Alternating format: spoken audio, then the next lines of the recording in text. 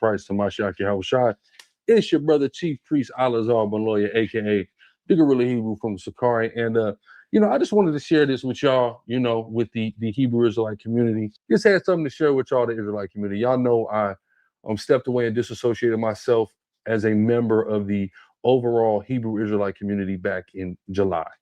For a lot of simple people out there, know that doesn't mean I don't believe we're Israelites or don't believe in the Bible or don't believe in God anymore. But I disassociated myself from the community. That was all the way back in July. I don't really have any interest in engaging in or with the community, really in any capacity. Individuals, sure, who I know, who I've befriended over the years, who still are in tune with me, people who follow me, etc. Yes, but the community as a whole, I have absolutely no interest in engaging. Right? I've made this abundantly clear, over and over. Right? Ad nauseum at this point.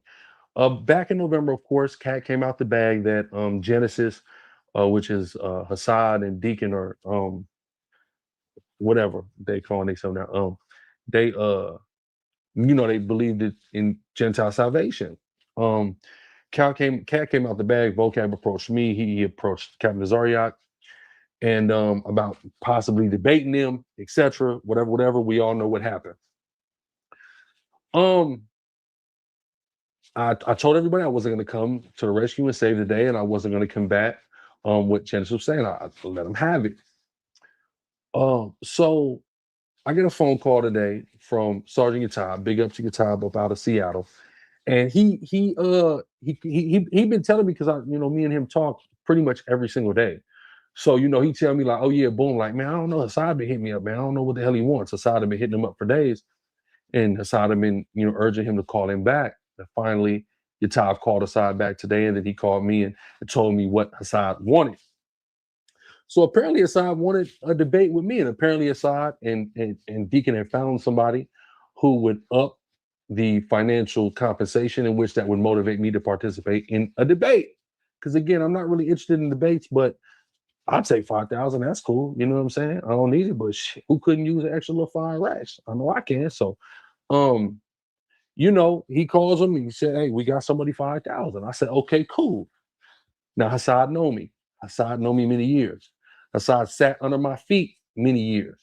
About 2018 to 2023, about 5 years in the house with me, let alone, and then, in the city with me and with me every day. That nigga know me. I've never entered into a debate, and I haven't chose a debate topic or title. It's never happened. The only time I even negotiated on a debate title was with Dr. Michael Brown. And we did meet in the middle, but that's Dr. Michael Brown. That's one of the top 3 scholars in the fields of question and study that we were dealing with on the planet. So yeah, he had bargaining chips. Me, I don't want to debate them niggas.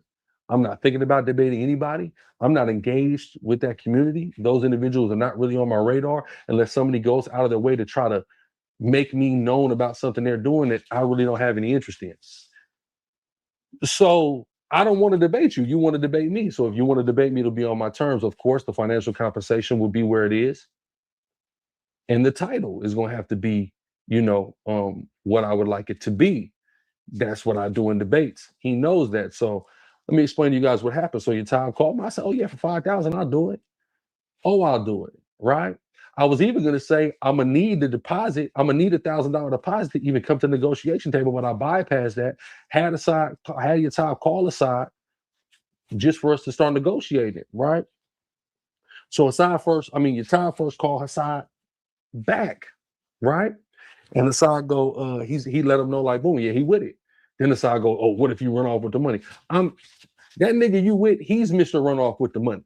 He's Mr. Run Off on the plug. You can ask about him in the streets. That's not who I am.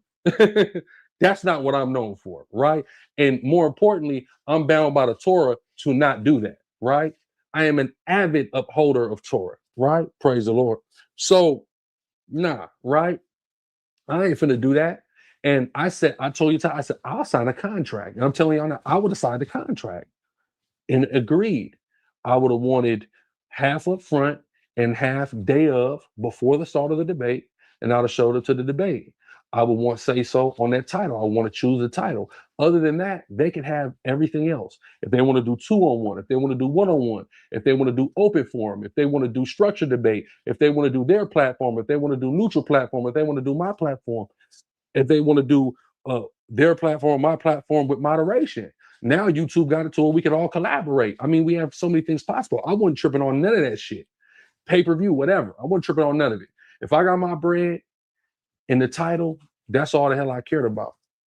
So I told you, Ty, okay, boom, well, this is my title.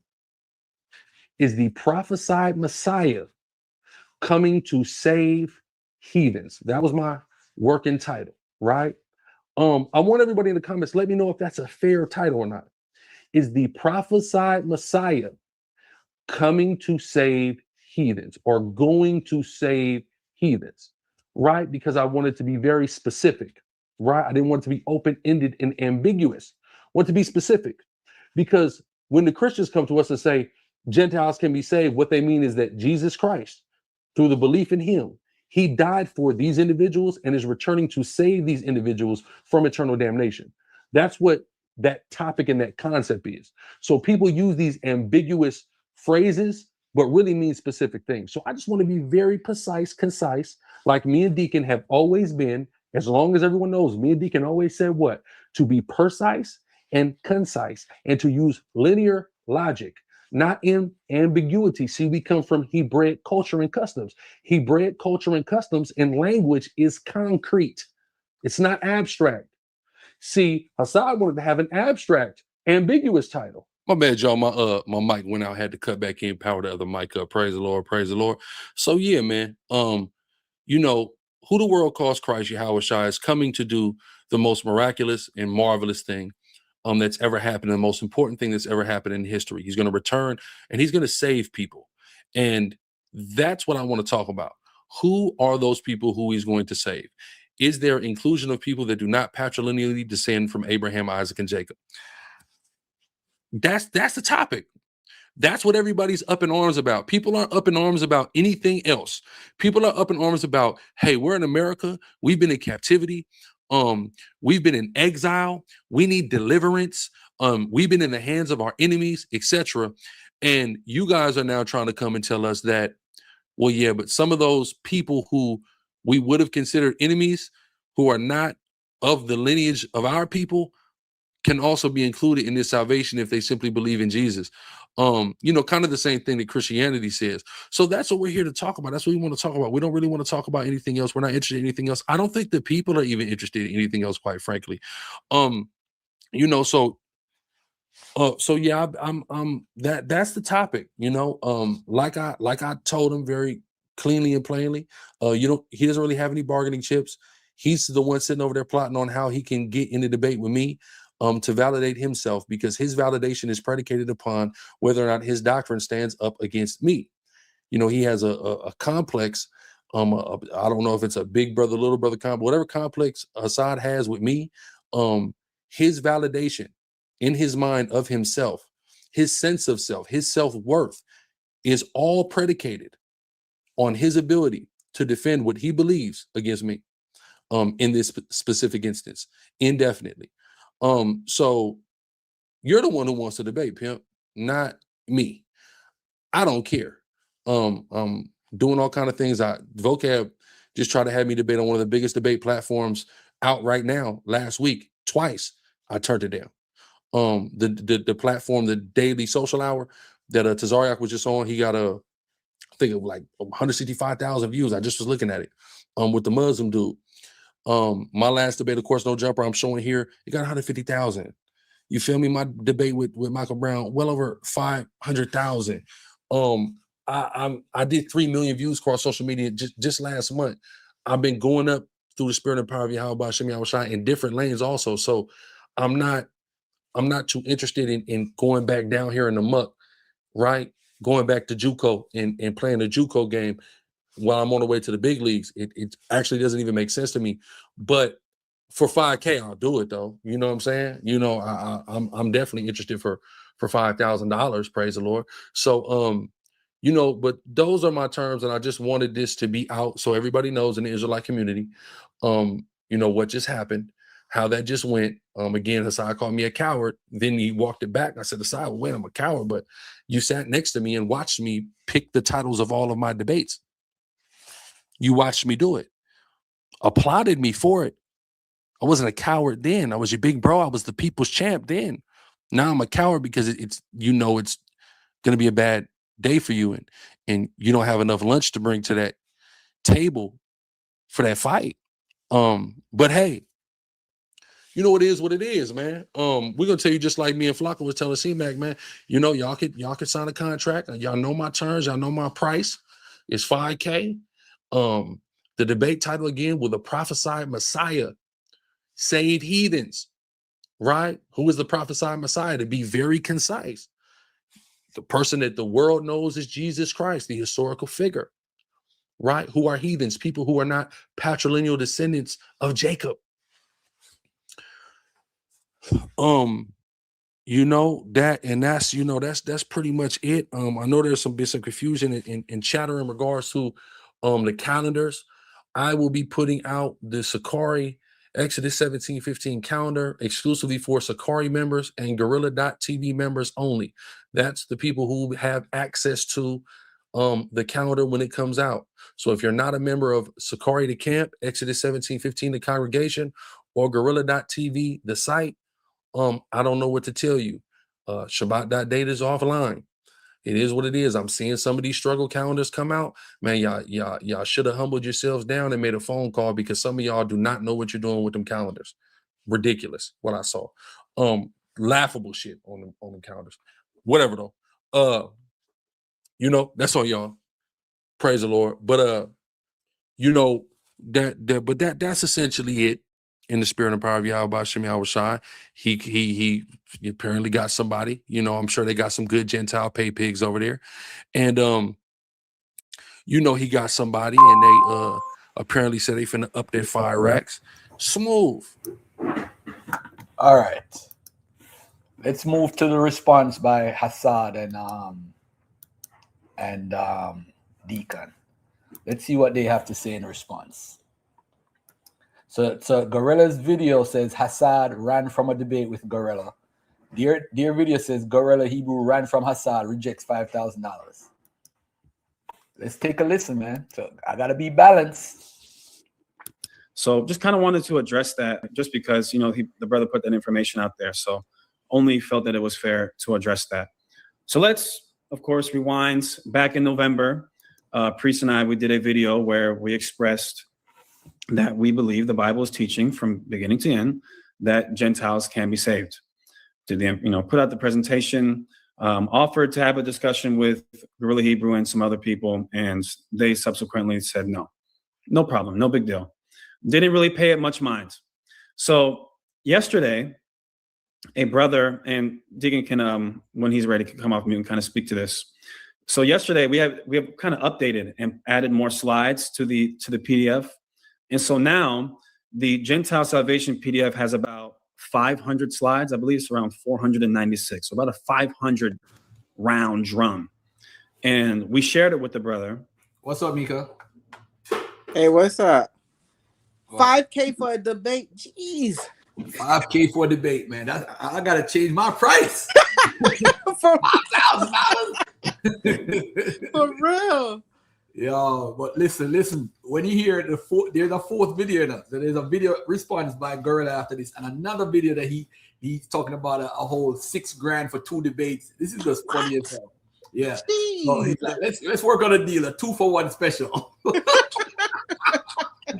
But the crazy part is, I want you to listen to what Hasad said. Let me play Hasad part, because this is very interesting, hearing from both sides. Before we, brought it up publicly, which we will be doing in the near future. And the brother went through everything and was so convinced that this information is true. He reached out to Priest and myself and said, look, I want to see you guys debate somebody on this. And we're like, well, and we've kind of offered people in the past, but they've been reluctant to do so. They don't really want to. Where are we at right now? My bad, I had to take a call. No, you're good. I'm just giving some context. The brother called you yesterday. And yeah, but the reason why, because I sent him the PDF. Yeah, I mentioned that. Okay, gotcha. He said it was so masterful and not just masterful, truthful, that he would put his Ephraimite brother said he would put up 5,000 to see us slap somebody. See us slap. This was his words verbatim. See us slap somebody up. Well, a particular somebody, Grla Hebrew. Go ahead. But no, listen, you guys, this isn't like a beef. And I know he put out the, let me just give some context for this as well. Alazar had, he did this video and he had the funny little thumbnail and he sent it to me. And I'm like, it's a good thumbnail. It's funny. This isn't war. So made a video about me. I want to destroy him. This is just talking. Debates is just words. So I want to highlight that as well, because I know some people will take this the wrong way. But I have to call a spade a spade. And so he's like, you know what? Let's can you guys have Alazar debate? And I said, well, I don't know. I don't think he will. He's already said no. And so now the brother said, well, how about this?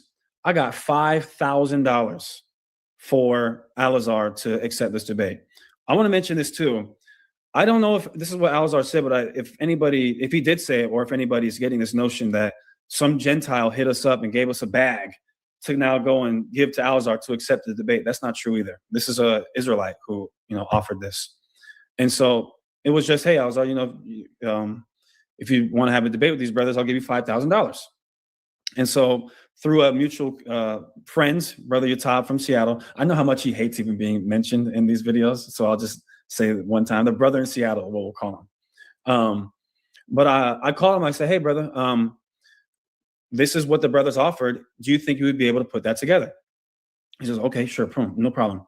So then he reached out to Alazar. Alazar says, yes, he accepts. He wants $1,000 for a deposit, and everything was good.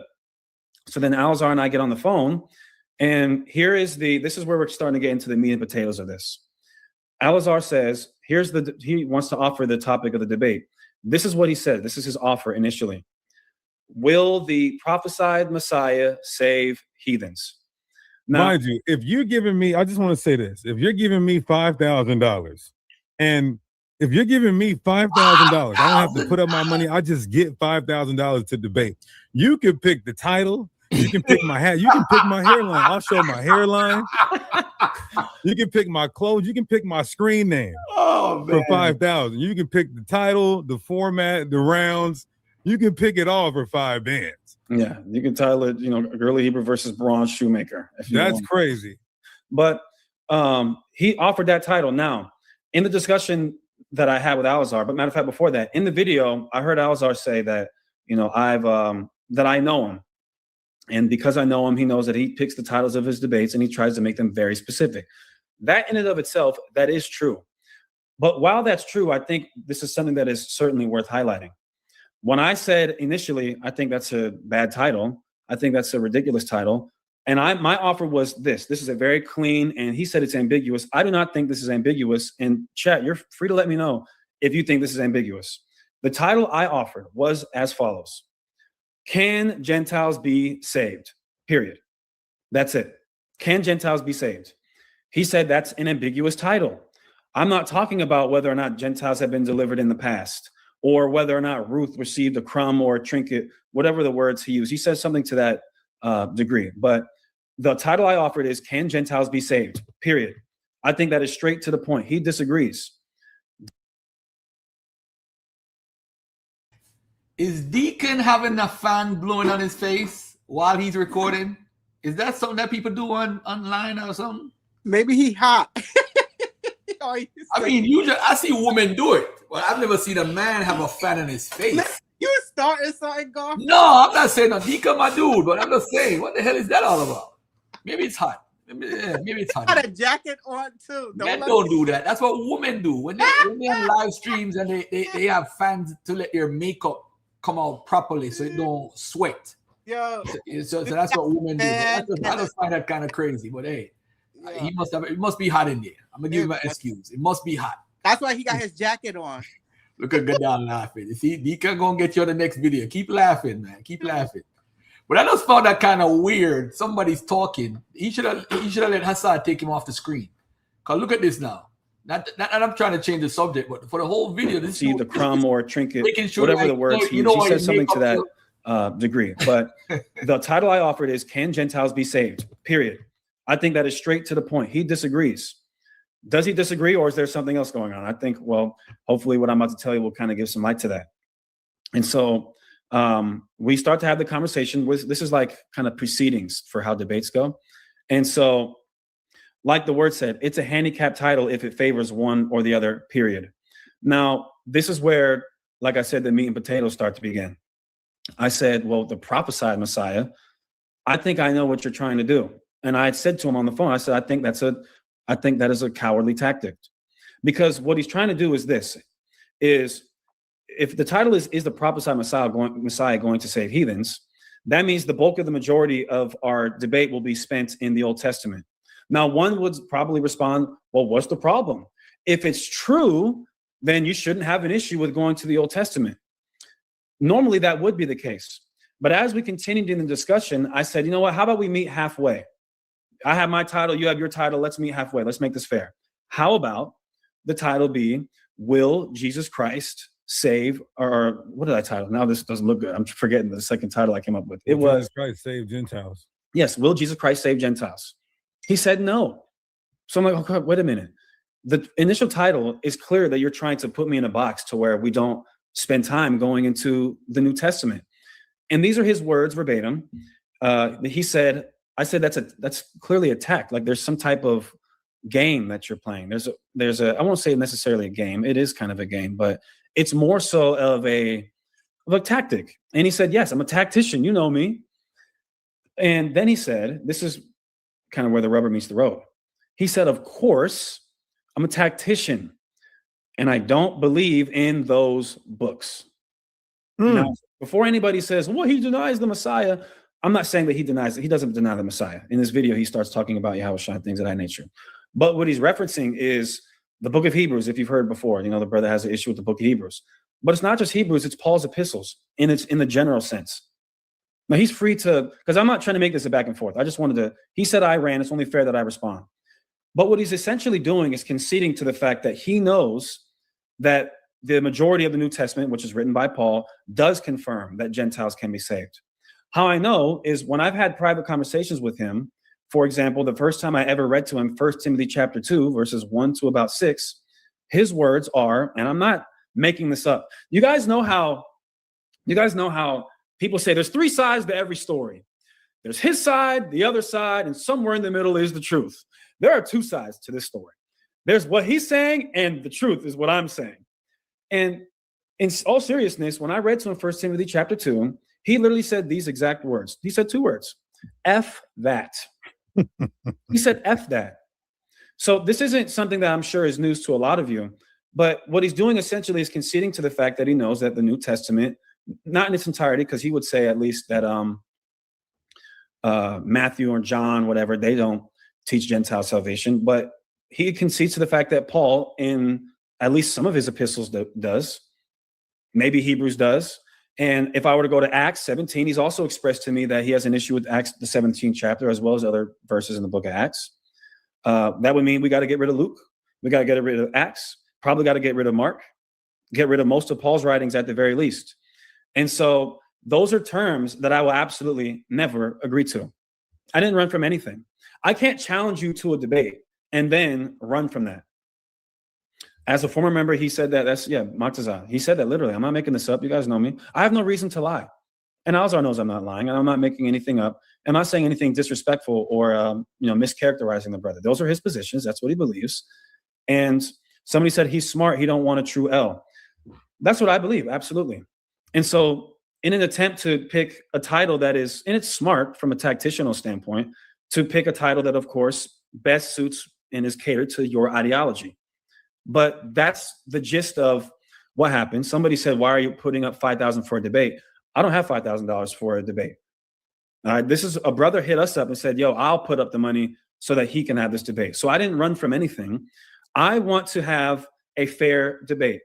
You can go to the Old Testament. I'm going to go to the Old Testament, but I don't want to box anybody with one hand tied behind my back. That's just like us saying we can only use the New Testament. Exactly. But for him to say, I don't believe in those books, for him to basically allude to, he wants to keep it in the Old Testament and us not to use the whole Bible. Again, it's concession. So I asked him. He talked to me. No, he texted me. I want to show this. He texted me, and I asked him straight up.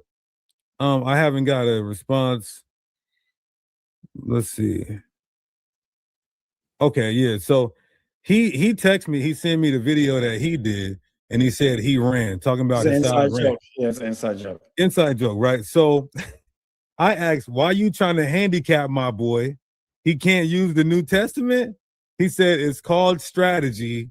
Use some.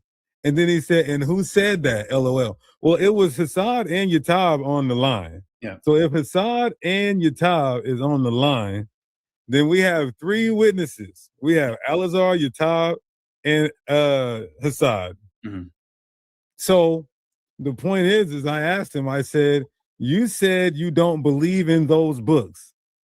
Because what was said was, I don't believe in those books. Yeah. And when I asked, I gotta make mention of this too. I'm sorry. Go ahead. I said, I'm on the phone. I said, brother, what do you mean you don't believe in those books? I need you to qualify that. If we're still in kind of preliminary hearings about a debate and you're telling me you don't believe in those books, I need you to tell me, what does that mean? He said, don't worry about it. Just give my money and accept the title. I'm not going to do that because now Alzar, let's see if I know the man decently enough. Let's see. Like he says in the video, or like he says rather in the text thread, he says, who said that? Basically, I never said Hasad can't go to the New Testament, but what he's going to do as a tactic, if we were to have this discussion, I was to accept his terms. When I go to the New Testament, specifically Paul's writings, all he has to do to divert from having to interact or exegete those texts is say simply, hey, the title of this debate is, will the prophesied Messiah save Gentiles? That's not that's not prophecy. He'll say what Paul's saying. So now he opens up the door to where he doesn't even have to interact with those verses. Again, from a tactical standpoint, I understand the strategy. I 100% do. But it's, in my opinion, disingenuous. I want to put every book on the table. Let's talk about everything from Genesis to Revelation. But he says he doesn't believe in those books. Now, I'll allow him to qualify what that means. He doesn't believe in them. But this is the alleged running that I did. And I'll say this too. Somebody said, why do you keep fishing for a debate? I also, and this is probably the most important thing, I also reached out to Alazar because one thing I forgot to make mention to him on the phone is I said, yo, look, brother, and if you don't want to have the debate, that's totally fine. Like a lot of people think, oh, you guys just want clouts or This is my first video on this particular channel I don't remember the last time I did a video on Brother Hasad on this channel. Probably like 5-6 months ago. That was a large income for me, back when I was uploading videos. My first month on YouTube, I made like $2,000, which is not a lot, but for just uploading videos, it's a decent amount of money. But money nor clout or notoriety means much to me. I'm not necessarily saying that it means everything to Alazar or anything to that for that matter. But the point is, I reached out to him and said, look, bro, you don't even have to debate me. How about I just go over this presentation with you and another brother or whomever, because I want you to accept that this is true. Before winning a debate, let me say this. I don't want to win a debate more than I want to win a brother to Christ. And you can say, oh, wow, so you're saying because you don't accept Gentile salvation that you don't accept Christ? Well, not in its totality. And I believe that you're in violation of, for example, Leviticus 19, when it says that, the sojourners, that we have to love a sojourner and treat them amicably. So this is a very big deal in my view. So it's not about a debate. I'm more than willing to have a debate, 100%. I'll debate anybody. And I'm not saying this, let me say this too, this is also important. Because it's not about, oh, I'm trying to establish myself as some great debater. I will go on the record and say this. If I was to debate Alazar and I was to say only Israelites can be saved, and he took the stance, no, which is the truth, that no, not only Israelites can be saved, he would utterly obliterate me. He'd destroy me. Because one, it's the truth, and he's a good debater. I'm a decent debater, but more importantly than me being a decent debater, this is the truth. It just is what it is. That's right. And so I don't want to make this long and drawn out. If he chooses to respond to this, maybe he hasn't responded to it's been almost an hour and a half, and I'm waiting for him to respond why he said he don't believe in those books. This is very interesting because in the video that I'm going to play now, he's saying that they are lying on him. So this is a text where the gentleman from Genesis, Deacon, is texting Priest, because he texted the video and said, yo, he ran. And then he said, why are you trying to handicap my boy? He can't use the New Testament. Laugh out loud. It's called strategy. Use some. And who said that? Laugh out loud. You said you don't believe in those books. Which books and what did you mean? No response. You ain't gonna get no text from him for now. I'll tell you that. You showing him stuff on live on YouTube. But let's take a listen now to what Grla Hebrew said. He said Genesis lied. Well, let me get to the right here. Is our honor and our glory unto the Most High God Yahweh, and I do so in the name of His only begotten Son, who the world calls Christ, Hamashiach Yahweh Shai. It's your brother Chief Priest Alazar Boloya, aka the Grla Hebrew of the Sakari. And you know, when the hate don't work, they start telling lies, as the age-old saying goes. Yeah, so these niggas got on the internet and lied. What do we expect though? I've been catching them in lies for quite some time now. So you know, let's just go to the Torah before we go anywhere. Exodus 23:1. Thou shalt not raise a false report, put not thine hand with the wicked to be an unrighteous witness. And you guys have raised a false report. There was not one thing that I said in my video that Hasad said was wrong, false, not true, a lie. Not one thing. Y'all could go back, watch their video. Not one thing was proven to be a lie. Now they lied. Now let's just go to this text message. Deacon showed it, right? He said, why are you trying to handicap my boy? I said, it's called strategy. Use some. Then he says, he can't use the New Testament. LOL. I said, and who said that? I never said anything in regard to the books that are called the New Testament over the course of the conversation in which me and Hasad. That is very strange, because why would, and then after you made the statement, you said that, who said that? Laugh out loud. Why would you say laugh out loud after that? That don't make no sense. And why would Hasad lie to Deacon and tell Deacon you said this about the New Testament? And maybe Hasad is talking about from earlier on while he was in Sakari. Maybe he's confusing the conversation, but this is very interesting. He's denying that he even said that. That's crazy. I do not have an inflammatory position towards the books that are called the New Testament. I don't have them. Deacon, you know textual criticism, and you know what books have very flimsy a standing in the realm of textual criticism. So it would be a very bad idea to utilize them. Other than that, I never mentioned anything. I didn't even mention that at all. I never said what could or could not be used in any debate. Then you guys said, well, he insinuated, he inferred. No, I didn't. That is an outright lie. You guys are liars. You need to repent. You just sinned against me before the world, and you exposed something that you're so afraid of. See, I want everybody to understand what's going on here. The pith of their argument is truly rooted in the Pauline epistles, and they feel like me putting emphasis on prophecy de-emphasizes or takes away their ability to utilize Paul's epistles.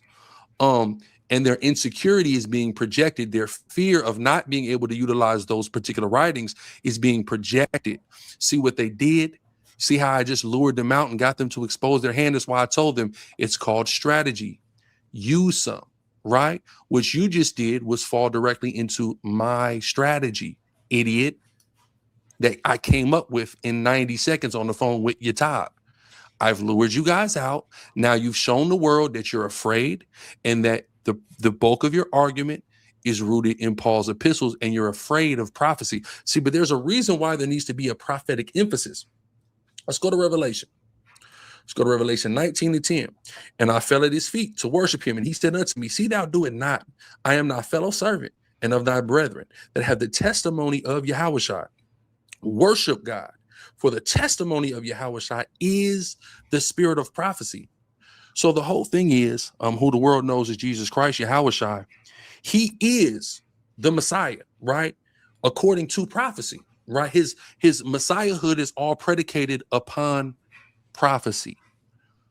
So when I say prophetic Messiah, it's to put the emphasis on him, his mission, what was prophesied for him to do when he came on the scene the first time, and what's going to occur when he comes back on the scene as the conquering lion of the tribe of Judah. That's the point of that. Additionally, the point of saying prophetic Messiah is simply because you guys don't believe in the name of Yahushua no more. You don't believe that's his name, right? So as opposed to putting a pronoun on it, which is something that people could debate about, we all agree that pursuant to the prophecies of old, the word of Yahweh of old, the word of God of old, he is the fulfillment of the messianic prophecy. So he is the prophetic Messiah, right? That shouldn't have scared you so much, but that word prophecy, it scared them, right? It scared them so much because their argumentation is deeply rooted in Paul, or maybe going into certain historical events that happened in the past. But that prophecy is going to be an Achilles heel. And this is something that we always used to say amongst the inner circles of Sakari: Christians hate prophecy because the prophecy is what contradicts to their dogmatic doctrines. It's the same thing here, right? So, you know, they're lying, right? Outright lying, inventing things, and running scared. Deacon made the statement, oh, if you gave me $5,000, you can use any book you want. We know because you the bitch, right? You're for sale. You see what I'm saying? If you ain't got no hoe, you gonna go. So that's why you'll do it. I'm not for sale. We understand this is why you're doing everything that you're doing. Deacon, Marco, whatever the fuck you call yourself. Look, you don't even, the whole reason you're coming with this doctrine is for financial gain. Like you said 1,000 times, if I want to be rich, I will teach. All right.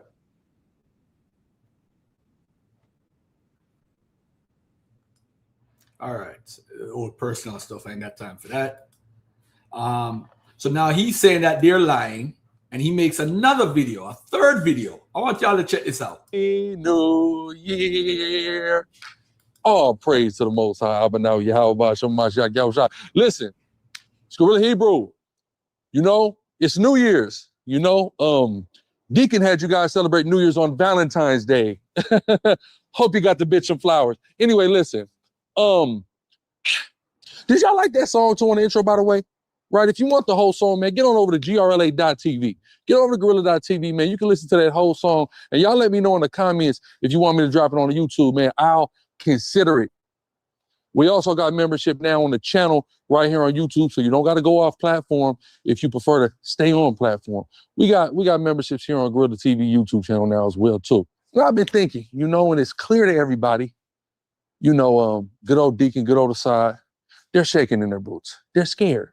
Their boy, the brother, whoever he is, that they've deceived with their inundation of slides propagating Christianity, whatever brother they deceived and they've compelled to, or it has felt compelled due to the deception via inundation, said, hey, I'll put up the 5,000 so y'all could debate Grla. All right, smooth. So he really puts the pressure on them. Because I'm going to be honest and I'm going to be real with y'all. They don't want to fade with me for it, right? Well, ask me how I know. From the moment that the call was made from Hasad to Yatab, Hasad was already looking for an out, right? Well, how was Hasad looking for an out? Well, he said, I don't think he's going to do it. He was automatically pessimistic before the question was even posed to him, right? That is a projection of the fear of him not actually wanting to do it. So then as soon as I instantly accepted the offer and Yatab called him back, he then came up with a new excuse. Oh, what if he run off with the money? Again, I ain't missing run off on the plug, man. That's your boy. So then when they called back, all right, well now all I got to say is this is the title. Will the prophetic Messiah come to save heathens, or is the prophetic Messiah coming to save heathens? Soon as that kid, nope, won't do. Oh, see, you were looking, hoping, searching, scratching, crawling for an out because you know how it's gonna go, brother. So then I'm like, your time, just call on three-way right now. We get on a three-way call. I know, I'm not doing it. All this stuff. Then these guys now have went and propagated lies and said that I said books they couldn't use. Like I put any restrictions on the debate. I didn't. I just wanted my price. wanted my title. So of course, again, they went and lied. They said, oh, he said he don't believe in those books. Y'all can look at the text message with Deacon. What books? He asked, he never got an answer. So he's presuming. See, Deacon has what we call an ineptness of comprehension and articulation. He got on this thing and said, well, he's pretty much inferring that. How can a nigga pretty much infer something? To infer something is already pretty much doing something. So now I pretty much did something. That's a reach. So you niggas can't even talk with me. So anyway, I didn't infer anything. I didn't inhibit anybody from their ability to utilize any piece of literature in their wheelhouse. If a nigga wanted to pull Harry Potter, that's on him. Anyway, so of course, like I said in my previous video, when the hate don't work, they start telling lies. The people not stupid. The people, they see what you're doing. Let's look on y'all comment board. He said this to Deacon, a brother by the name of William Steffens.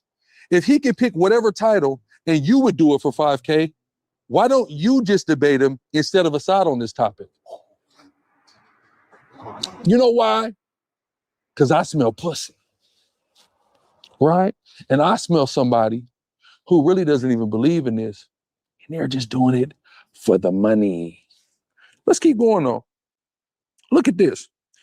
Bronze Lincoln's 81 said, will the prophesied Messiah come back to save heathens? Eliminates any play on the words Gentile and salvation or saved. It gets straight to the point of contention. I don't believe Grilla's response to Paul's letters would be as simple as, I don't believe in those books. Exactly. He would most likely establish how Paul would be contradicting himself by preaching another gospel in Gentile salvation, which is contrary to all of prophecy and the words of Jesus. Look at this one. After watching Grilla's video, I wouldn't say he ran from you at all. I can't understand, Hasad, why you're hating on someone who treated you so well while you were all in the same community. Love listening to you, but Deacon is going to be the death of you. That's a mic drop ass damn comment right there. But listen, we're going to up the ante on Genesis, right? Because I'm going to show everybody the truth about these guys, right? We're going to up the ante. Let's do this. Let's up my ticket just one more $1,000. Y'all can scrounge up one more $1,000, right? Let's go to 6K. And for 6K, I'm going to give you 2 debates. We can do, will the prophesied Messiah come to save heathens? And we can do, Babylon is the lake of fire or will be the lake of fire. You take the affirmative on heathen salvation. I'll take the affirmative on Babylon being the location that will become the lake of fire. And I'll give you niggas 2 debates, 3,000 apiece. That's a hell of a deal if you ask me. I mean, according to my team, my earned media value, I should actually be asking 10K for a debate. Honestly. 2 for 1 giving special. you niggas the 50% already. Now I'm giving you another debate for only that's a $4,000 discount. So listen, Yo, it's a 2 for 1 debate, bro. Gossip, you doing this wrong. You in the wrong. Yo, this is crazy, yo. I need to get into some debates, man. That's what I'm saying. This is crazy. This is nuts right now. This is nuts. I don't know, man. Maybe I'm in the wrong business.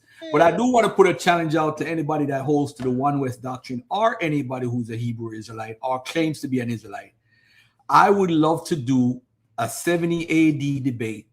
Did the people in North Africa go all the way into West Africa, migrating millions of people, thousands and millions of people? I would love to debate the whole 70 AD into West Africa debate. I would debate anybody. So I'm putting that out. Anybody wants to take that debate from, especially the camp dudes, whether you're part of One West, that's who I really want to talk to. One West is running. That 10K guy, and he is scared to doodle. Oh man, his behind, and he started crying. Wow. Damn, I didn't even know that. But damn. But you know what though? They do know me, and they've gotten orders from their captain. No, don't do no dialogue with Garfield. I remember one time I was with Sarnetta on 125th in front of, I think, CVS, and Katazar walked up. Captain said, no dialogue with Garfield. No dialogue with Garfield. It's just like the dude in England. When the dude that invited me, that was there in England filming me and everything. The dude said his cousin is in ISUPK, and they told him, listen, Garfield is in town. Don't show up at the place called what the place called in England when people argue and debate. He said, don't show up. Garfield is here. Yeah. He said he got a specific text saying Garfield is in town. I believe him. Wow. You see, this is the problem because they know a soundbite can go far. So if you get a soundbite with One West, it's over. It's over. You know, they'll always run. And by the way, too, I'm gonna get Katazar's book. I'm gonna do a review. I'm gonna do a review. Okay. Yeah, Speaker's Corner, right? Speaker's Corner. When I go on the Speaker's Corner, there was no Israelites in sight. The word was out that Garfield is in town. Don't go there. Don't go. The Saturday they weren't there. The Sunday they didn't show up. Nobody was at Speaker's Corner, Hyde Park. And the next week, you see them all over the videos doing at Speaker's Corner when Garfield wasn't around. That's not coincidence. And this is what I don't understand. If your Bible is all right and God is watching over and He gonna give you all that, why are you scared of little old Garfield? Like if Garfield information is wrong, the Most High got you. So what are you scared? I'm trying to understand. What are you scared of? Just little old Garfield. People gotta understand this, you know. I actually studied One West. This is something that Sarnetta TV lacked. It is not a shot or nothing. Nobody really challenged One West teachings. Because if you look at the Hebrew Israelites, you look at Wentworth and Ford, that's the traditional Jews being black Jews, and said that the Jews were black and all that stuff. And then out of that, Abba Bivens said, nah, we moving from that, the Indians, and this is the Israelites. But the issue is, One West changed a lot of things that makes absolutely no sense at all. No sense. What's up, bro? Hey, what's up, man? How you doing? I'm doing good. What's on your mind? I just think. What was that? What's your name? Who are you? I never seen you on here. I'm asking you, who are you? What's your name? Oh, well, you see it on the screen, right? You see my name? No, actually, Garfield took it down. What's your name? Let's talk. What's your name? Oh yeah. So right here it says Abel, so you can call me Abel for now. But my question to Mr. Garfield, don't you think it's kind of interesting how all of your content lately has been centered around essentially black people claiming that they're Jews? How long have you known me? I've known you long enough, and I know that. All right, stop. When it comes to this topic, this is the topic that gets the most attention for you. Well, you know what? You might be right. I do specialize in Hebraic culture and the claims made by Jamaicans, Rastafarians, and people in America. Yes, this is my lane. Everybody has a lane. So I talk about this for the last 12 years in the community. In fact, it was a Sarnetta video that I saw when he was challenging the Hebrew Israelites. Somebody was challenging them, whether it was Shaka or whoever. And I said, I could do this. This is easy. These guys, who are these guys? And that's how I got involved with the conscious community as far as that video. And I've always talked about the Bible. I've talked about the doctrine. I've always talked about Hebrew Israelites. So I don't know where you have been, but that's what I talk about. And that's my angle. I studied the Christian text. I studied all of it, brother. But I centralize on Hebrew Israelism because I specialize in what they teach. I actually studied them. Well, it seems like you haven't really been too effective. I don't know about being effective, but I do have a lot of people who have contacted me and who have reached out to me and said, yeah, if it wasn't for you, Garfield. So even if it's, as a Christian would say, even if it's one person that got pulled out of it, is that. No, the bottom line is not only Hebrew Israelites. I've talked about the flat earth. I've talked about the Aboriginals. I've talked about that, but I don't talk about them as much as I do talk about Hebrew Israelism, because I think Hebrew Israelism on the face value of it alone is just incorrect. or maybe or maybe that this is It's fun. Like Isaiah 42 said, it's fun to debunk the Hebrew Israelites. It's fun. I like doing this. This is a hobby. Today is my what I say, not church day, but today is my day when my therapy. This is therapy for me.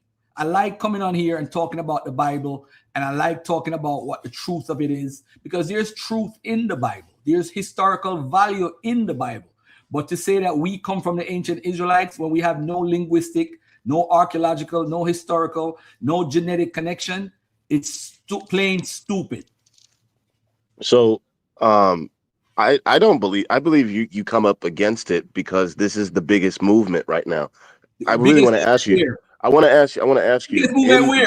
Hold on. Let's stop right there. Let's stop right there. Garfield, you gotta let me talk though.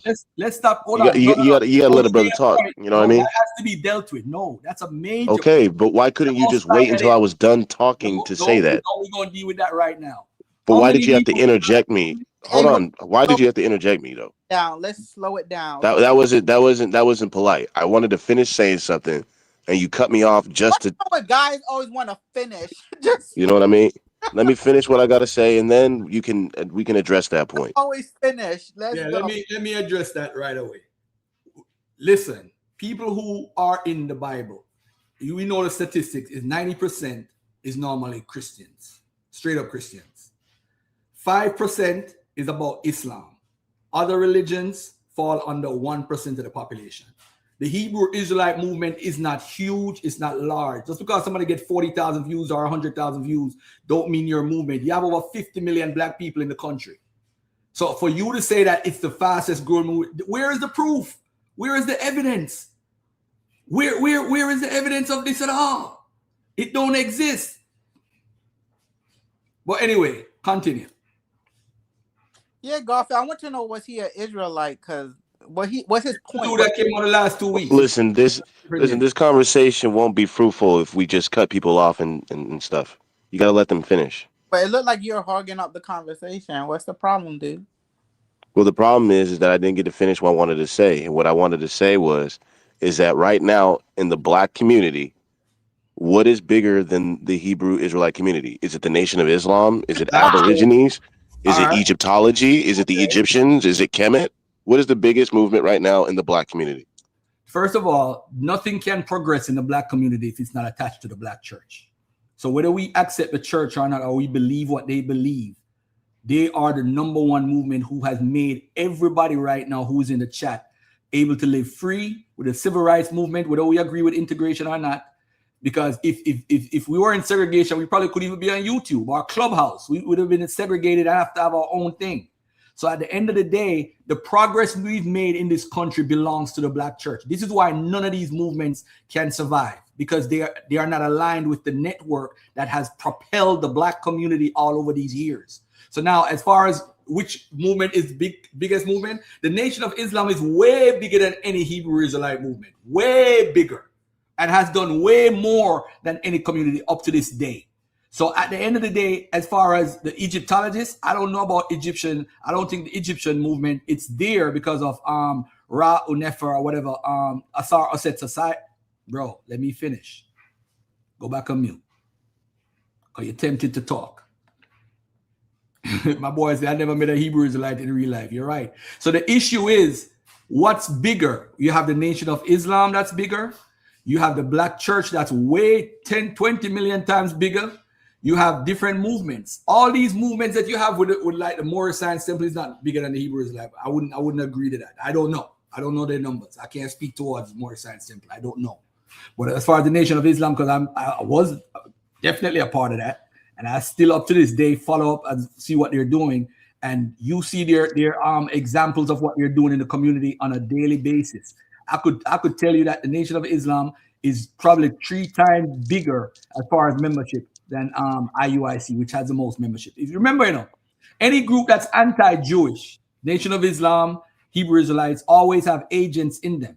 These Jewish people are scared. So what happened is they monitor the numbers of you guys. Because in every group where you have black people gathering, you always have agents. And you think, oh, this brother is a good brother. No, he's an agent. He's there to watch for the white folks, watch for the Jewish folks. So when they put out the numbers, Then you see X, Y, and Z. But to say that the largest growing organization, you're dreaming. That's a dream world. You can't prove nothing that you're saying. Okay, so for the record, For example, if you're not a member, man, long ass answer. all right, go ahead, my brother. All right, thank you. So at the end of the day, you're saying that the biggest and most impactful movement right now is the Nation of Islam? I never said that. Okay, so please answer the question succinctly and straight to the point. What is the biggest movement right now in the Black community? The Black church. It's always been that. So it's the Black church. The Black church is the biggest growing thing. It's always the Black church. They're the only ones that paid lobbyists for reparations through the NAACP.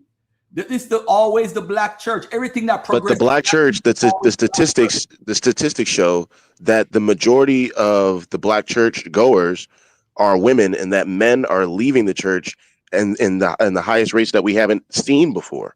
So actually, there's more reports showing that people are leaving.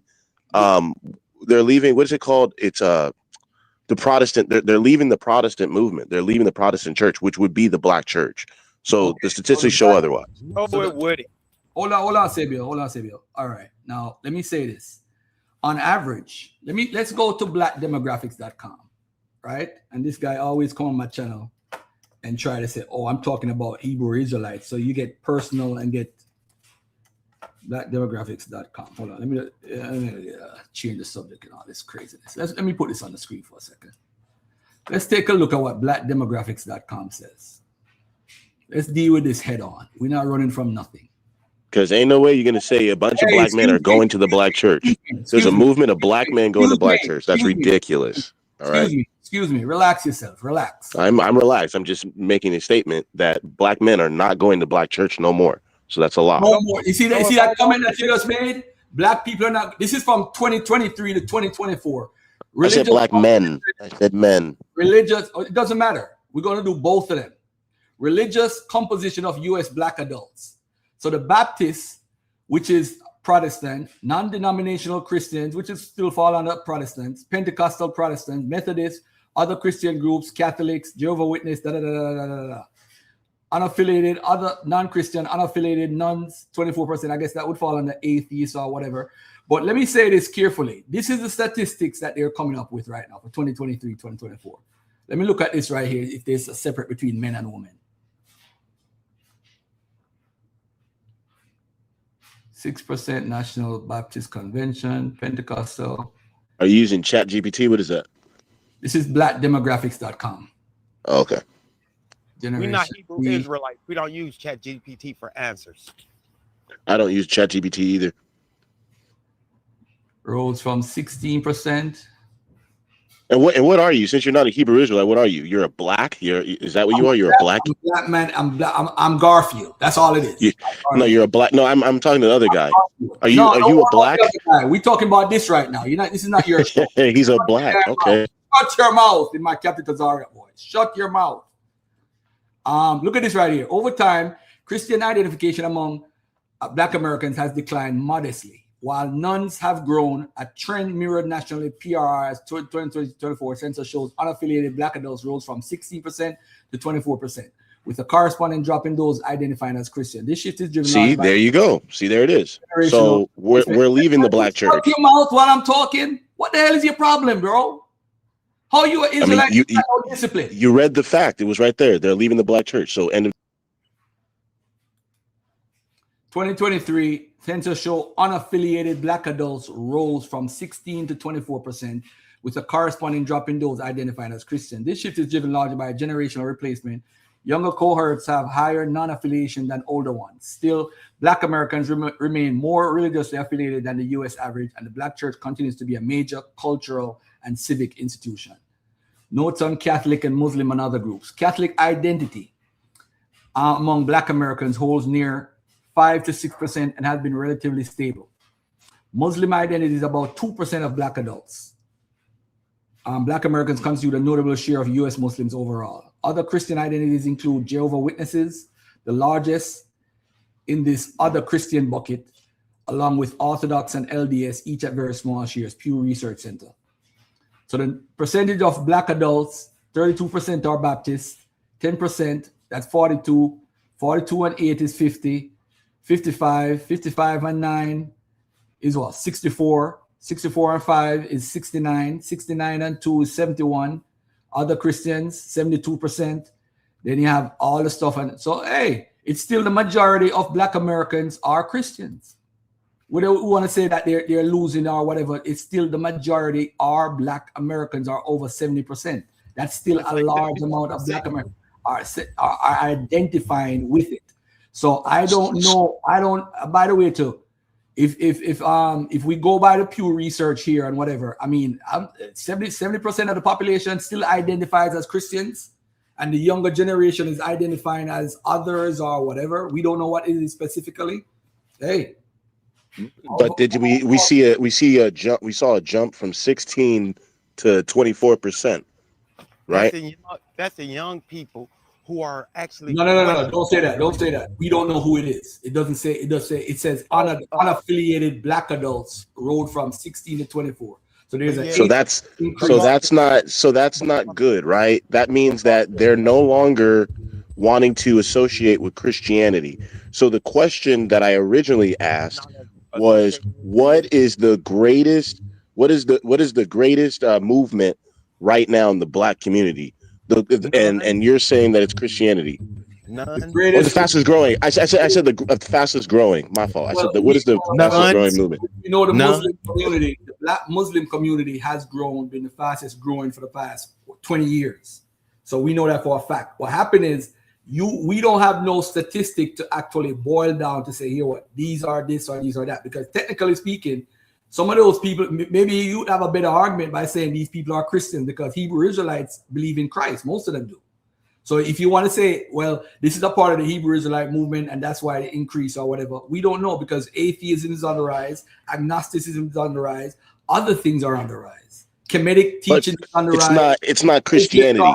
Always. That I agree with you on that point. But 70%. All right, so we both agree at least. So let's just start from there. So we both agree that the fastest rising movement is not Christianity anymore. It is not the black church.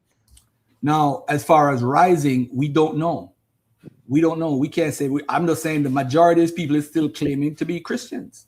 72%, based off of this statistic.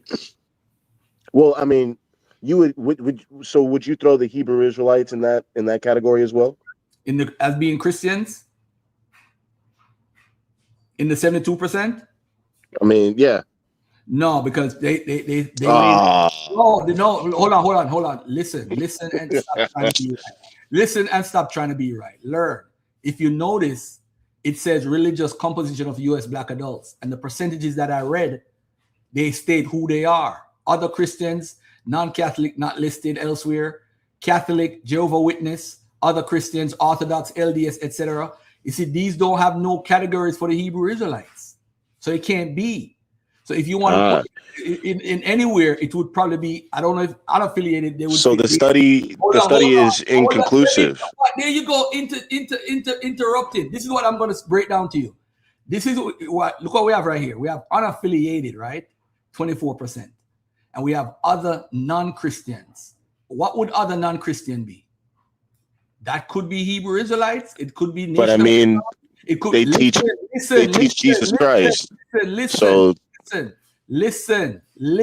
first. I mean, I've listened here. You're not listening. You're listening to respond. Listen first, then respond. Listen carefully. I'm saying there is not a category on here that fits Hebrew Israelites except for the other non-Christian area. This is the only thing. It can't be unaffiliated because Hebrew Israelites are affiliated. They say, I'm an Israelite. So other non-Christians who is not a Muslim, who is not a Jehovah's Witness, who is not an LDS, is other than non-Christian. So that category is the only category I see here. It can't be unaffiliated because Hebrew Israelites, if they were a big number, would have their own column. You see, in your eyes, you see, hold on, let me finish. In your eyes on YouTube, you see views. But remember, this is 50 million people in the country who are affiliated with the so-called black community. So if somebody is non-Christian, which a Hebrew Israelite claims, and they claim this whole category, where would they fit? Right. So that's what I was trying to say, is that you see how it says non-Christians? Well, you have a problem because in order to be considered a Christian, let me ask you that question.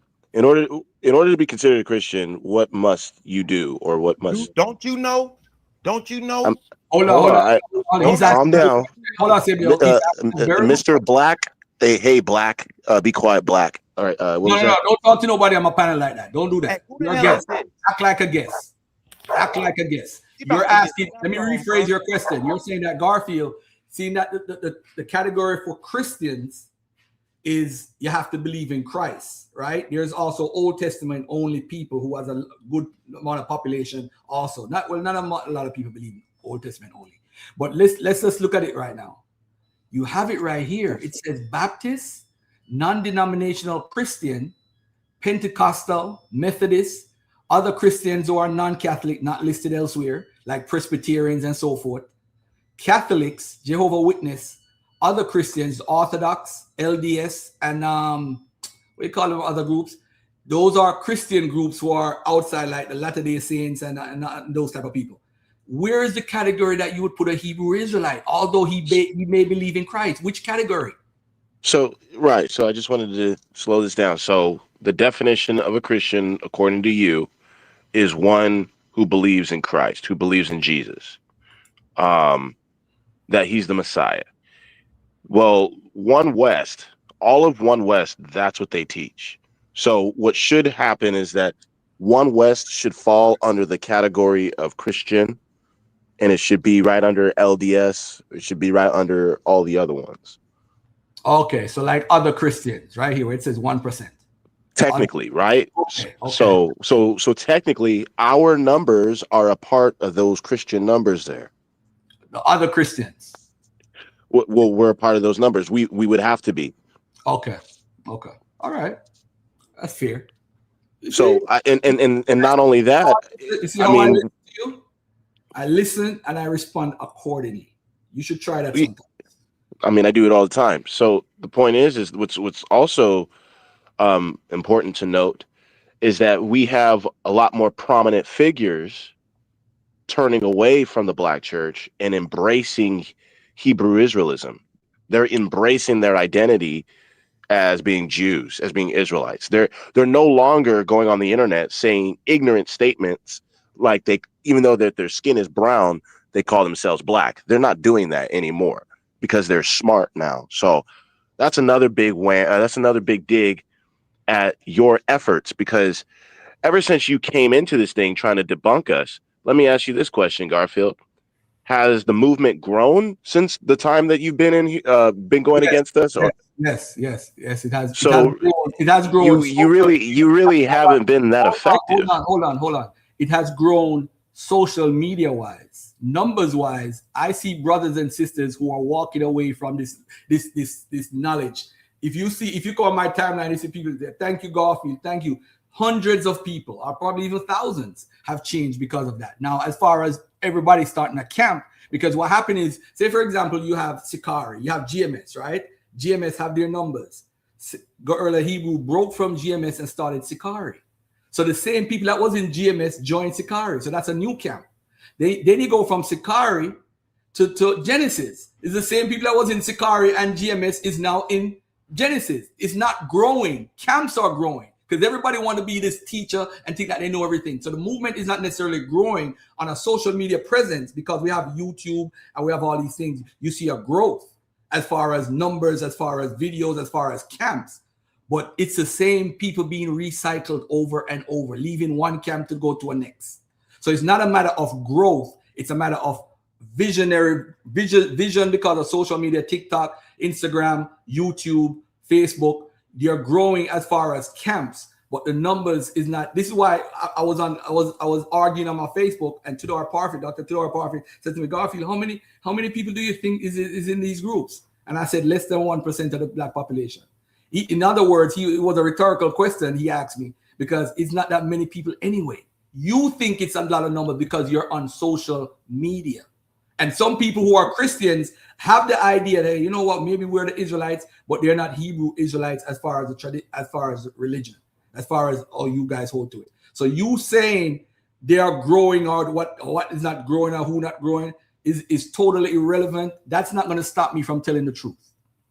Okay, but this is why when you come here every week and you bring up a topic, the point is that because, hold on, listen, a lie is easier to tell than the truth. Let me quote my great Unquest. A well-organized lie will defeat a disorganized truth every single time. Ooh-wee. now, but the problem is, Garfield, is that number one, you have roughly 2 million, if not more, roughly a little bit more than 2 million people in America who identify as Hebrew Israelites. Now, I don't know. Stop right there. I don't know. Stop right there. Nope. We're not gonna let you get away with that and try to make another point. You gotta stop right there. You gotta bring proof how you get the 2 million number. I want to see the proof of the 2 million number.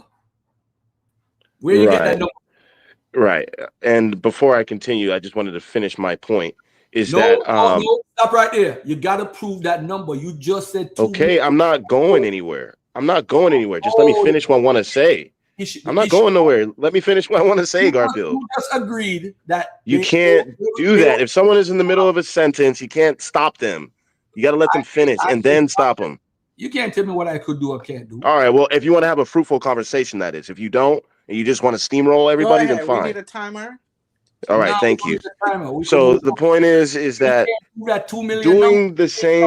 I'm going to address it in a second. The point is doing the same thing over and over again, expecting a different result is insanity. So you've been coming against this, what you say is the truth. It hasn't borne any fruit. If anything, it's helped grow the movement. Therefore, what you are doing is insanity because you're not getting the result that you want. So now we can deal with the 2 million. Stop right there. Let me get your 2 million source. Now look at this, ladies and gentlemen. The Christian church still exists, stands on its own. How many the Nation of Islam, Hebrew Israelites, Moorish Science Temple, they've all come at the church and the church is still standing. As a matter of fact, the church is more popular now more than ever. But just because people don't identify as Christians, that don't mean they don't respect the church or the Bible. The issue that you have is Hebrew Israelites could go online and talk about the church like a dog all day. And you won't say, yo, why y'all talking about the church? If you go on Clubhouse, every room IUIC may go on have to do something with the church 99% of the times, because that's who you're trying to recruit people from. So the problem is this. Yeah, exactly, Sunchild. Good point. If Garfield is helping your movement, you should be encouraging him. The irony. Listen, I'm just going to say this carefully. And by you even bringing this up, it shows how effective I am. By you even bringing it up. You see, every week you come on my show and you bring up an argument and I beat the brakes off of you every single week. That never happened. It never worked. This is why you come back every week for more. Because damn, he got me, man. I got to get him back this week. No, I come here every week because of people like. Don't do that. I made you speak. I make you make your point. Don't do that. This is the point now. So now, if I am wrong, right, you should say, let Garfield keep teaching. So obviously, Garfield's teachings are what I'm saying is a problem.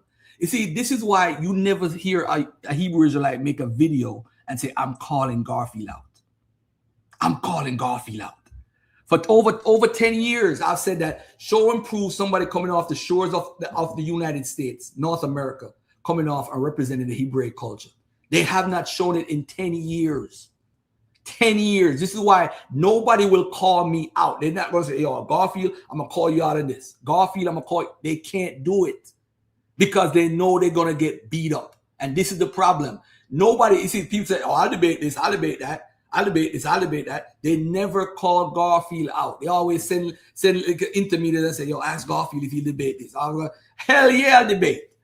I'll debate right now. But the issue is you want us to live a lie. And I'm going to say it every Sunday. This is my therapy. I don't go live every week. I'm not no YouTuber. I don't go live every day and morning, noon, and night. I'm here every Sunday. This is my therapy. People love it because they love information. And if somebody have information that they disagree with, they send for the people, they send for the Yaras, they send for the Gideons, they send for this, they send for that, and they come and they have a conversation. But you have a problem with Garfield coming on and discussing Hebrew Israelism. I don't know why. Because I choose not to teach a lie. I'm going to continue teaching as I do. And yeah, Sonny is anti the Hebrew Israelite movement or whatever, what he did. And he actually popularized them on YouTube and social media. That's what he did. It actually backfired. So it's not like you're trying to crush a movement. You're just trying to do debates, but you really don't care because at the end of the day, we know they are wrong. Whether they win the debates or not, we know the Hebrew Israelites are wrong. We know that. So you forming more and gathering more people is like following forbidden knowledge with Billy Carson. He has more followers than the Hebrew Israelite movement. And he's wrong as 3 left foot. So that doesn't make you right if you're growing. Go ahead, bro. So I got the stats right here. It says recent studies and extrapolations Hold on. the. Sorry, I apologize. Put it in the chat so I could put it on the screen, please. Put it in the chat. Put it on the screen. Manhattan Institute. You ain't gonna pull no fast one on me like what you did last week. Arzareth. You think I ain't forget that? You ain't gonna pull that. Bro, you got bodied on Arzareth, man. Just Oh, deal with it. I know Arzareth. Source they say it. Hold Bro, on. it said it in the 58 folio. Hold on. Azariah, listen to me carefully. On Arzareth, did you ever produce Columbus saying Arzareth is the new world? He quoted Second Esdras. And he said, I already admitted. No. Listen to the question. Did Columbus ever say Arzareth is the new world? Simply yes or no. He never mentioned the word Arzareth, period. Okay, so the Jewish encyclopedia was incorrect. Am I correct? No, the Jewish encyclopedia is correct. The reason why is because even though he didn't mention the word Arzareth, he used Second Esdras as a prophecy, as a reason to search for the new world, because he read Second Esdras, and because of that, he came to the conclusion that that's not true. It's in the folios, man. I already sent it to you. But anyway, brother Deji, if you want to come on and bring your evidence, come on and bring your evidence. Let's go. I'm taking on everybody today. I'm in a bad mood. Manhattan Institute. Can you put it in the side chat, please? Put it in the side chat so I could put it on the screen so the people could see what you're reading. You're not going to do what you did last week with the whole you read something and then when we look at it, it's not there. You gave me 2 sources and said it's in these sources, and the 2 sources didn't have it. You brought out a third, and the third one didn't have it. There's no time that Columbus says the new world. He thought it was India. He thought he was going to India, Asia. That's where he thought he was going. So the new world, I'm not saying he might have thought something, but I don't have no evidence to support that. I don't have none. I have none to support that.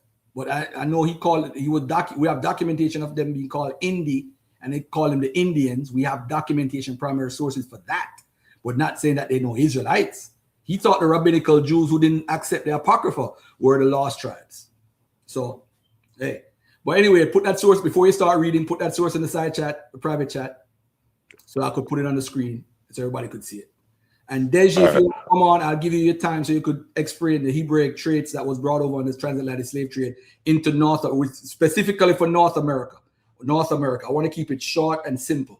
Anybody that came off the ship in North America, or even Jamaica, because I'm Jamaican, show me so I could start claiming I'm an Israelite. I want to be chosen too.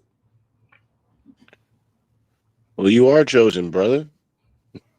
Chosen to beat y'all up. Can you put in the side chat, please? I'm trying. You will not read any more sources on my channel without putting in the side chat, so we all could read it along with you on the screen. Nobody's not going to fool me twice. He dropped off. All right, he's going to come back. It ain't going to fool me twice, Mika. That ain't going to work. It worked last week. It ain't going to work. Garfield, can you drop the name of the book you were showing last week, please? Thank you. Which book is that, my brother? If you could tell me what I was reading last week. I read a lot of books. I could go into my folder right now and look at the books. Where'd you drop him? No. He had to put it in the side chat. Did you put it in the side chat, bro? I'm sorry, I'm having complications. Just give me a second. All right, cool. I got you, bro. We're patient here. We love information. Mm-hmm. Yo. Ain't nobody pray more than black people, yo. We was praying in the church, and when we got out of the church and become black Hebrew Israelites, we was still praying. Ain't nobody pray more than black Hebrew Israelites. I put that on everything that I love. Ain't nobody pray more than Tazaria, Katazar, all of them do. Zion Lex. Ain't nobody pray more than them. But what has been a part of that movement done for black people? Show and prove. Show and prove. Oh, we not well, we don't smoke, we don't do this, we not commit no crimes. You're not supposed to. So that's not something to be what you call it, you're celebrating about. What changes have been made because of black Hebrew Israelism? You can't show it. I know, brotherhood. Not only that, now our women. Abel, you can't talk until you post your source, bro. I already did. It's in the back chat. Now our women are not sleeping around with as much men anymore.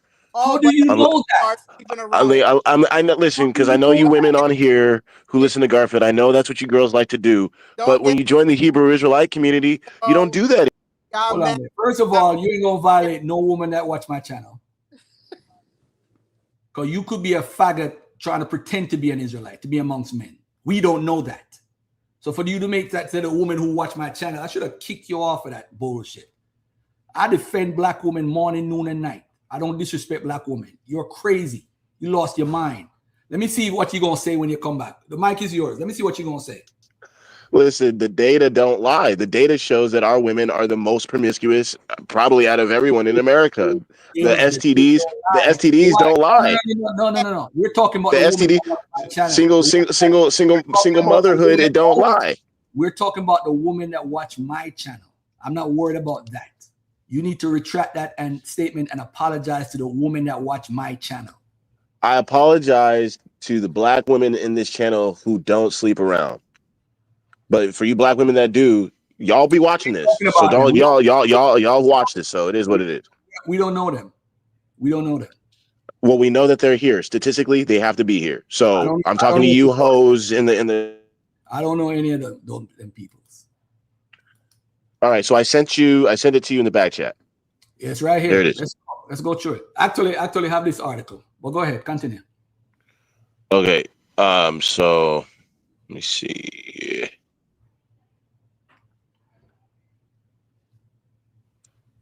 No, I just what's going on?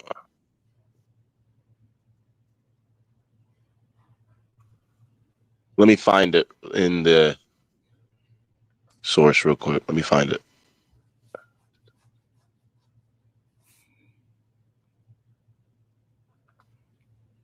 It says roughly 9% of blacks profess these beliefs and identify as Hebrew Israelites. Interesting. What's our total population? Is it like 30 million or something? 50 million. Around 50 million. So 10% of 50 million would be 5 million. I mean, yeah. 10% of 50 million would be 5 million. So she's saying so actually people are Israelites. so actually the numbers are higher than the numbers that I gave you. I said it was roughly around 2 million. They're saying it's higher. Just one survey trying to measure the BHI population. A 2009 Lifeway survey of 1,019 American blacks, 4% of whom identified as black Hebrew Israelites, while a further 90% agreed with most of the core ideas of black Hebrew Israelites. 90%? Wow. Not 90. Did I say 90%? It's a 90% agree. No, 19%, brother. Oh, okay, 19. Agreed. 90%. Wow. I was like, wow, that's crazy. That's still good though. Again, this movement really didn't start getting ground until 2009, 2008.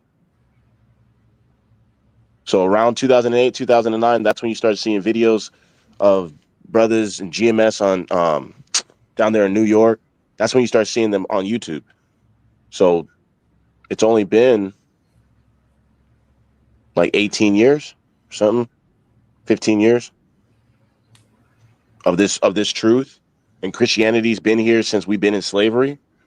So Christianity, the churches, they should have those numbers since they're an older institution.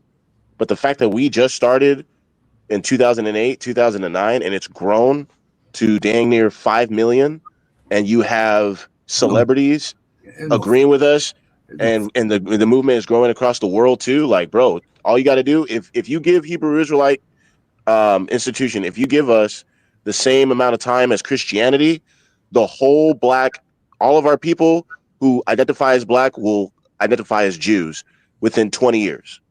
If you give us within 20 years, if we just stick with the statistics, there's 50 million black people in America. 5 million of them already agree within 15 years. So another 15 years, that's 10 million people. So right. So if you give us 100 years, of this doctrine being spread across the whole world, more than half of our population would stop calling themselves black because it don't make any sense. We sound stupid as hell. And they would start calling themselves Jews.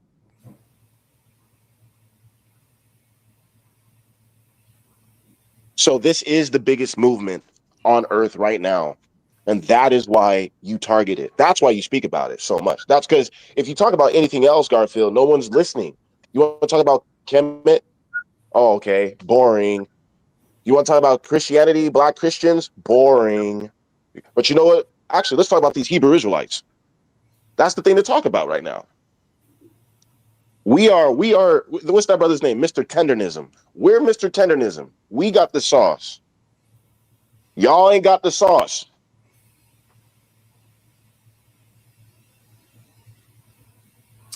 All right.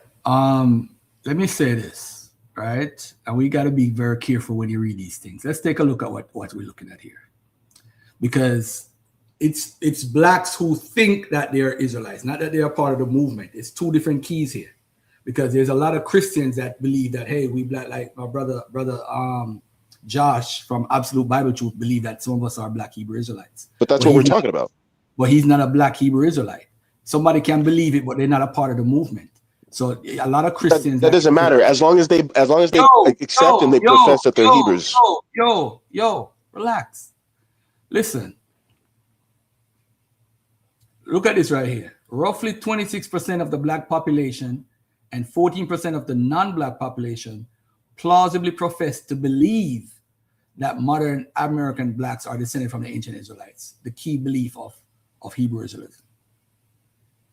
And that's the part that I want to deal with. What do you want to deal with that? Go ahead. Because you keep trying to say movement. The movement starts with people agreeing that they're no longer black. That's the movement. It's not necessarily, are you a part of a camp?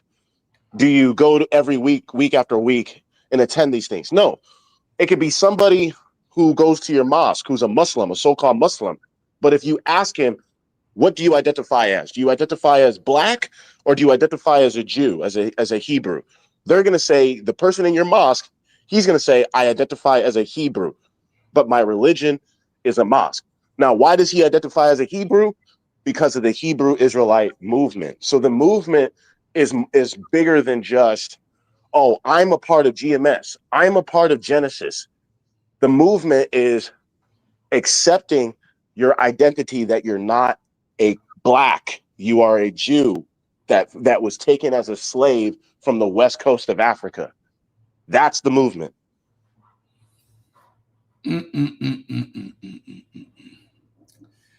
Hey, all I'm gonna say is that 9%. Let me see some more summary. But you did prove that 9%. Well, it was actually more than what you're talking about. I think a lot of Christian blacks say it, but as it says right here, roughly 26% of the population, roughly 9% of blacks and 3% non-blacks. Well, let me scroll down a little bit. Let me go into the numbers. Because if we're allowed to thrive for another 100 years, Garfield, you know what that means. You know that practically all of African Americans in America within 100 years, they will not call themselves black, and they'll say that we're Jews and we're Israelites. That's what they're dealing with. That's why when you deal with Amalek and you wonder about spies, and they do all these numbers and these statistics, is because of this data right here, because they understand, hold on a second, if we let this go on just for another 10, 25 years, practically all of your celebrities, and that's what's going to help spur it even faster, because all it takes is one or two celebrities with a powerful voice. They start calling themselves Jews. In their music, they start calling themselves Hebrews and Jews. In the movies, they start putting out little hints that we're Jews, that we're Hebrews. It's just going to spread. It's going to keep growing and keep growing and keep growing. And then you're going to live in a world where, yes, some of them are atheists. Some of them follow Islam. Some of them are in the Moorish temples. Some of them are Freemasons. But what are they all going to identify as? Jews, Israelites. They're not going to, because it's not going to make sense. You sound retarded. You sound like a fool if you say I'm black. It's just not intellectually smart. So our children, they're not going to be satisfied with being called a crayon anymore. Boo! You have to give them an identity. Actually, you know what? He made a good point. I do agree with the whole black thing, right? But in America, black Americans, we know who we're talking about, because they're specifically called black Americans for a reason. So if you go do an application, they say, okay, are you a non-Hispanic? Are you black? How do you identify yourself? African American or whatever. So I would take black or African American because I'm black. So, but what is the statistics? Yo, chill. Let me finish. But we just looked at the statistics, though. I made you rant. Relax for a second. When you the statistics means nothing in a political arena, because you don't have anything on a voting thing saying, hey, I'm a black Hebrew Israelite. Now, I will agree that the black Hebrew Israelite, because of social media, people might say, hey, yeah, I believe or don't believe or whatever. I think I'm traced from the roots. But as far as the black Hebrew Israelite movement itself, as far as a movement, I don't think there's any growth. I think social media kind of gives us a way out, because a lot of Christians will say, hey, I don't believe in the black Hebrew Israelite movement, but I think I'm descended from the Israelites. So some people do hold to that. But let me just say this about the whole black thing. When you're voting, right? Because voting, everything that you're saying is political. You're not going to say black Hebrew Israelite. It's not a political name, a political identity that you could use. You could personally believe that, but that don't mean you could use it. And we have to say common sense. So people are tired of using the word black. You are tired of it, not the people, because people call it, when you hear black American, you know what they're talking about. I don't like the whole black stuff, because basically it's white folks showing us that we're inferior, because that's what they really meant by calling themselves white. They're better. Exactly. So as far as the Moorish Science Temple, I agree with what they teach when it comes to the word black. Because even the Moorish Science Temple, they teach the same thing, right? As far as African Americans, that's what's used as politically right now. Now, FBA is something that people are pushing, just like how the BHI is pushing this BHI stuff. But the interesting part of all of this is they will never switch African American to black Hebrew Israelite. They'll never switch African American to a foundation of black American. It will never happen, because Tariq has the same problem that you guys have. You guys have a rah-rah moment through social media. So does Tariq, but they don't have no political power. So anything that you're saying that, oh, everybody going to think that it is, that you could think and believe whatever you want to believe. The Christians believe that they're 99% of them think that they're right. You Hebrew Israelites going to say that they're wrong. So everybody's thinking that they're right, whether they're Muslim, Christian, or Jew. Everybody's going to say that they're right. Everybody. Well, the statistics, we just showed. Hold on. Oh my, you're still going. All right. Sebio, go ahead, Sebio. So what up, man? So I just been back listening, and what's been very interesting is some of the things this person's been saying about us adopting this Hebrew Israelite. He said if we started calling ourselves Jews for 100 years, that is who we will be. No, it isn't. All we'll be doing is appropriating the culture from a people who knew who they were, who wrote a story telling us who they were, and that's all you're doing now. So hey, I want to hold on 1 second, Sebio. If you notice, this guy right here, he's a white guy or a Jew or whatever. Mm-hmm. Normally, they wouldn't accept a source from a Jew, but hey, this white guy surely got it on point this time. Oh, wow. Oh, so Surely they use got it up. He Oh, surely got it right. Oh wow. He surely So look got at it that. right.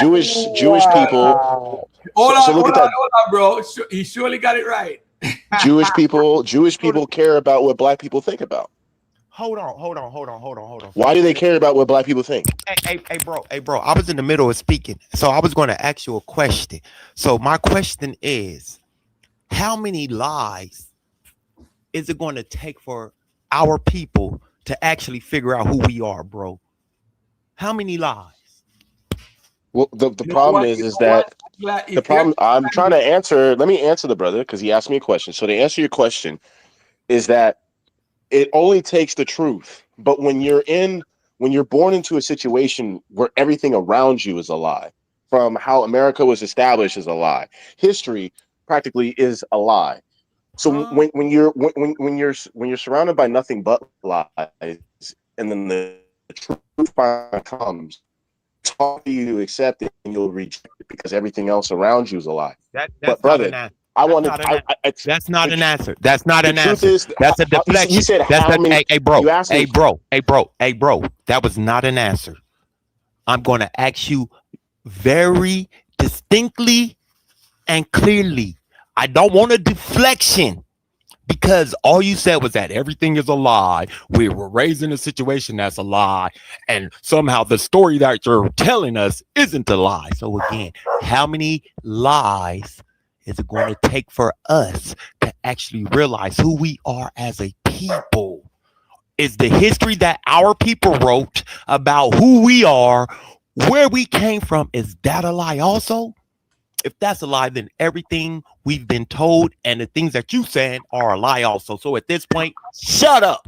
Hold on 1 second, guys. So yeah, I didn't say that. He's asking. Hold on. I don't want to change the conversation. Hold on 1 second. You know, let me tell you something about this article that I'm scrolling through it because Fortune 93 had sent this to me a couple months ago, right? And said, "What do you think about this?" But I read a piece of it.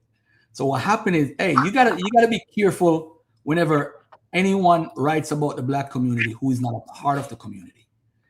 If you read this whole thing, I'm just scrolling through it. He's basically setting up the Hebrew Israelites because his whole goal is to show that a tendency toward extremism has been widely attended in the social psychology. So now, at the end part now, he said, well, there's further research needs to be merited and this is not the end all be all. Like he's trying to say, the numbers, right? Which I really don't care about. But he's saying it's not the end all be all. But most of the article is really trying to pinpoint Hebrew Israelites and extremism. Yeah, we know he's the devil. Hold on, he's trying to shut set the us hell up. up and let me finish. Now, why do you keep interrupting, man? And I always make you talk. You don't have no discipline. How are you a Hebrew Israelite? How? You know, come on, bro. Well, you're talking about my source. I make everybody talk. Even breezing that just came on. I make everybody talk. But this is something that's concerning, right? Why are they trying to paint the Hebrew Israelites as extremists when they're not going around shooting folks?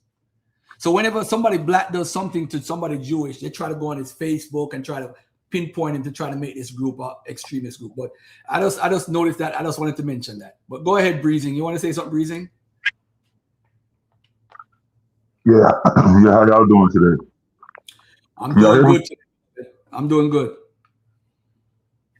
Hey, Garfield, I got one question before we get to the topic. Do you agree the Knicks can win with a small point guard? It's gonna be tough. I could see them going to the finals, but it's gonna be tough for them to win because the East is they're gonna beat up. People gonna beat up each other. So like the teams that could beat the Knicks not gonna face the Eastern Conference, but they can win, but it's gonna be tough. It's gonna be tough. Because it's kind of like really because Brunson is a good player, but he's just a small point guard. That's really kind of y'all Achilles heel for real. Who was Carmelo's point guard? Huh? But they never won. My point. Finals twice. They never won the championship. But it wasn't because of him though. But they never. But I'm just saying, think of the bigger guards they had though. The Knicks soft, man. It's true. The Knicks are soft. They soft. It's true. I'm a Knicks fan to the 100. I mean, The whole team is I soft. will say Cat is. They need Stewart from Detroit. But that's the new NBA though. So yeah, they need that Jamaican. Hey, they need that Jamaican cat from Detroit, man. That love to fight. Stewart. That's who they need on their team, man. They need that dude from Phoenix, man. I mean, Stewart,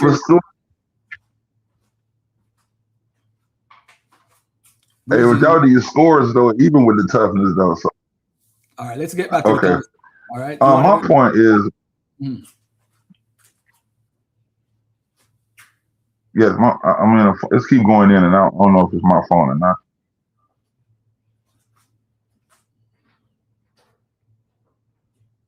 Yeah, I go out and come back in. Jump off and jump back in, bro. Jump off and jump back in. Yeah, go ahead. Abel, you want to say something? Go ahead, brother. Azariah, whatever you know. Yeah. So, going back to the point, there was something that I wanted to address. I wanted to address what the brother said. He said, how many lies is it going to take for our people to come to the truth of who they are? That question, you can't answer that question because you can never come to truth through lies. Bingo. So he was trying. Thank you. So don't go no further. Don't go no further. So now, so I okay. So you want to cut me off now? Okay. You gave me the answer that I was looking for. So how are we going to get to the truth of who we are if we keep lying to each other about a story that is written about other people? Like if I was to go into certain times, like 1460, can you tell me in 1462 in the Battle of Targo Vista, what were you Hebrew Israelites doing in 1462? Please tell me. I mean, I would like to know what you were doing in 1462 if you niggas are Hebrew Israelites. Please tell me. So again, right, I was going to answer that. So the point is I can't give you the truth through lies. So you're already assuming that what I have to say is a lie when you haven't vetted the information. We have too many sources. We have firsthand accounts. What were you Hebrew Israelites doing in 1462? Garfield, do you see this? So I don't want people getting mad at me when I interject them, right? I don't want anybody getting mad when I interject them, okay? Fabio, you gotta let him finish. Let him finish. I don't want anybody getting upset when I do it. I gave him my word, so you gotta let him finish. Okay, so the point is that he's assuming that the information that I have to bring is false and it's a lie. When these things can be verified. Now, you're not going to have every single answer when you go through history. You know, you're not going to necessarily going to know what your people are doing on the specific day in August on 1460. You're just probably not, but you're going to get a general account of what was taking place. So the point is that you have firsthand accounts. You have Dutch travelers, number one, Dutch traders. You have cartographers. You have the indigenous populations that were over there in Africa, and you have Sephardic Jews. You have Sephardic Jews that fled from Spain that can all attest that there was at least a Hebraic culture, that there was a Hebraic communities within the west coast of Africa, and that they were observing the law of Moses. Now, if you want to ignore that, if you want to ignore all of that information right there, then you're doing yourself a disservice, and you don't want to accept the truth. Because when I tell you the truth, that okay, they say that they thought that they were Jews, that foreigners are saying that they think that they're Jews. You have they themselves saying that they're Jews. And then you have Sephardic Jews saying that they're brethren and that they both keep Torah and that they live together. And what it takes to be considered as Jew is if you can show traditions, and we see traditions being followed in the west coast of Africa, then what is the problem? And then on top of that, you got Igbo, you got a lot of Igbo over here in the Americas. So what are you going to do with the portion of your people who identify as Igbo, who can actually prove that they're Israelites? Oh, wow. You know, and I will land my plane right after I say this. Garfield, after he responds to this, I want us to do an experiment, and I wanted us to go on to Claude AI. I want us to do an experiment, but I'll land my plane right here. But just don't forget what I'm requesting you. I want to do an experiment. Okay. I got to get back to the schedule of what I'm supposed to talk about. But before I do that, I want to say this carefully. A lot of folks who are listening, and I want to be clear, nobody, including myself, Sabio, Mika, or anybody attached to the Dagger Squad, teaches that Jews were not in West Africa. Nobody is denying that. Not one person. If I did in the past, I was wrong. I've evolved. The issue that we have is that we have what's called a Babylon the Timbuktu mindset that's in the subconscious of Black people who have read his book to think that the stuff in that book is correct. And what happened is we have this 70 AD to West Africa mindset that is practically impossible for Jews to migrate into that area without being accounted for. And the thing is, I've studied this for over 12 years, right? This Hebrew Israelism. And what I realized is that Jews were in West Africa. So when he says it, we can't deny it. We can't deny the communities that Peter Mark and Laharta writes about in the two Jewish communities in the Senegambia. We cannot deny that. And if we deny that, we are liars. We can't. So when the brother says that, though, he's saying that to say that these people say that they're Jews. Okay, let's stop for a minute. Let's take a step back. Before colonization, there's no records of these African cultures. Let me say it carefully. These African tribal cultures saying that they are Jews. There's absolutely no records of those people saying that. I've brought this up every week for the last 4 weeks. The epigraphic evidence and the writings with the Mali Songhai Empire from the 11th century to the 16th century documents where these people say they come from. They are not saying that they're Jewish. So the whole thing about the Jews and the Tariq al-Fatash and the Tariq al-Sudan written in the 17th century, that's late news. That's people trying to tell us who we are. What I'm trying to say to you right now is we know there were Jews there, but those Jews that were there were traders, commercial merchants, not no strong population of Jews. And some of the stories are not even true or cannot be confirmed because everywhere a Jewish community goes in the world, they leave material evidence, whether it's tombstones, Hebrew inscriptions, whatever. We don't find none of that in the Nigerian, what we call Nigeria today. We don't find none of that in Ghana today or Ghana of the past. We don't find none of it in the Yoruba culture. We don't find none of it nowhere on the west coast of Africa before colonialism steps into the place. So what the colonialists do is they will come and they'll tell you, hey, you remind me, you do circumcision. So, oh, you must be a Jew. And they were the ones, because every source you're going to bring out is going to be a source from the person who you call your enemy. So I would say to you, my brother, Abel, you believe what you believe. You'll never convince me because I don't think you're able to, through academia, through sources, can prove you are an Israelite. You believe. I think I can. Yo. Damn. Yes. I don't think you or anybody can prove that they personally are an Israelite. I think you believe it to the point where you think you are an Israelite. Because at the end of the day, rabbinical Judaism stems from the first century, the end of the first century, end of the second century, all the way up until today. You have Jewish families that could trace themselves back to 70 AD through records. I could actually, as a matter of fact, I'll put it in the chat. I put the article in the chat. There are people that could do it. And what happened is we have this color doctrine where the Jews have to be brown skinned. They got to look just like that. So at the end of the day, you can't prove you are an Israelite. You are pretending on my channel. So is Breezing. You guys are pretending. You are actually stealing an identity from a book and saying it's you. So if the war is going to start, oh, Trump is World War III, this is the end of the world, and that's y'all do. Listen, family. None of y'all is Israelite. None of y'all. But anyway, let me get, hold on a second, guys.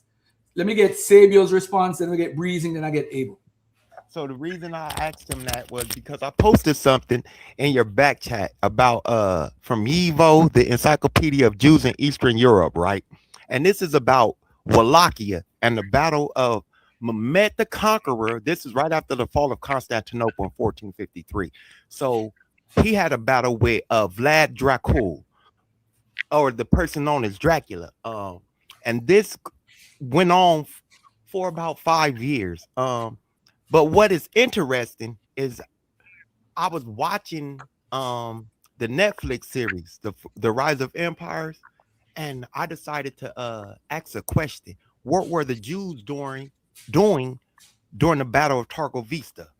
That's why I asked him this. If these are your people, the Israelites are your people, then you should know that they were merchants who had the ability to grant land to give loans, and they were able to take that land from those people, which is something the Jews have always been able to do. They've always been money lenders, always have been money lenders. So if this is your people, you should know this history. It shouldn't have been for, unless y'all just got divine amnesia, which is kind of weird, because this is an empire that ruled for 600 plus years, and Jews was all up in this empire.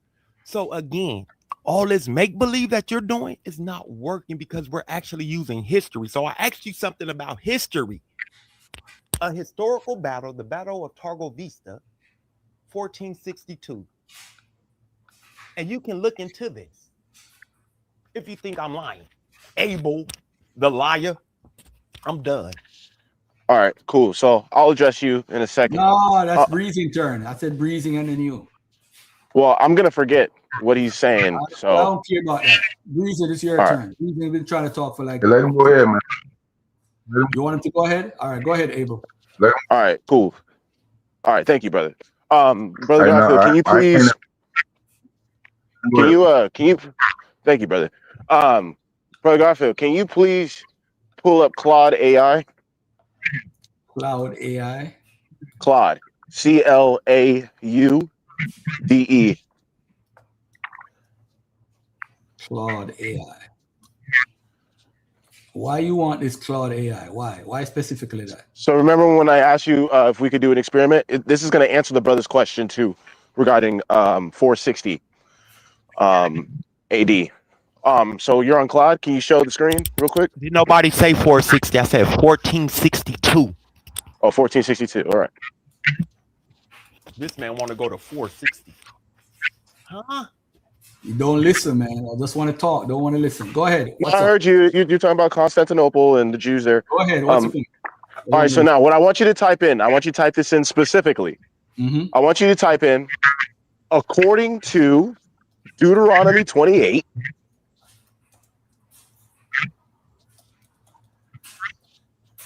verse 45 through 50,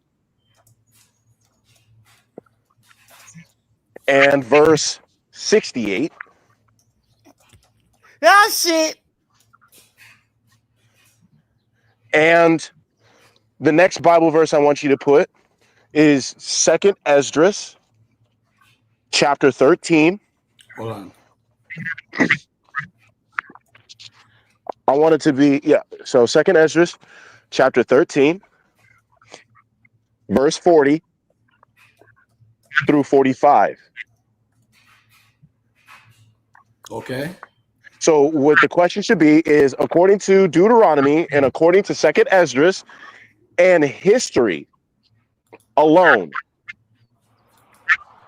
according to history alone, who are the Israelites today? You said according to history and Bible alone. History and Bible alone. Who are the Israelites today? Or who would fit the Israelites today?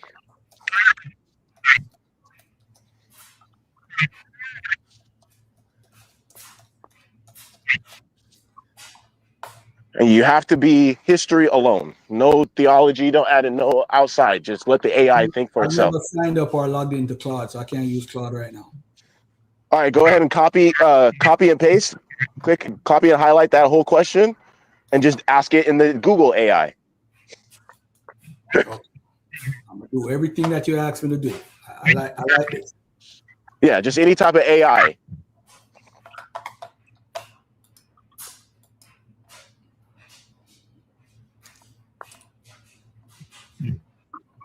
And then it's gonna have AI mode, so you should be able to click AI mode. Okay, all right. Can you guys read that? Or you want me to No, read it? You go ahead and read it and zoom in, maybe. Based on a specific interpretation of Deuteronomy 28 and 2 Ezra 13, proponents of this view argue that the people who best fit the description of the Israelites today are descendants of African diaspora, specifically Black Americans, Afro-Caribbean, and Afro-Brazilian populations, along with indigenous population of the Americas. The interpretation holds. Now the problem is, hold on. I wanted the AI. Let me read the whole thing, man. Come on, man. You tell me to look up something. Let me read it, man, for the people, man. The audience need the information. This interpretation holds that the 10 lost tribes migrated to the Americas, while the Southern Kingdom was brought through the transatlantic slave trade, fulfilling the prophecy of taking back to Egypt in ships. Deuteronomy 28. Here's how the reference scriptures are interpreted to fit. Deuteronomy 28, 45 to 50, the iron yoke, the ships to Egypt, no man shall buy you, dispersed among all nations, 2 Esdras, All right. So in summary, according to this specific interpretation of these passages, the people scattered through the transatlantic slave trade and the indigenous people of the Americas are seen as the biblical Israelites. Okay. Now that was the exact opposite of what I wanted, because all the AI is doing, it's gathering what other people are saying. What we want to do is we want the AI to come to its own conclusion. So if you could reword that question to make the AI answer based off of what it thinks, that way it's not a bias. We don't get a bias. It's going to be so just say no evidence. No. The Israelite show.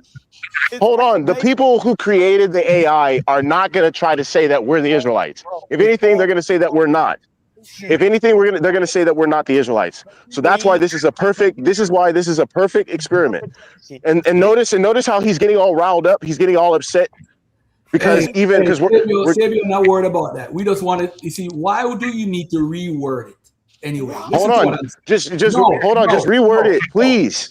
No, this is my experiment. No, all you need to do is put the same thing in. I'm gonna copy the paste. No, we want the AI, independent, unbiased. We don't want other people's opinion. We want just the AI to give its own opinion. Hold on a second. Let me ask the AI. Can you break down these specific verses of the Bible using no outside source, no outside opinion, only yours, AI, something to that effect?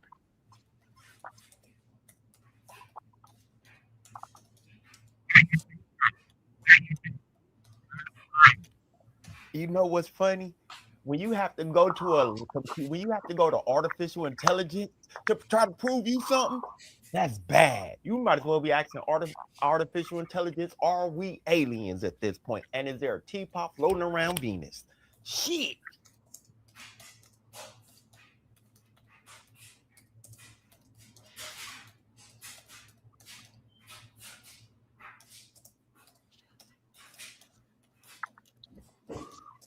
There's no problem with going to AI.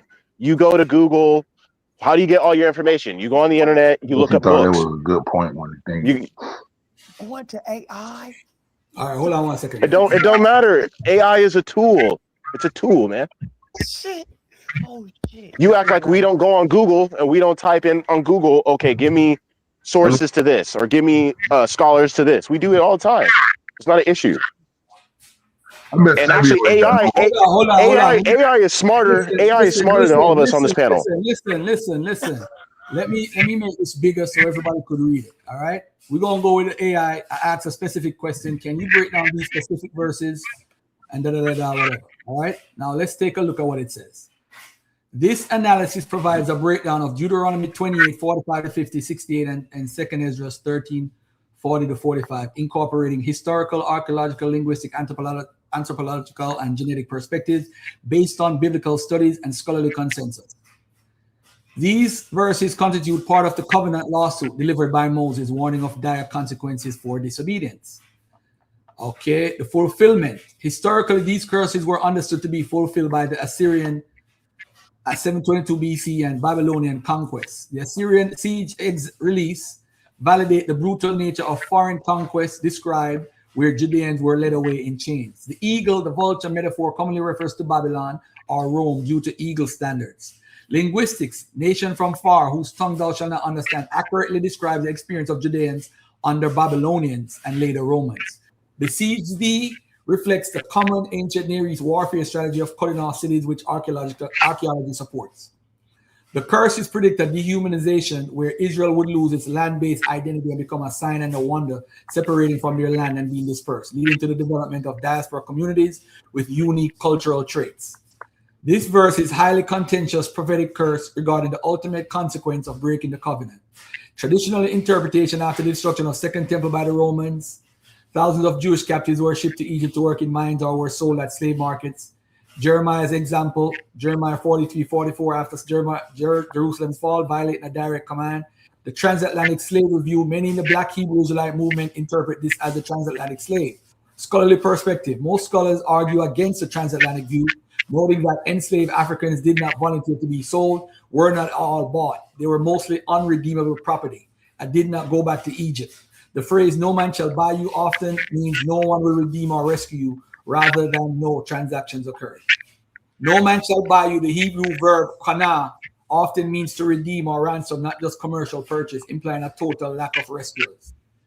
Anthropology and genetics return to Egypt. Anthropologically, this acts as a symbolic reversal of the Exodus, meaning a total loss of freedom and return to a status of foreigners or slaves in a foreign land.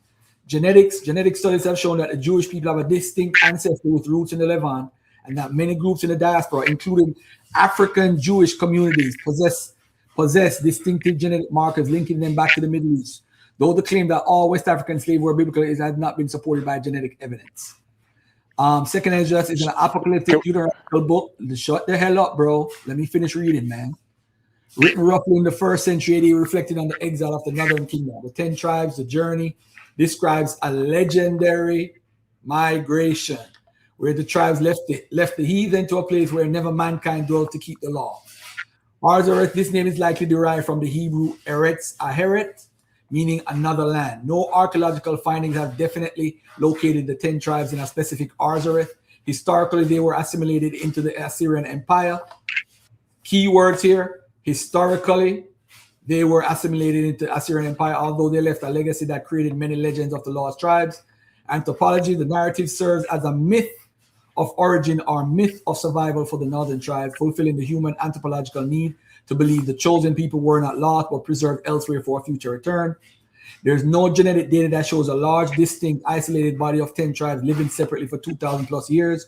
Rather, genetics suggest that some Israelites assimilated into surrounding populations, Middle East and Caucasus, while others maintain a distinct identity contributing to the diversity of modern Jewish population. The summary conclusions.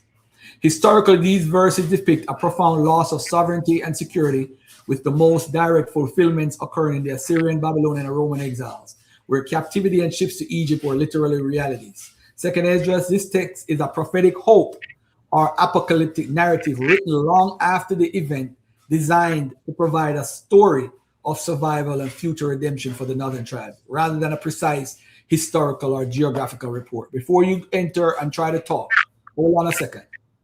I want to make it clear. I'm doing everything that you want me to do. All right? Hold on. Let me mute up breathing because I want to say this to everybody. If you notice, this brother come on my panel, we disagree probably 99% of the stuff. I want him to prove something. So he said, let me go to Claude AI or whatever. The reason why he says Claude AI, because Claude AI is familiar with the argument that he's presenting. So he thought he would have gotten a pop-up and say, hey, yes, African Americans. But no, it's saying there's a view, a perspective that African Americans are. But this is what this thing does show. The thing is that AI that I just did with Google just showed and proved that actually there are groups all over the world that are diaspora Jews who carry the same genetics as people in the Levant. Those people can still be discovered all over the world based off of their markers, whether it's J1, J2, E1, B1B, whatever. But the African Americans we know is primarily E1, B1A, or R1, which is connected to Europe. So that means we actually don't have a connection primarily with the people in the Levant. if you hold to like you're what your father is. If you look in your genetic autosomal with 23andMe, for example, or any other DNA group, you will see that our connection to the Levant is almost null and void. It's almost null and void. As a matter of fact, all the markers that they find are examples or samples that they brought from the Levantine region. They have not found one E1, B1A yet in the Iron Age 1 or Iron Age 2 era. They don't find no niggas. None of us is there. Not saying that they're not. I'm not saying no absolute talk. But they have not found any. So at the end of the day, Azariah, also, you need to show us your DNA results as promised. I just got reminded in the chat that you're supposed to show us your DNA results and let us see what your DNA is. Because a lot of people run around, and I'm going to say this again, and this is no disrespect to African Americans, and definitely no disrespect to my Rastafarians who will kill me and lynch me any day of the week for saying this. We are not connected to the Bible before colonialism, and it's just the facts. If you want to say that the Ethiopians had the Bible before and so forth, no. We're not talking about Ethiopians. We're talking about West and Central African people. And in fact, there is a scientific article I need to put in the chat to show that the Nigerians, they found some samples that dated to 15,000 years ago. And what they did was they found the shape of the heads of the people and used their dental affinities. Use their dental affinities to match them with the people that exist today and 1,000 years ago to show that there's a continuation of these people living in the region for over 15,000 years. I talk about iron smelting. Nigerians, what we call Nigerians today, were the first people, or the Igbo people, were the first to do what's called iron smelting way before the Iron Age in the Levant. Africans were doing that. So when we talk about different things and different perspectives, we have to look at the anthropology, the movements of the people, because the people is not the same exact people as there, but these people move around. And what they found people in the Ghana region, in different regions, and checked their skulls from 15,000 years ago. Then we found samples, DNA samples in Central Africa, I think the Cameroon area. They found 8 samples, I think. Two were men and 6 were women. And the women have the same L2 that the majority of African-American women have today, showing a connection that we have a continuity of this DNA 8,000 years ago. And the men were not E1, B1A, so I'm not going to lie, they were A and B. But at least we have a continuation of African-American woman and Jamaican woman. L2 is one of the main markers. So when people jump out the window and say, hey, I'm an Israelite, you got to use genetics. Genetics, you can use sickle cell trait. The sickle cell trait, the 3 haplotypes that came into America, we infected the Native Americans. Native Americans are having the Benin haplotype. Where they got that from? They got the Benin haplotype from the transatlantic slave trade, from West and Central Africans. Why would they have the haplotypes that West and Central Africans have that we developed from malaria? So we see the migration patterns. Before there was DNA, that's how they used to trace Africans. They used the sickle cell trait or the sickle cell disease. And now we have the Duffinol genotype. If both parents have the Duffinol gene and you catch it, that's something that's passed on for centuries. So that's another way to track us genetically. You can, and by the way, to the variant, this is the key right now. I want everybody to listen. The variant of the Duffinol gene that we have is not in the Levant. It's not in Asia. It's not in Europe. We have it. We have it. We have it right now. It's passed down from generation to generation between us as Black folks. So that's a signature that the ancestors left within our system. Our Duffinol gene is a red blood cell from the protein in the red blood cells. That's not functionable because of that's how we got rid of malaria, because the mosquitoes used to bite that specific red blood cell when they would bite us. So we developed because of evolution and natural resistance, and that natural resistance was the red blood cell protein was null and void. It wasn't workable. So at the end of the day, we could prove through genetics, we could prove through DNA, we could prove through history. You can't say these African Americans or Jamaicans or Afro-Brazilians are these people. You believe that. So you believe it, so you start finding evidence. We find Jews in West Africa. Yes, they were Jews. What were they doing? They was a part of the transatlantic slave trade. They were the middlemen. They were commercial merchants. They would come on merchant caravans. But these caravans carried a few amount of Jews, not to come and live there as a return trip. They would return back to Sijil Masya or to Morocco on the trip down. So mostly Muslims were on the trip. I have all the sources for this. I'm nobody denying Jews, bro. We not denying no Jews. We know Jews was there, and we know stories was there, created by outsiders, European missionaries. Y'all gotta stop this, man. This is a waste of time. Sometimes I'm gonna give this community my all when it comes to this research. West Africa is out the door. Y'all can't claim West Africa no more because there's less than probably 24 references to Jews in West and Central Africa for the last before colonialism and after up until the slave trade. Is hardly any references to Jews. Hey, Garfield. Only references we have is them trading, the blade trade, the whatever trade, and them hitchhiking. Jews was hitchhiking. How you hitchhiking and ride on a slave ship if you're a slave and you're a Jew? That's crazy. But go ahead, brother. Respond. Yeah. Hey, Garfield. So, can you go pull up your screen again? Go back to the AI real quick. I posted in the back chat the message. I want you to copy and paste my message and go ahead and post it in the AI. But why though? What are you just trying to do? Please just do it one last time, please. Just do it for me. That's all I ask. Something simple. Copy and paste my message from the back chat into the thread, into the AI thread that you just had. And show the screen, please. We can't see anything.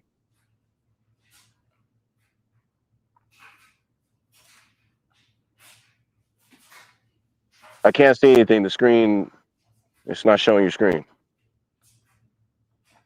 Hold on a second.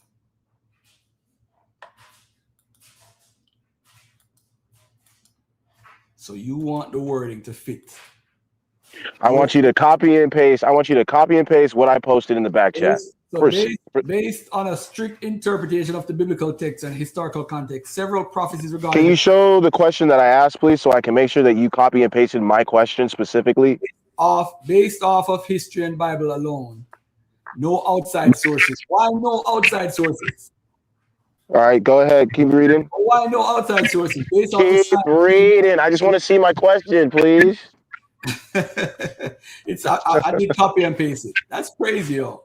Just go ahead and read the question. You're leading AI. You're leading them. Go ahead and read the question, please. All right, go ahead. Based on a strict interpretation of the biblical text and historical context, several prophecies regarding the curses upon the descendants of the Israelites and the lost tribe are cited as being fulfilled in the experiences of certain diaspora populations. Based on these specific signs, the following groups are frequently identified. People of the African diaspora, transatlantic slave trade. Let me see who else. The 10 lost tribes, led away by the Assyrians and their journey to Arthur, no mankind to keep their laws. Other groups claimed Israelite descent, Ethiopian Jews, Igbo. Summary of signs: a total loss of identity and heritage, a state of person being taken captive via ships. Okay. So you're saying that, so you're leading AI to come to this conclusion. How many times did you try to do that while I was talking? Now listen to this, family. Listen to this. Based on these specific signs, the following groups are frequently identified. Okay. So what does that mean, brother? Tell the audience. Okay. So based off of face value, and based off of the AI. So now you can't say it's just niggas. You can't blame scholars. Based off of AI and all the accumulation of data, when you look at history and you look at the Bible, the number two groups that have the most legitimacy of being the Israelites are the two groups that he named at the beginning, which number one, which would be the African Americans of the transatlantic slave trade, and then group number two, which would be the so-called Native Americans, the Hispanics and Latinos, based off of AI, only looking at Bible and history. Stop for 1 second. Stop for 1 second. Hey, family, this is the question he asks.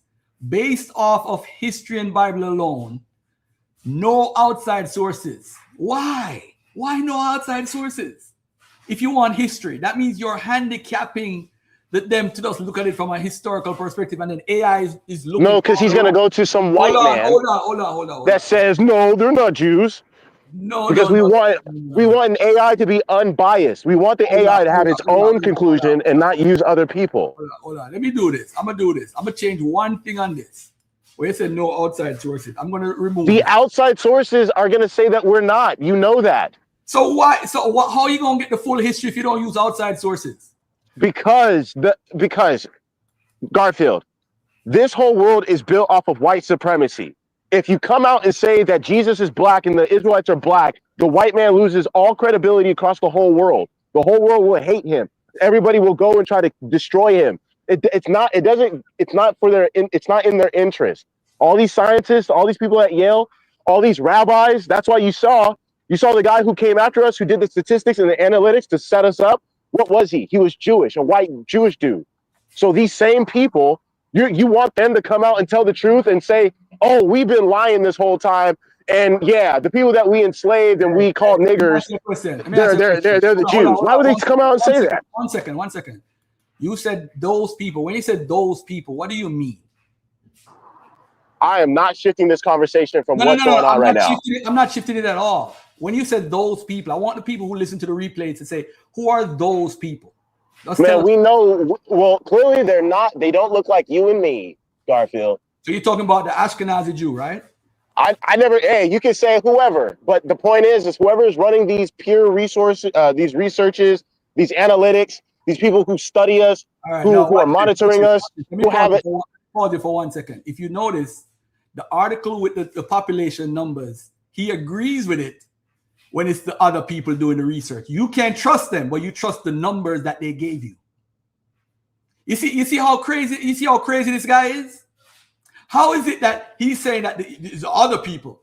So if the other people is the problem, why are you using their resources to tell us how many Black Hebrew Israelites exist? Obviously, those numbers are inflated, because obviously if they're inflated, he's trying to say that they're extremists, so we need to watch them because they're dangerous. This was a hit job on the Black Hebrew Israelites. That's what that article was.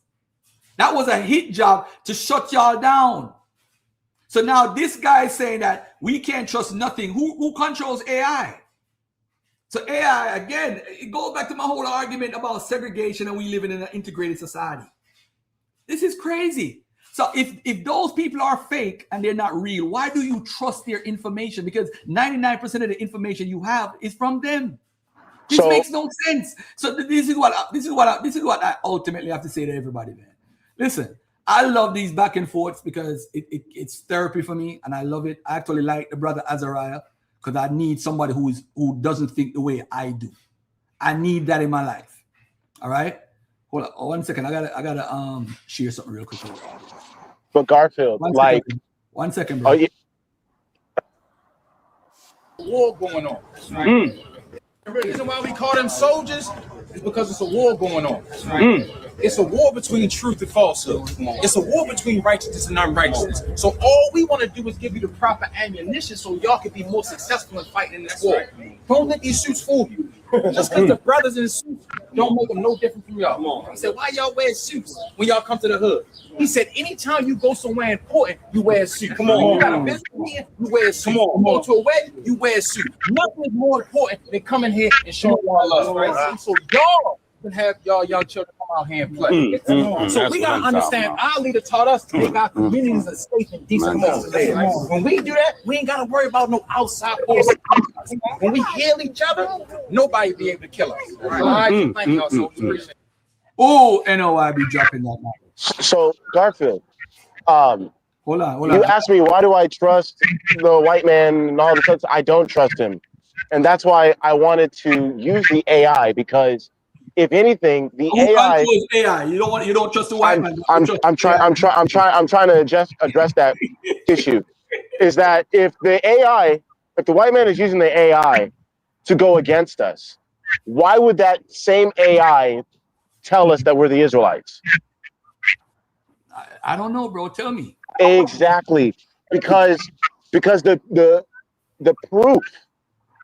The evidence is overwhelming. You act like the reason why we claim that we're Jews is because of the curses and because of the history. but that's the same methodology that the AI is using.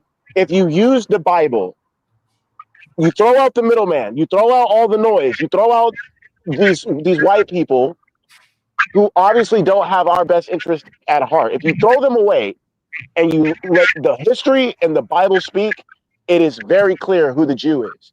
But when you let the white people come in and you let them do all this other stuff and tamper with evidence, because you cannot say that the white man has not tampered with evidence.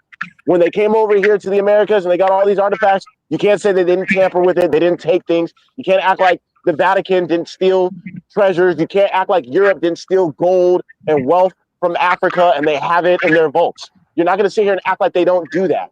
So they do that with treasure, and they do that with lands, and they do that with information.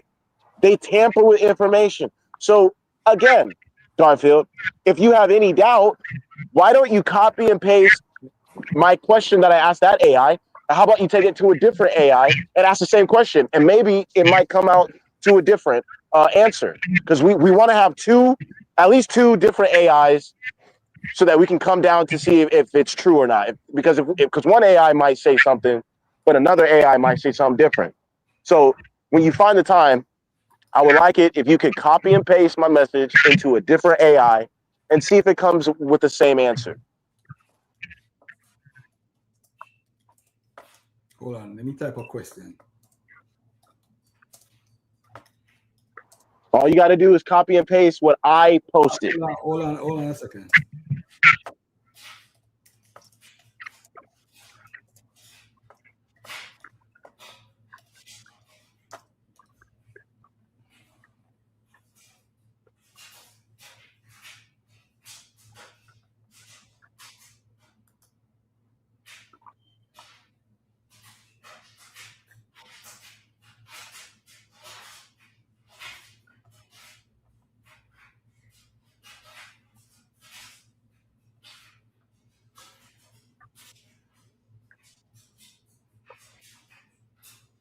Okay. All right, let me read this post that I posted March 3rd. A serious question, no emotion, just history. If millions of enslaved Africans retained Anansi stories, Yoruba Orisha worship, Igbo cosmology, Congo Minkisi traditions, the Akan naming systems, Iwi religious structures, drumming patterns, foodways, secret societies, linguistic structures, through the worst system of chattel slavery in human history, then why do we see zero retained Jewish religious infrastructure? No Torah scroll traditions, no preserved Hebrew liturgy, no Sabbath continuity, no synagogue remains, no rabbinic lineage memory, no Talmudic teaching structures, no Jewish calendrical system, no preserved Hebrew manuscripts. Even in Maroon communities who escaped early and preserved African traditions with remarkable strength, we see African religious continuity, not Israelite continuity. Cultural retention is measurable. Anthropologists document it everywhere in the African diaspora. Yoruba is Santeria Kandombe, Congo Palo, Akan Anansi, Igbo naming patterns and cosmology, Fan and Iwi Vodun. If West Africans were Israelites before slavery, we would expect at least some identifiable Jewish religious continuity, especially in isolated communities. We don't see it. That doesn't erase anyone's modern religious choice. People are free to believe what they choose today. But historically, cultural memory survives trauma. African tradition survived. Jewish infrastructure did not. History deserves honesty. All right. Let me take this off the screen. And let me get back. So yeah, can you copy and paste my question into a different AI so that we can verify? I just want to see if it says a different gives a different answer. So AI is your God now? Can you please just do what I'm please, Garfield? Garfield, can you just do what I'm asking, please? Oh man, I tell you, hold on. I got you. Just do it. It's not that hard. Just copy and paste it into a different AI. See, I'm the dude took over my show, talking all this craziness. Oh man, let me put in a different AI. I got you, bro.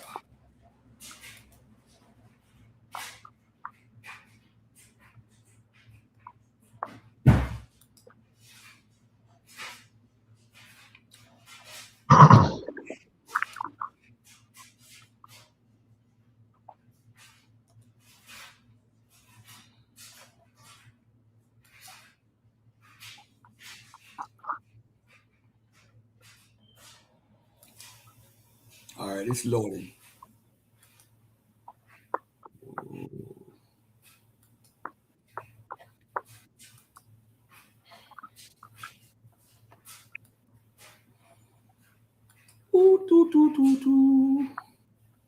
Israelite School of Pseudo Prompting.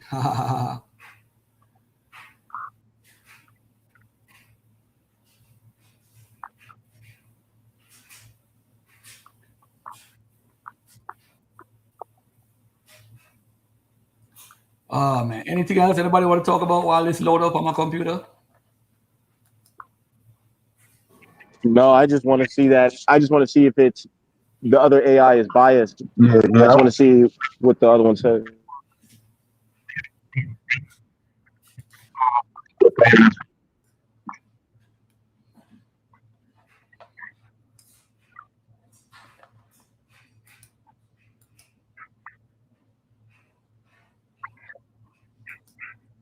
Abel, are you in an Israelite group?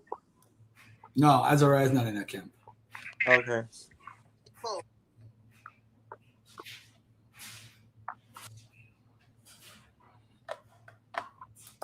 and neither is Breezy. Camp Israelites don't like Garfield, but well, not all of them. Some of them like me. We can't see your screen at all. Hold on. My computer is loading up. And it's not that we don't like you. It's not that we run away from you. It's just that we don't understand why you're so passionate about this, because you don't have any solutions for us. All you're here to do is just to say, okay, you're not the Israelites. But outside of that, there's really nothing else you have to add to the conversation. You know what? Check my background. When I was on Soneta and giving financial advice and trying to build it, and telling y'all how to start your own community, nobody was listening. But when I talked about the Israelites, y'all listened. So at the end of the day, what solutions do you have? How has your life changed because you're an Israelite? What blessings have you gotten? Why is it my life has gotten tremendously better, and the reason why people only care about you talking about the Hebrew Israelites is because that is what matters. That's the only thing that matters right now. Well, I talk about it because it keeps my day going, and today is my therapy day, so it's therapy for me. That's all it is. Nothing personal. Yeah. So where's the AI at? I don't see the AI. Where is it at? My computer is still loading.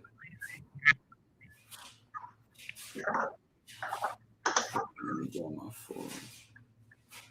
I don't know why it's taking so long to load this stupid AI stuff. Okay, here we go. Okay.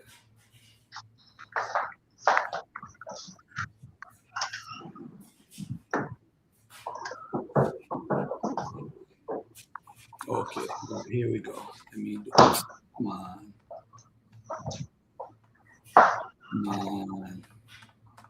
Y'all could keep talking. I'll get it done.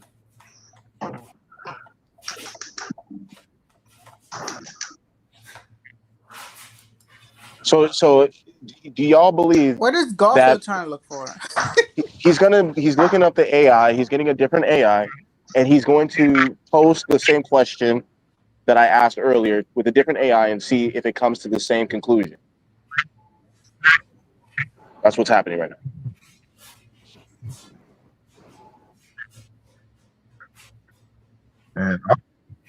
And I want to know how y'all keep talking about we hijacking our identity when I'm looking at Tucker Carlson and Netanyahu line don't even go back to the Levant, as y'all say. This man is. I'm just trying to say how we the ones stealing an identity when these people can't even prove who they are. Reason. Who says Netanyahu is a real Jew? Who says that? They was just on Tucker Carlson, bro, when he was down. So why is Tucker Carlson and Netanyahu the young? But how y'all gonna say we not when this man say he can't even prove? I don't live with them. I don't care about them. I'm just asking you. How can you tell us? I'm saying, all right, reason. Let me be honest. Absolute. Let me be straight up with you right now. Listen to this. You speaking absolute. Tell us who we are. Reason. I ain't said reason. Let me talk. Hey, shout out to Saint No Saint, man. Peace and love to you, man. Let me say that to you, bro. I'm gonna say this to you real quickly. I've never said that you guys can't be Israelites. But it's just that I'm gonna get to Azariah in a minute, because Azariah said something earlier that he could prove that people got off the boats in North America and that he's an Israelite. You see, the issue is, I believe everybody's a convert. We all converted to some version of Judaism. That's what I believe. So now, if you think that you're a bloodline because you want to match with what the Bible says, that's a whole different issue. That faith. Somebody Hold on, Breezy. Let me finish talking, bro. Let me finish talking. The problem is, you have to hold on to this because this gives you hope. So what Azariah is saying, so if you take away the Hebrew Israelite from us, what are we going to do? I never said that you can't be a Hebrew. I'm just saying you running around telling black people that they're connected to these sheep herders is not beneficial. It's not doing nothing. You might as well become a part of the church or the Nation of Islam. It doesn't do anything. It's a lie. You can't prove it, bro. Bro, I'm gonna prove it. I'm gonna prove it right now. Watch, I'm gonna prove it right now. I'm gonna prove it right now. Wait, see this story though. Garfield. You saying the same thing. See, this is why I didn't want to change. I want him to bring up the other AI first. You said you were going to do it. Hold on. Prove the 48 No, don't move from this point. Don't move from this point yet. My computer is loading, and I said that before. I don't know why it's slow. I asked the question once and I reset it, and I'm asking it again now. So it says, why can't you share your screen? It says stop thinking or quick answer. That's what it says right here. I got it right here. Can you share your screen? I could do whatever I want to do. It's my show. I'm not dishonest like you.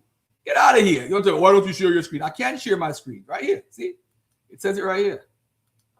I ain't got to lie to you, bro. It's right here. So here's the question. Based off of history and Bible alone, it says stop thinking, quick answer. Relax, man. Just relax. And even if whatever the AI says, how does that make whatever you're saying true? You see, this is the problem. Hold on, I just want to see what it says. That's all. Don't say nothing. The issue that I'm going to put both of y'all on the hot seat right now is you. How did you become an Israelite? Were your parents, your grandparents, your great-great-grandparents? How did you do it? Because if you want to say bloodline, show the bloodline. You could go back 2,700 years. You can't. So how you going around bragging around? I say you mad because Garfield is saying that y'all wasting y'all time. Bro, I'm around Rastas that would kill you for saying what I'm saying. I'm around them almost every day. And they telling me not physically around them, because physically they're trying to beat me up. But tell me. Let's take. I know what the Bible says. I know what the Bible says, and you know what? I'll even give you this. All the Israelites were black. I'll even give you that. And that still don't prove you are who you claim you are. It don't prove it. It don't prove it. You got black people in Australia. Are you those same people? Are you the same people? The Bible. That's fine. That doesn't make it you. It doesn't make it you, bro. Hey, point. He said the four corners of the earth. Everywhere, man. Yeah, but all right. Everywhere. How many of y'all went to Australia? It don't make it not us either. It don't make us not. Yes. But we know the people over in that land ain't. All right, okay. Let me ask you. And Garfield will never deal with that. Garfield will never deal with that. We know that. What would I never do? Garfield, you will not. Garfield, you will not go on your platform. You are not going to make a whole dissertation, a whole 2-hour class, 3-hour class, talking about Askenazi Jews. Because you know if you do, your channel's going to get a strike and you're going to get kicked off of YouTube. So don't even try. Everybody look at your phone or your TV or your computer and look at the topics of the show. Who's on the topic? Yo, these guys, y'all are jokers, man. Come on, man. Stop the gaslighting right now. Stop it. The issue is you are fake. And you can't admit it because you've put so much into this that Garfield is debunking it. This is why you call my channel and say, Garfield, why are you debunking us? Why are you doing that? You can't prove you are an Israelite, Azariah. You come on, Berida beat you up. You come on here. Where is the AI at? I'm still. Hold on a second, because nobody's going to talk over me. My AI is still loading. Let me reset it again one more time. Once it comes up, I'll show it. It's no big deal. Once it comes up, I'll show it. Once it comes up, but listen, let me deal with freezing. This man ain't proved nothing. Why they talk about the same thing every go out and come back in. Go out. Y'all can't prove nothing. Go out and come back in. Go out and come back in. All right. Now, Abel, you say you're a bloodline, right? Hello? Yeah, you say you're bloodline, right? I mean, based off of the white man science, they're saying like they're saying I have that blood. They're saying I have Sephardic blood in me. All right. So can you show the DNA? Can you get? I don't have my results on hand right now. So can you hear me? Can't you hear me? I'm out. I'm at the grocery store right now. That's why it's loud. I don't know if you're at the grocery store or not. I don't care. I'm just asking you, can you show us your DNA? When can you do that? Next time I come on. Yeah, BS, he said that the last time. Yeah, all right. And what it says as far as Sephardic, what does it say? It says Sephardic tracers. Well, see, it was through my dad's side, but I don't know if it was my dad's mother's side or if my dad's side. So that's why I don't really count it. But it said that we had markers in West Coast. Huh? It says what? We have markers from the West Coast. They say that a lot of it came from the West Coast, like Northwest Africa. And then we were taking as slaves over to the islands. And then somehow we got into, I believe, Florida. He's at the white man grocery store trusting the white man FDA. That's a good one. Yo, so are you gonna refresh the AI, or are you gonna get a new AI if that's not working? Because ain't no way it takes this long.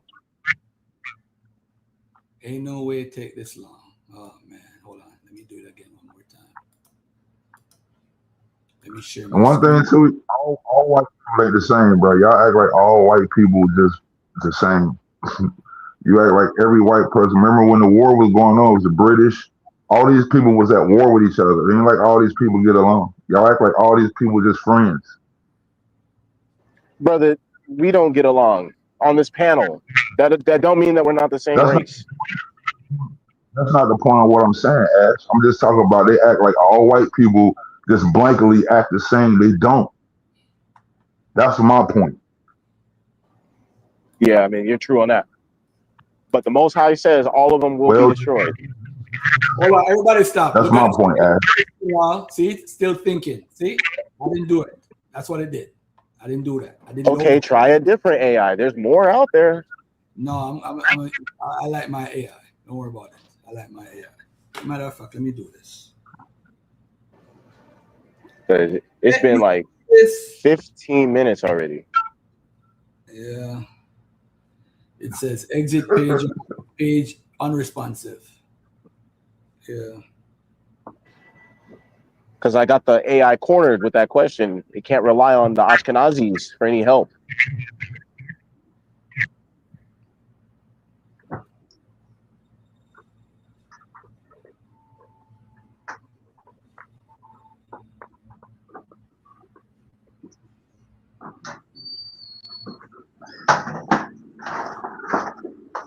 Okay, it came through. I got you. All right. This is Chat GPT AI right here. All right, so let me make this bigger so everybody could see it. Make it bigger. All right, let me read it out for everybody. If you restrict yourself to Bible, what the hell is this?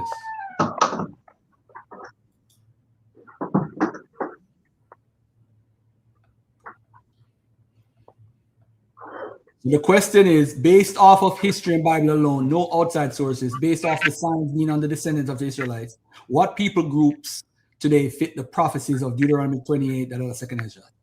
If you restrict yourself to Bible plus broad history, no genetics, no modern scholarship, you still can't honestly match Deuteronomy 28 and second Ezra to one modern people group with certainty, because the texts are not written as modern ID markers.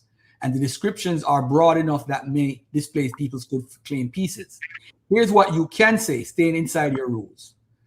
What those passages are talking about in their own world. This is part of the covenant curses Moses warns Israel about: foreign invasion, siege, dispossession, harsh rule in the Bible's own storyline. The clearest fit is Israel, 10 tribes crushed by Assyria, 8th century BC. Judah crushed and exiled by Babylon, 6th century BC. Those are the only cases where the Bible itself later says, in effect, this happened. Deuteronomy 28:68, the Egypt again verse. This is the hardest verse to turn into a clean modern ID test because it's covenant poetry language. Egypt is a symbol of bondage and ships is a symbol of bondage and ships is a mode of transport. Historically, multiple errors could be argued. Ancient deportations, later Roman era slave trafficking, but the text itself does not name a future nation or a specific transoceanic event. Second Ezra 13:40. This is a Second Temple era Jewish apocalypse. It describes the 10 tribes leaving to a distant land to keep the law. Even inside that book, it's not identifying a 2026 ethnic group. It's offering a mythic, visionary explanation of where the lost tribes went. So who fits today? If you're being strict and consistent, the only group the Bible clearly points to is ancient Israel, Judah themselves, because later biblical books portray exile as the outworking of Deuteronomy 28. If you extend to descendants, the most conservative history-only answer is Jewish diaspora communities in general, because they are historically continuous communities that self-identify as Israel, Judah across many centuries. Beyond that, multiple displaced peoples could claim parts of the language. So Deuteronomy 28 becomes too general to function as a unique fingerprint. All right? Are you happy now, my brother? So it said today. So I think you happy with that response? Can you hear me? Can you hear me? Go ahead, bro. Can you hear me? Go ahead. Okay, sorry about that. Yeah. So if you could type in, it should be a sign upon the descendants forever. My brother, I'm not doing that. It said it should be a sign. It said it should be a sign. My brother, I'm not doing that. I'm not. Fine. If you don't want to do it, you don't want to have. You don't have to do it. I did what you asked me to do, right? And what I did is I put it in regular Google AI and I put it in another AI. The other AI says something that you want to hear, and this AI says something you don't want to hear. Now you don't. That's why I wanted. That's why I wanted two different. Let me talk. That's why I wanted. That's why I wanted two different AIs. Let me talk. The point of the matter is AI can come up with different answers, but yeah. All right. Cool. All right. Breezing. Go ahead. You want to say something? Go ahead. Breezing. The only question I asked is, do we have to agree with that answer? No. We don't have to agree with his answer either that we brought out earlier. We don't have to. You see, this is the point. So if you use AI as you shape your AI. That AI system have this type of attitude. You're gonna have biases on all fronts. So that question was kind of, because he said no outside sources. This AI that I use now is giving a very specific view to the question. The other AI was more broader and didn't really answer the question specifically, because you can't. This is what we're doing, right? We're reading the book to make it apply to us today. And I don't blame African Americans or Jamaicans for doing that, because we believe in the book. And that's what we were brought up under. But again, it goes back to my point. We could all be converts and we won't have no more debates. There'll be no more debates. Because you're trying to say you are better than another person because you are an Israelite. But then when I ask you to prove you're an Israelite, you wouldn't ask the white people that. Listen, I have conversations with people daily. Whether they're white or black, my position is still the same. Same. Abraham, Isaac, Jacob, eponymous ancestors that were mythical and etiological ancestors who were used to write the story and tell you who, what, where, and why, and how. That's all. That's their purpose. Etiology. Well, Garfield, it's not that we want to be better than other people. That's not the reason why we want. We don't want to be better than other people. Relax. Let me finish. So who, what, where, why, and how. I don't think anybody is. I could adapt Judaism tomorrow. I don't have to hold to them being real. But you guys are teaching people that they're bloodline and you're better, and those people are fake. Now, you just talked about Sephardic Jews earlier. Some Sephardic Jews ran to North Africa and they ran all to Israel. Are they fake? Their descendants fake? So the problem that we're having is not that we're not doing this just so that we can be better than other people. We're doing this because we want retribution. We want our situation fixed. We want what has happened to us to happen to others. We want to be saved from the white man. What we want is our own country. What we want is our own kingdom. What we want is our own king. We want our own government. We want our own everything. And the only way we can do that is if the Most High sends his son, because there are no Negroes going to be able to overthrow the white man with nuclear missiles. You're not going to do it. So if there is no savior to come and save our people, we are permanently going to be underneath the thumb of the other nations and the white man for eternity, because they have the technology, they have the weaponry, they have everything. Once when they get this AI system, this AI grid, once when they get the eagle eye and they can just trace and monitor and everything that you do, even the things that you think, even your thoughts will be a crime in the future, we're cooked. There's no salvation for our people, bro. So the only hope that we have is that we are the Israelites of the Bible. The Son of God is a so-called Negro, a so-called black man, and he's coming with the host of heaven to destroy the white man and his empire. And the only thing that can go up against jets, helicopters, missiles, nukes, and guns are angels. Are the supreme beings in the heavens, dog. And that's why we claim that we are the Israelites of the Bible, because if we are not the Israelites of the Bible, there is no hope. None. Zero. You know what, Abel? No. Don't do that. Abel, let me just say this respectfully. I agree with you from your perspective. And the thing is, if you go to the Malcolm X movie, he made a speech when he was outside. They used to call us Negro and nigger. And he said, what Elijah Muhammad is trying to do is get us on God's side so God could find the battle. Now, ladies and gentlemen, we always laugh at the ISUPK when they said 200 million alien angels are coming to save us. You see, this is the problem. You can't fight the system that you're in, so you need a divine power to fight it for you. You see, years ago, when that brother named Rawborn gave me that book about the curse of Ham and its origins or whatever by Goldenberg, I realized why we feel despised and rejected. It's because we were always taught that we were cursed. From the caves of treasures to the Talmud, black people were cursed and our skin makes us cursed. So to fight that, how do you reverse that? Yo! What break?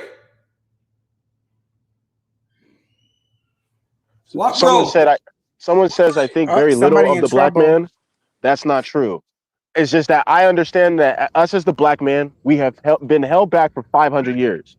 So in order for us to catch up with the other nations that have progressed 500 years ahead of us, it's impossible. They already have nuclear missiles. So hold on. Everybody quiet. Until a black man can get a nuke. Let me finish my point. I'm sorry. Let me say this to everybody that's watching. If you believe that a deity is going to come and save you, whether it's through angels, whether it's through the mothership, and I'm glad you actually brought this up because I wanted to play a video for you guys. The Nation of Islam talked about you got to be a certain height and weight to fly the mother planes. And these brothers and sisters are waiting for these planes to come so that they could drive them and destroy America. They're no different than the Hebrew Israelites. I used to believe that. So the point I'm trying to make is your faith, you're in a wait and see program. This is something that I invented. I coined the phrase, the wait and see program, where you're waiting for the Most High to come and destroy white folks or the evils. The issue that we have now is this is why people argue if heathens can be saved and Gentiles can be saved and all that stuff, because this is what attracts Azariah. It's the hatred for white folks and the governmental system that we have, which is natural for chill out, bro, which is natural for black folks who have been oppressed for so many years to feel. But it goes back to the caves of treasures when they started to align blackness with slavery. The Arabs and the Ethiopians rewrote it, and they made us the curse of Ham, which they said Ham was the son of Canaan, or Canaan was the son. Oh, I don't remember how they did it, but anyway, no, Canaan, that we were all Cushites and we were the sons of Canaan, and Canaan was cursed. So they switched up the story. So that's what gave them permission to kind of like the trans-Saharan slave trade. That gave them permission, like, yo, we could enslave these people because they're from that curse of Cush. They're Cushites. But I will say this to everybody that's listening. Your faith is what moves you. I'm not telling you to leave your faith and what you believe in. I'm telling you the reality on the ground is, the way how it looks, it's a belief. Just like the year 2000 prophecy with the ISUPK and all these groups were saying that Jesus is going to come and kill the white man in the year 2000. It never happened. These are the same. This guy is Azariah. He's not a part of a camp, but he's a descendant of that teachings. So he has been poisoned and been following a poison and a false prophet for the longest. So at the end of the day, all these teachings that he's trying to teach about the Israelites being Native Americans and Indians and all that stuff, and Arzareth and Second Esdras, this comes from British Israelism, which Arya and them copied and made into the 12 tribe chart. So they stole from the white man who is the devil and then try to bring it to us like it's a black teaching, just paint it black. So King James don't do it. Don't do it, bro. Don't do it. I made you rant, make me rant too. Matter of fact, let me put you down because you ain't got no self-control. You ain't no damn Israelite. You ain't got no self-control. You don't know how to shut your mouth. So now, ladies and gentlemen, when they talk about Jews in every country, right? Ask them, are they Jews in Australia? Are they Jews where's Judah in all those areas? Because the only Jews that went there, remember when they said it's going to be scattered all over the earth? Who are the Jews that are in Australia and New Zealand today? Because it's Ashkenazi Jews. They got there around 1800 or 18th century, I think. Where were they scattered? You remember they were going to be scattered to all places on the earth? There are places where Jews never visited at all and will never visit. So at the end of the day, it's a book that was written for the time period that it was in. But this book is so everlasting that you could apply it to today's lifestyle. So when you see a war, you're like, oh yeah, Jesus is coming back. So this is the only hope for black people. This is why I don't fight the Christian church. Because even if I agree that Jesus was a historical person, I don't think Jesus is coming back. I don't think anybody is coming back. I think Christian values are important. I think the way how we grow up is important, how we treat our children, how we teach them. But let's just keep it real, family. If Garfield wanted to be chosen, I could have joined the 12 tribes of Israel in Jamaica. They teach that they're the only true tribes of Israel. And that's their tradition. And they say it's oral tradition. I could have been that and say, hey, I'm the real Rasta, I'm the real Jude, I'm the real this. So you saying that nuclear weapons is there, you can't fight them, that's not going to happen. The only way things are going to get ready for black folks, and I said this 3 years ago, 4 years ago, and you said that what's Garfield's solution? We got to reverse the curse of Ham theology that's intertwined and used within the biblical pipeline. We got to reverse that, because everybody that goes to church, for some reason, subconsciously believe that we're from the curse of Ham. That's why we're black. They were teaching that. So you're treated accordingly by people who are in power. So they give you the name black because they think you're inferior to them and give themselves the name white, which makes them pure and righteous. So even if you look at King James and in the play that they call the Mask of Beauty, right? In the Mask of Beauty, in the mask of blackness, you are black, and for you to be winning or to be progress in life, you had to be white. And that's a play that was supervised and watched by King James. So if he was a black man, why would he support a play that said you have to be white to succeed? Why would his wife wear black in her face if she was black? If she was already black, why is she wearing blackface? And the people were offended because she and the court ladies were wearing white, were wearing blackface. For what? If you're already black, you don't need to do that. But when they made the Mask of Beauty now, to progress in life, you have to be white. She didn't need no makeup for that part. You see? So this racism have always existed within the British culture, but it's always black. That's why they call Charles II black. Black, what do you call him? Black, whatever they call him, black this, black that, whatever. I mean, black, tall black man, tall, dark, and handsome was a white man. Well, yet we mix it and then we see all these dark and swarthy words and say, oh, he's black, and don't understand the culture. You got to understand the culture. That's why I had to go to England. I had to understand the culture. And listen, I had conversations with white folks, and they're telling me why this neighborhood is called Black Bitch and all that stuff. And I'm like, yeah, man, they got a neighborhood called Black Bitch. Is it because the people there are black or the women are black? You know, but we take all these teachings and we incorporate it. And let me tell y'all something. Nobody's coming back to save you, man. You got to find your niche and face the fact you're going to be living with white folks for the rest of your life. So you teaching people that, oh, the white, you gonna come back and kill the white man. Ain't nobody gonna die, bro. Who's gonna kill them off? You gonna die before them. And that's the crazy part.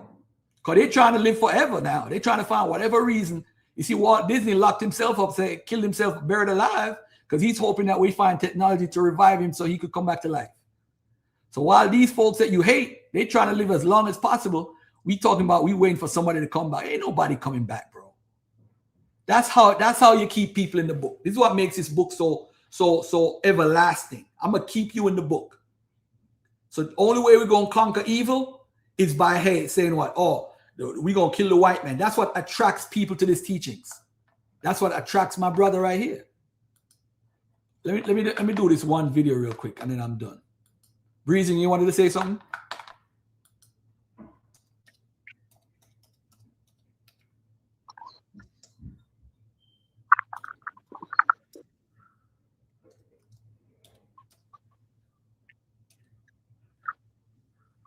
All Israelites don't feel that about white people, that and hate white people. You know what I'm saying? That's why I say you make blanket statements sometimes. Everybody that believes the faith don't believe that. And it's not, and it's like I say, it is a bloodline. It's not a religion. That's why I say, so yeah, I believe a lot of your views are a lot biased. Towards the One West, right? Towards the One West. Okay, I got you. You see, I agree with you. My views might be biased to One West. Look at this right here. Look at this right here, family. Look at this right here. I don't have no hatred for nobody, man, because that's really when you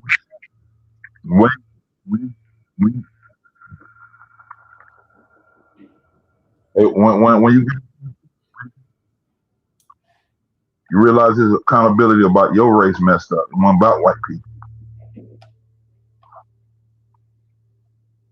Hold on. Hold on, I'm playing a video. Oh, my fault. God is going to send his decree in these last days, and that is to totally annihilate America. America will be blown off the face of the earth by the year 2000. It's talking about Judgment Day. Christ is coming back on the white horse. And he's coming back. He's going to take down the white man, the Edomites.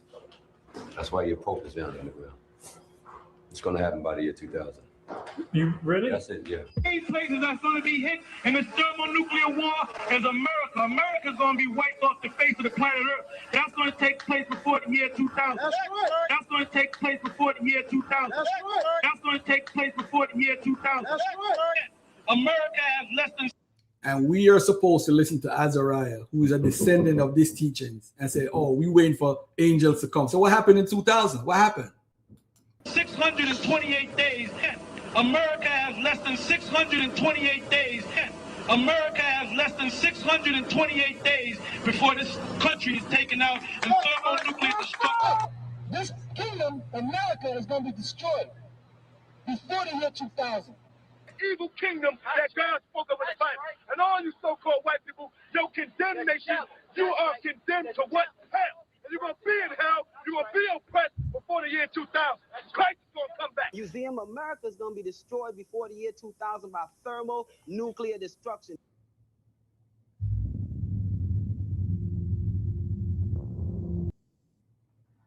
Yep.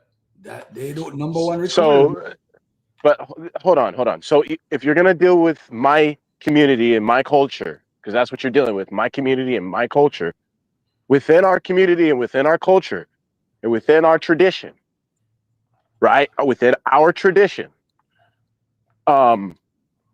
just because a man proclaims that he is a prophet, that doesn't mean that you're supposed to believe him. So within our community, you have true prophets and then you have false prophets. All you've demonstrated is that they gave a false prophecy of when the events would take place. But the intrinsic things that they're saying, like thermonuclear destruction to America, that is prophesied to happen and that will happen. Where's that prophecy? Where is it? Yeah. It's all throughout the Old Testament and the book of Revelation. Thermonuclear weapons? Where's that at? Show yes, thermonuclear weapons is in the Bible. In the Bible, they're called stars. They're called stars. All right. Well, So I'm good. All right. So let's go to Revelation. So since y'all want a Bible lesson, I'm so glad that you asked. Let's go to the book of Revelation. You got it on your screen, Garfield? No, I'm actually looking at something right now. Oh, go ahead. And in order for us to have this conversation, and Garfield, mainly for you, because I want you to be the adult in the room. The other brothers on the panel, they may not be able to be mature enough to have this conversation. How you know in order that? for us to have this conversation, we need to understand the time when these men lived. Verse. That's all we need. Hold on. We need to understand the time when they were alive, and we need to understand that when they're giving prophecy, they're explaining things in the future, and they have no idea what they're looking at. They don't know what a helicopter is. They've never seen a car before. So for someone to explain what a car is, who's never seen one, that's what you have to understand when you're reading the Bible. So now that you have that understood, now let's go to Revelation chapter 17. Hold on. Let me get it. Hold on 1 second. Let me get it right now. We got to be on the same page. Revelation. Because if you saw in the future, 2,000 years, Revelation 17, Revelation chapter 17. Verse what? We can start at verse 1. But again, if you saw a helicopter, 2,000 years ago, you're not going to know what it is. That's why even when you deal with tribes who are isolated away from technology, and you introduce you introduce technology to them, they don't know what it is, and they try to explain it. They actually did an experiment with this, where there was a tribe on an island that was separated from humanity. They saw a helicopter, some troops. The troops landed on the island. The people came out. They worshiped them as gods. Then once when they left, they started making little figurines of helicopters, and they started worshiping the helicopters. So I'm just saying that just to say that when you come into contact with something that you don't understand, you're going to try to convey it in the best way that you can. All right, with the things that are around you. So when you go to Revelation 17:1, go ahead, read that. I can't see it. It's not on the screen. I don't know what's going on with the system. It keeps resetting and kicking me out off StreamYard. All right, there you go. Can you see it? It's kind of small. You might have to be the reader. So Revelation 17:1. There came out one of the seven angels which had the seven vials and talked with me, saying unto me, Come hither, I will shew unto thee the judgment of the great whore that sitteth upon many waters.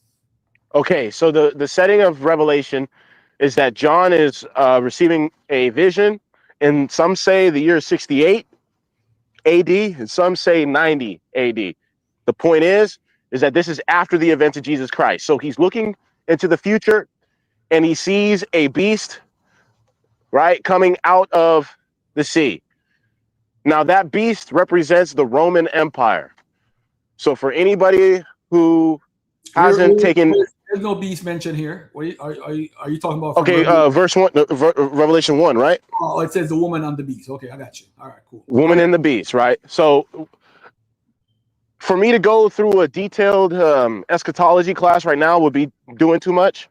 Just point out. So I'll just tell you. I'll try to break it down quickly, and then it's up for you to research it later.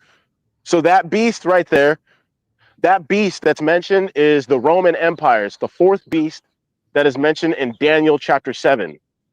And Daniel sees only four beasts, and then he sees the return of the Messiah, and the Messiah destroys the fourth beast. So that means that the beast that John is seeing, because John comes after Daniel, the beast that John is seeing is the same beast that Daniel saw, which is the Romans, the European powers. And you see a woman that sits upon it, that's riding upon it.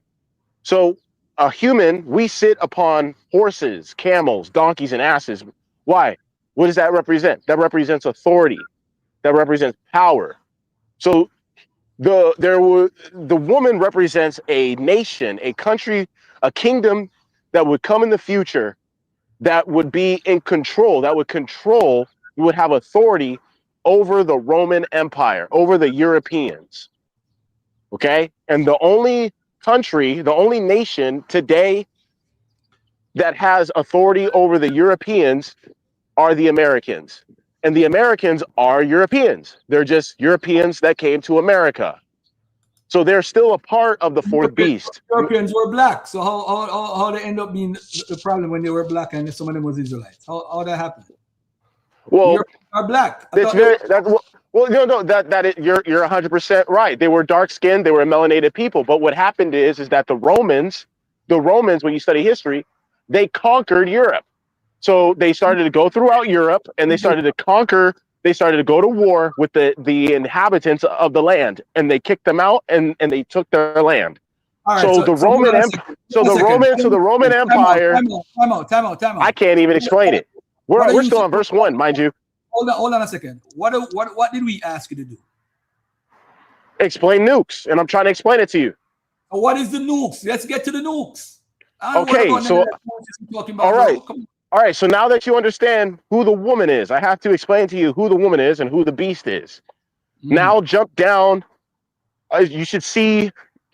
It should maybe verse 15, 16, 17. It should say that the 10 horns shall hate the whore. 10 horns shall hate the whore. Yes, it's right here. And the 10 horns and the beast that you saw will hate the prostitute. They will leave her desolate and naked and will eat her flesh and burn her with fire.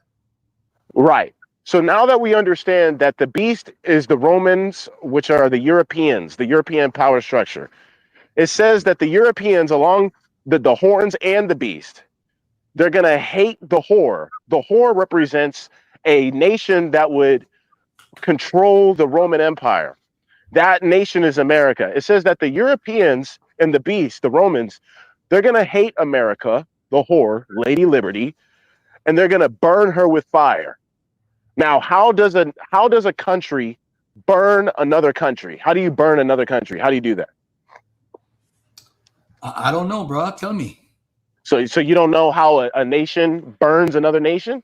I have no idea, brother. Teach the teacher. Okay.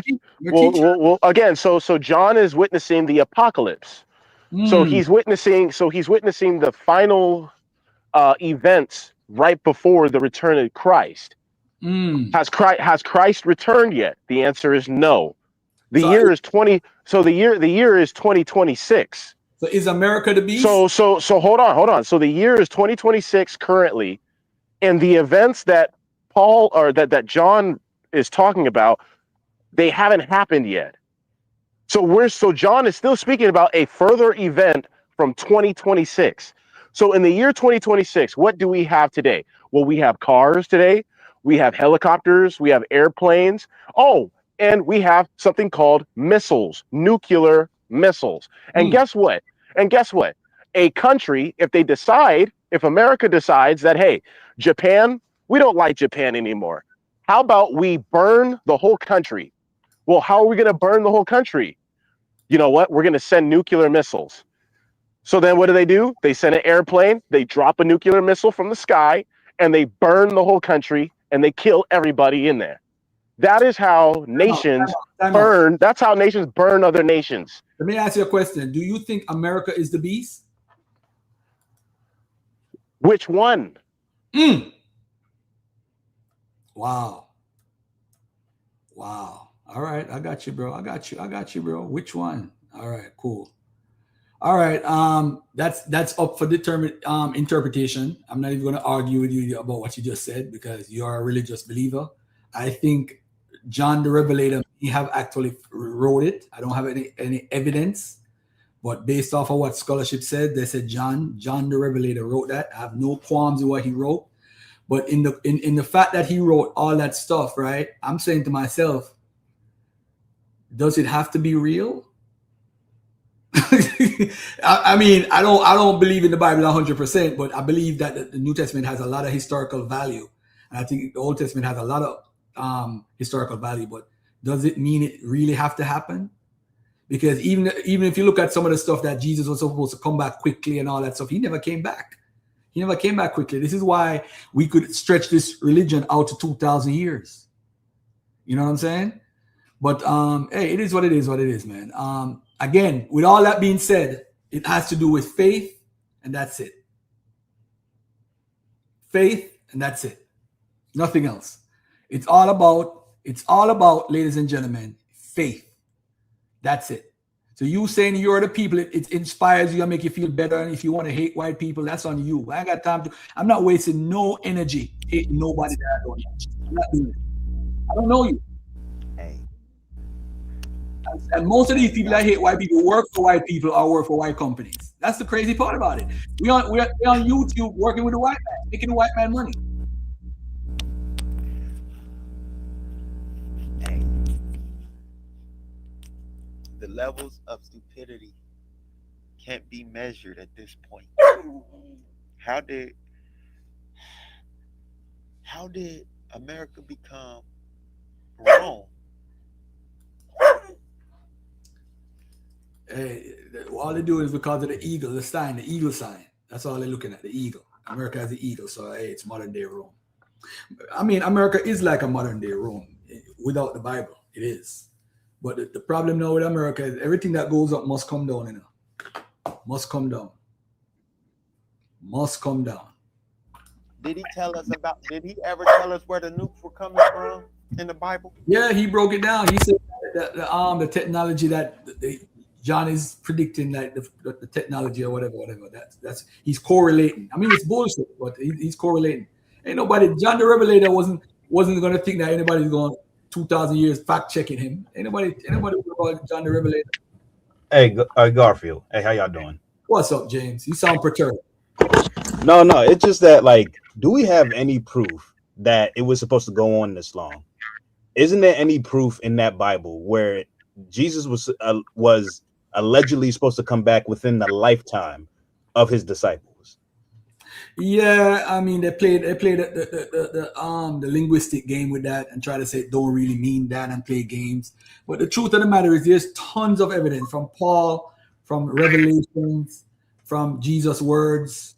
They were expecting him to come back. And what happened is, what made Christianity what it is that there's some words in there that you could say, hey, it's an open-ended thing, meaning that it could last forever. That's why I said, everybody, 500 years from now, people are going to claim the end of the world at that time period too. And then when wars happen, they're like, oh, the Bible mentioned the rumors of wars. So they jump, everybody starts, hey, churches are packed right now. You know?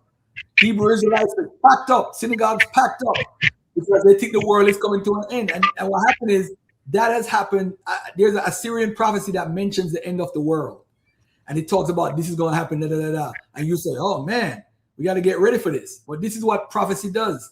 Prophets in the Bible serve a purpose for the time period that they live in, not for 2,000 years later, not for 3,000 years later. We're talking about what Ezekiel said and whatever what said. I'm just laughing because if I point out a false prophecy with Ezekiel, oh, that's supposed to happen in the future. No, it's supposed to happen with Nebuchadnezzar in Egypt. Not supposed to be the future. But then they say, oh no, Nebuchadnezzar is really Trump. And this is supposed to happen and America and Egypt. You know, it's all this ring a rosy for a belief. This is why, listen, I'm challenging every Hebrew Israelite where I see them, man. Because what you believe, you can't show that on paper, bro. You can't show it. You see, I asked earlier, right, about the Jews in West Africa. I noticed the conversation changed when I talked about Anansi stories and all that stuff and show and prove who you are off the ship.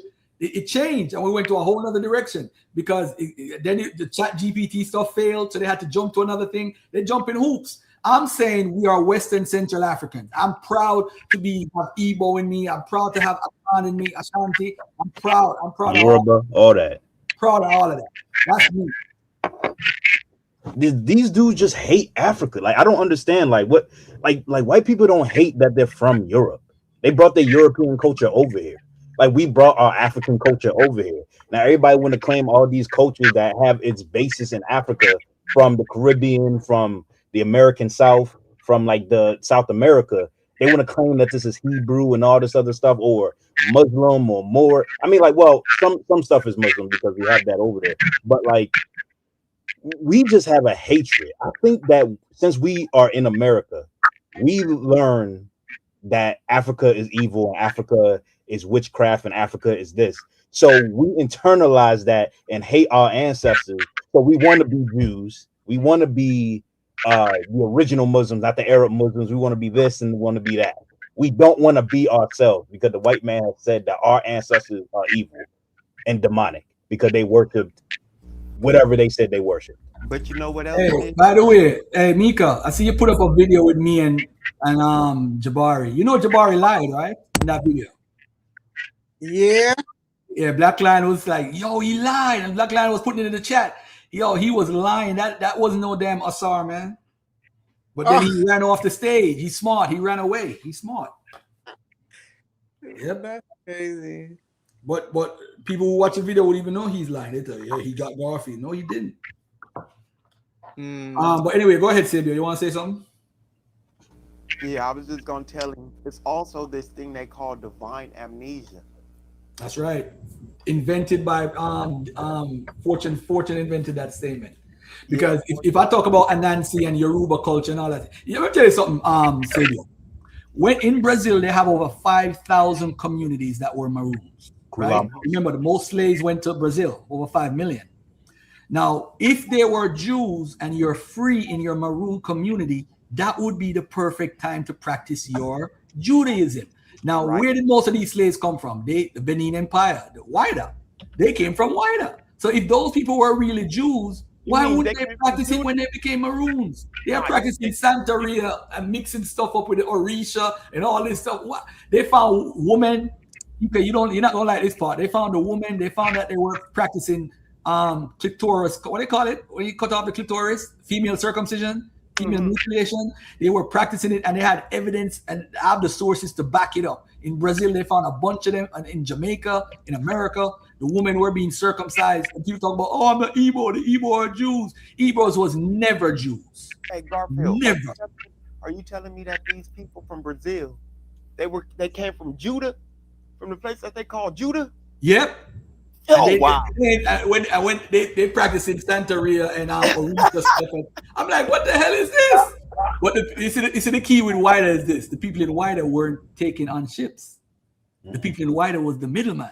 But what happened is the homie got greedy. The homie, all right, let me tell you all this. If you know anything about the drug game from a movie, because I don't know nothing about the drug game, you have the guy who is the supplier, you have the guy who is the connect, and you have the workers. So what Wida was is Wida was the worker, right?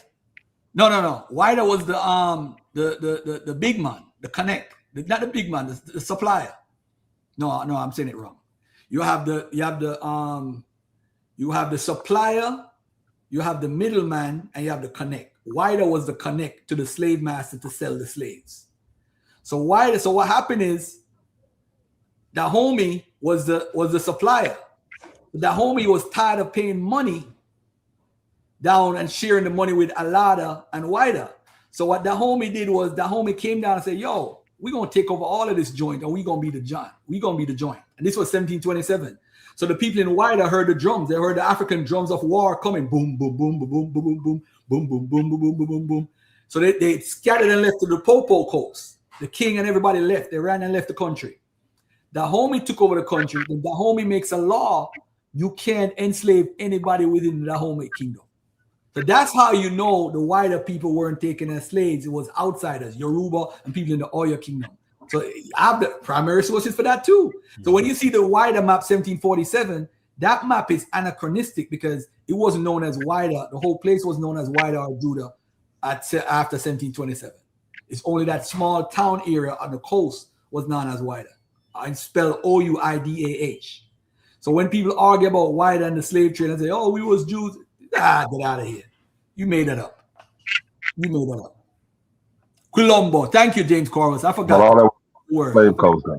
Go ahead, Hebrew. Go ahead, my brother. Breezy.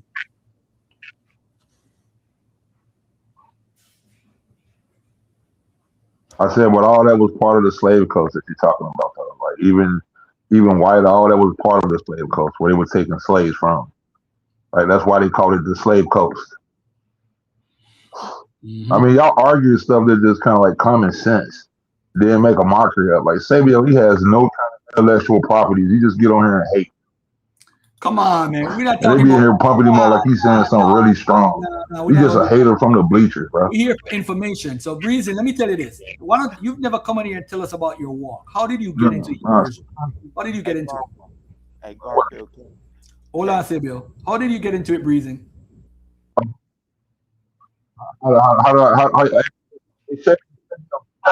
Shut up, Sabio. Sit down, boy. Nah, anyway. Sabio like that, bro. No, I gotta put you down. You can't talk to Sabio like that. You can't talk to Satan like that.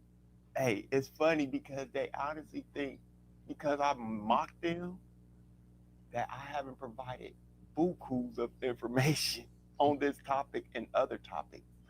Hey, you sent me a video. Did you send me the Dimona video? Dimona video, the Israelites in Dimona. I need to do a whole video on this. Let me tell y'all something, man. That was me. Oh, that new video, the one that was from that what do you call it, that Decoded or whatever, that Jewish thing. No, the one that they got bombed. They got bombed by Iran. Oh, for real?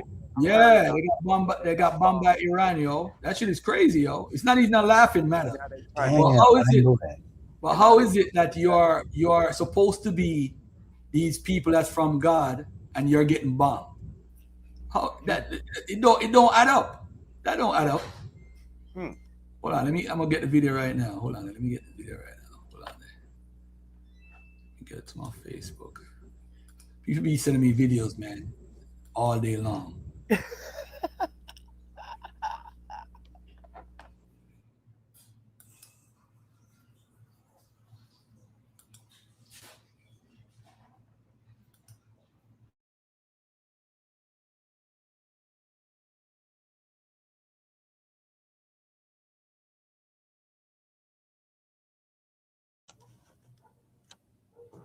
They do have bomb shelters though, so they have some type of protection.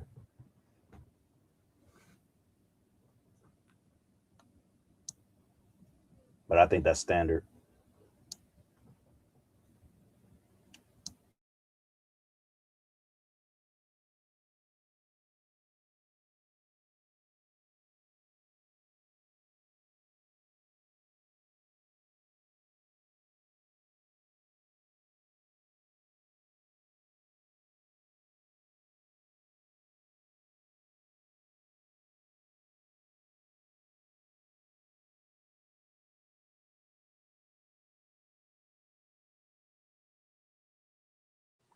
It looked like Garfield fell off again.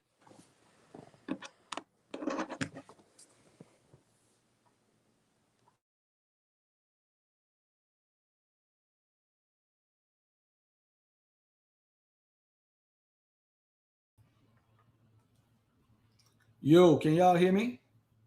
Yep, now we could. Yeah. Let me get this. I gotta find this. Was it you that sent me that video? No, it wasn't Sabio. He sent me so much videos, man.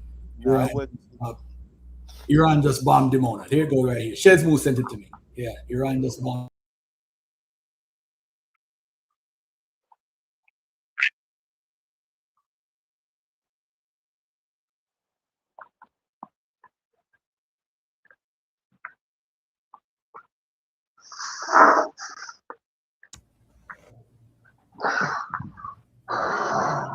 I just don't like him, man, because he always got something ill to say. Hey, Brother Breezen, what do you follow when it comes to Hebrewism? Are you one West?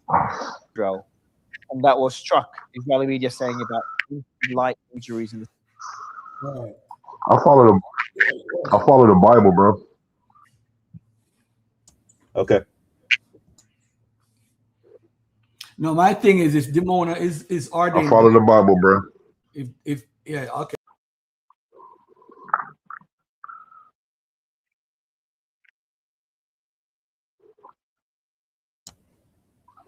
The whole Old and New Testament?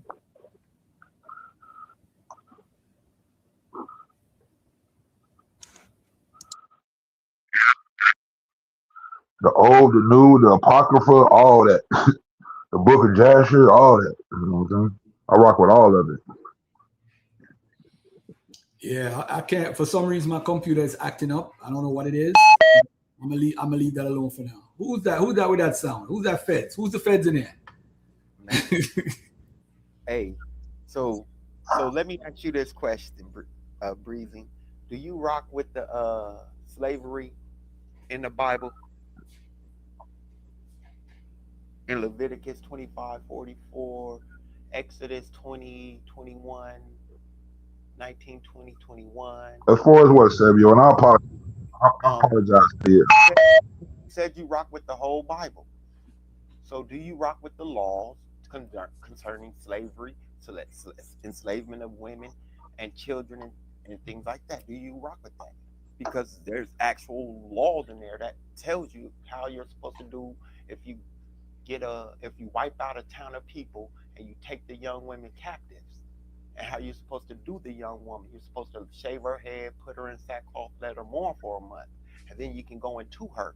But if she doesn't please you, you're supposed to let her go. You rock with that? Let's get nasty.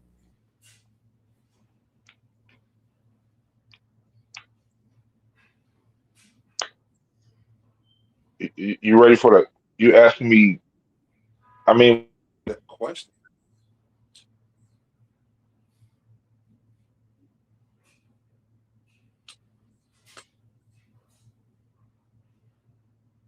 Hello? Yeah, go ahead, bro. You want me to re-ask it? Hey, I gotta address this Judaism is culture vulture. Let me say this to everybody that's watching. You are a part of the Judaism family. Hold on, Breezy. You are a part of it. Anyone that picks up a Torah today, you better commend the Jews, because the King James Version stems from the Masoretic text. So the Jews and Judaism is what preserved this.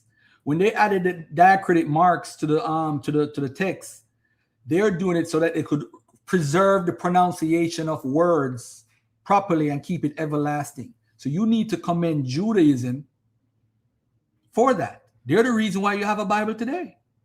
So we have the Septuagint, and you have the Samaritan text, and you have Dead Sea Scrolls, and you have some other texts. But right now, if you look at all of them, the King James didn't come from the Septuagint. The Masoretic text is what shaped the Old Testament that we see in the Bible today. So Judaism, who is preserving it? It wasn't you or your ancestors. It was people who developed what's called rabbinical Judaism. So we could discount Judaism all you want, but you wouldn't have a Bible or a structure without Jews, no matter what they are, brown, light, red, blue, black, whatever. They preserved it after 70 AD. Shout out to Rabbi Hanassi.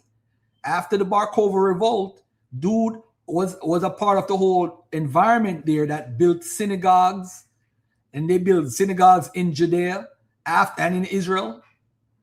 So I don't know if you guys lack the history lesson to know what really went on, how you got a Bible today. I think Priest Daniel would be the best person to do that. He's very good when it comes to that. Him and Yawasap, they're very good with the Bible history. But I'm gonna tell y'all this right now. What's up, Mika? No, I said Priest Daniel is running. He's scared. I'm calling him out. Oh man. Hey, I see you made a comment about King James and he laughed at it. Let me tell y'all something, man. If you want to know if King James is black, all you got to do is just go what the Hebrew Israelites teach and just fact check what they teach.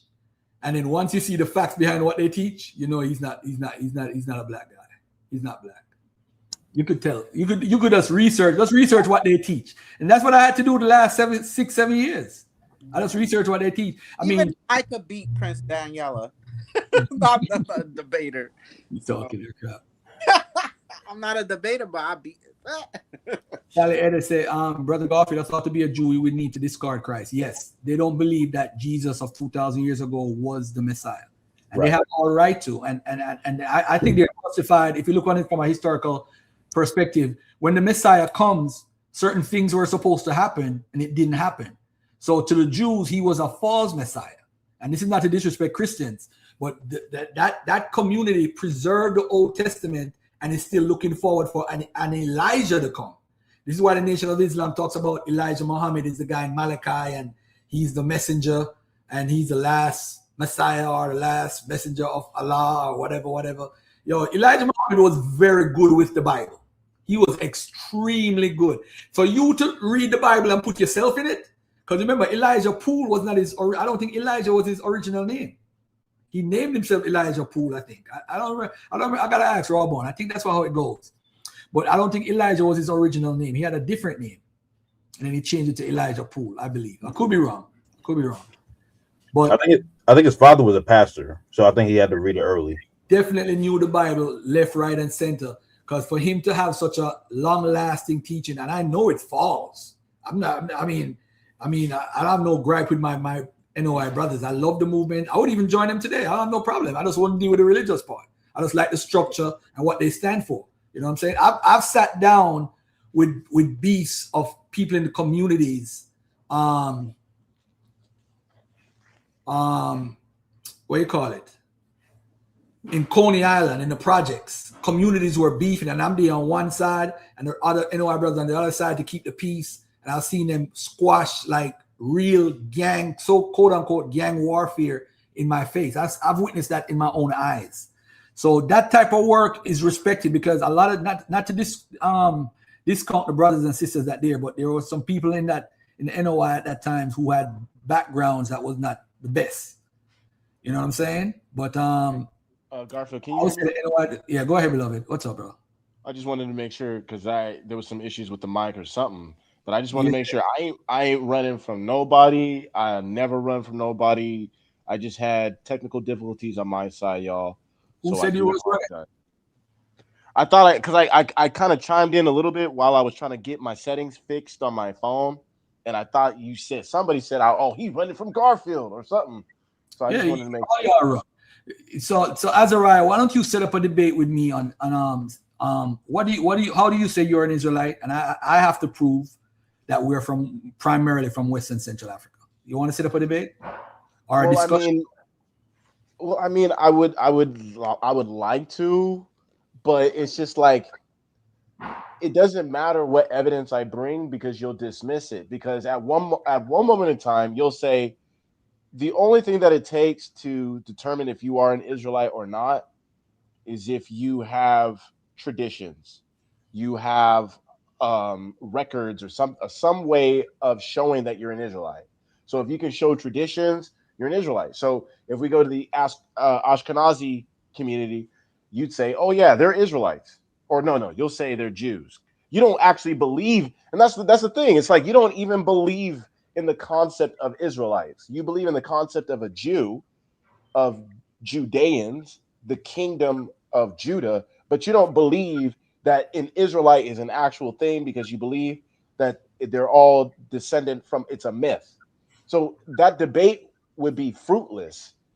But it's like, even if I could show that there are traditions being kept in West Africa, such as circumcision, and eating kosher,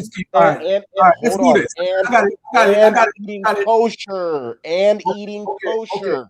Even if I show them having dietary law, that wouldn't be enough for you. Time out. More than that. You know what? Let me help you out. There were Jews in West Africa. I could bring up the book right now that were practicing kosher laws. They had a kashrut, which is the butcher, to make sure the meat is right, and they were living kosher. You're trying to say that they're not black. You're trying to say that they're not Negroes, though. No. All right, let's say they are black. Let's say they are black. All right, let's say they are black. All right, let's say like this. No. Azariah. I want you to put it like this. No. Put it like if they were to be identified today, Azariah. Call them black people, right? Azariah. I don't care what color they were, right? But listen to this. Let's say they are black, like they're me and your color, right? We do have records in Peter Mark's book of Jews practicing. We have their names, the Koshu family. We have Enriquez. We have Da Costa. We have their names. We have the Muslims coming over. The Portuguese coming down and asking the Muslims, why y'all giving these people the right to practice their religion? We have the records. It's in books. We got primaries. Nobody says that's impossible. That didn't happen. I agree with you. The issue is, did those people go on the slave trade? That's the issue. So if we find that's one thing I want to talk to you about. Two things I want to talk about: circumcision and those people that were eating the stuff. Because what I'm gonna do is I'm gonna put the source on the screen. Damn, my computer's acting up. I'm gonna put the source on the screen. I'll try to and show you that the people were practicing Judaism and actually mixed it with some African religion too. And the African people there actually was practicing a form of Judaism too. They were mixing up the religions. And then Now, I want you to show me those particular people, what era they were, and how they got on the slave trade, their descendants. That's it. That's simple, bro. That's great. You know what, and you know what, that's a good proposition, and you know what, I'll take you up on that. Let's do it right now. I'm free. As I do that though, I just want to get a concrete answer from you. Are you saying, for the record, are you saying that there was not one Jew, an Israelite man, there was not one a Judean man that went on that ship as a slave? There was not one that went on the ship as a slave, because Jews did do hitchhiking on the ships. So Jews because were, how I'm looking, because I'm going to explain to you how I see history. You have a lens, I have a lens, and I want to show you my lens. I respect. You know what? I respect. Not from a debate, not from an adversary, because you're not my adversary. You're my brother, and I want you to come on this side. So I want to be chosen. I want to be chosen. I want to be chosen. So hey, let's do it. Let's break it down this way. Let's do it easily. Those Jews that you're talking about that practice Judaism, are you talking about the two communities in Senegambia? To be honest with you and to be forthright with the community, I don't know. I'm going to be honest. I'm not that well read. Most likely what's going to happen, Garfield, I'm going to go to my AI and I'm going to ask for sources. I'm going to ask, show me books, show me sources, show me academia. That's all I'm going to ask for. Show me academia, show me sources where it says Jews or Israelites were in the west coast of Africa prior to 1492. No, well, to be real. To be 100% honest, that's what I'm gonna do, and then it's gonna show up. All they're gonna show is the Arabic sources. But listen. These are assumptions from the 1650 and up. But the point is, I'm trying to tell you, we do have documentation of where the people in West Africa come from, and their documentation don't say anything about any Jews, which is Paulo Marias Fares source, which I've been using the last couple of weeks, right? Now, let me ask you this, and I respect the fact that you said that you're not well read. What I'm saying to you is, there are communities after 1492 that we have from the Portuguese. You don't have nothing prior? You have nothing prior? What we have is hearsay sources and second and third hand sources saying this community is this or this place is this. And the hearsay sources would be like that guy, not Prester John, the other guy. Not Eldad Adonai. Eldad. There was another guy though. It starts with a P. Prester John? Prester, was that?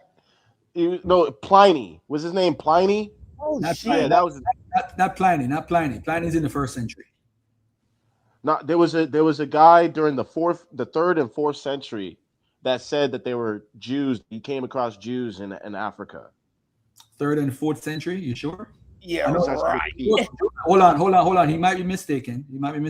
I know Josephus. Let me help you out. I know Josephus mentions that some of the tribes went into Afrique. I think some scholar said that they went into Afrique, which is referring to Tunisia. I think it was Pliny. I ain't gonna lie. I think it was Pliny, and I might be getting my dates mixed up. But Pliny the Elder, because there's Pliny the Elder, and then there's Pliny like the Younger or something like that. Yes, sir. But there's a certain Pliny that says that they were Jews. He says something that they were Jews in Africa. Okay, all right. I'm gonna or that they were black, or he might have said that the Jews were black. I might be getting my sources mixed up. No, I don't know.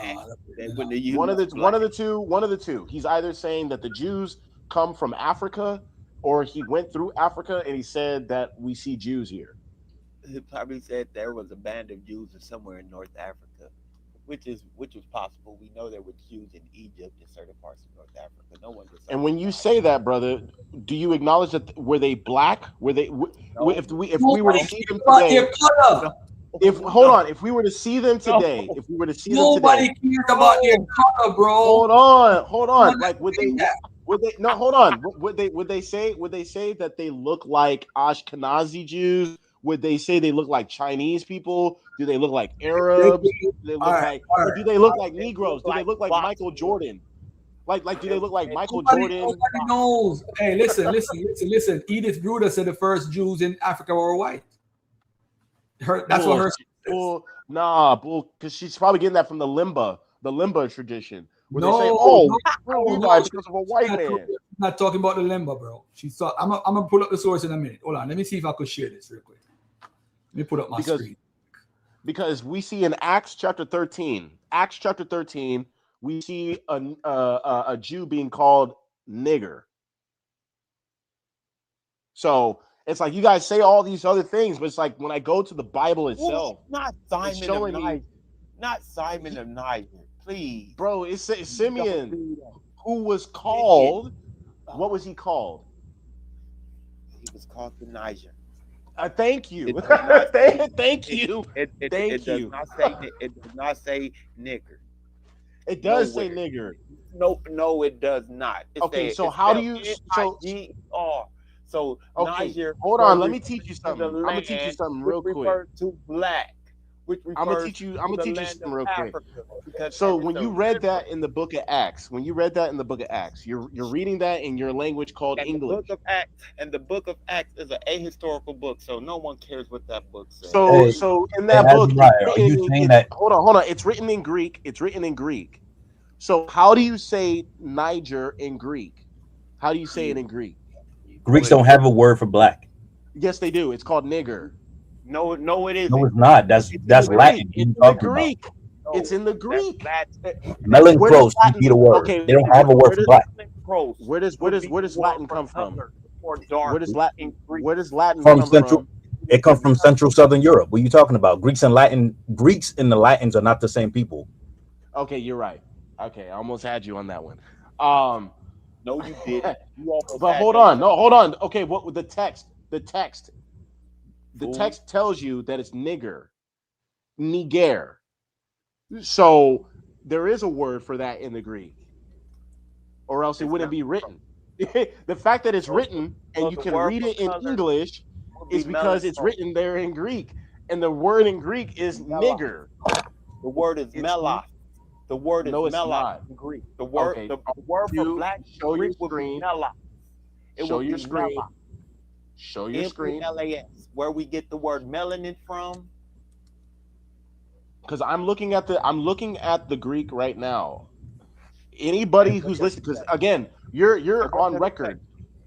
Hold on, you're on. But brother, how about this? People will be able to rewind it, pause it, over and over again. Hey, brother, if it says black, right? How do you know that's referring to us? How you know it's not referring to somebody that was over there in India who got the same skin color as us? Hold on. How you know they ain't referring to other groups of people? Let's not move the goalpost. It's not moving the goalpost. You're making an assumption that is referring to people who came from Western Central Africa. The brother said that the word nigger is not even there in the first place. So we have to deal with that. We have to deal with that first. I said it's Niger. The word Hey, is Niger. hey, I gave Mika. Hold on a second, Azariah. Mika, I gave you an article on this, man. Why you ain't debunking him, yo? What's popping? You can't debunk it. It's in the you can't. The word Niger means black, but it's actually used as a surname according to the Blue Letter Bible. So it could be just like Mary Magdalene. Magdalene according to who? The Blue Letter Bible. Oh, and that's just one of many, correct? Yeah, but it has. Hold on a second. Does the Blue Letter Bible says it's a surname? I could demonstrate to you. I could demonstrate to you live why I hold to that position, but I can't share nothing on my screen. I don't know what's going on with my computer today, yo. I know we're still waiting for that. The Greek word melos means black, dark, or sooty. It is a primary adjective used in both ancient and modern Greek to describe the color black, dark complexion, or dark hair. It also forms the root for words like melanin and is the source of the first part of the word melancholy. All right, so again, the word melos would be used for Simon or Simeon if it was written in Greek. It would be Simeon the Melos. Sabia, hold on. I'm about to cut him on it. No, let me cut him. No, let me cut your friend. He needs to get destroyed. No. Don't worry about that. Sabia will destroy you.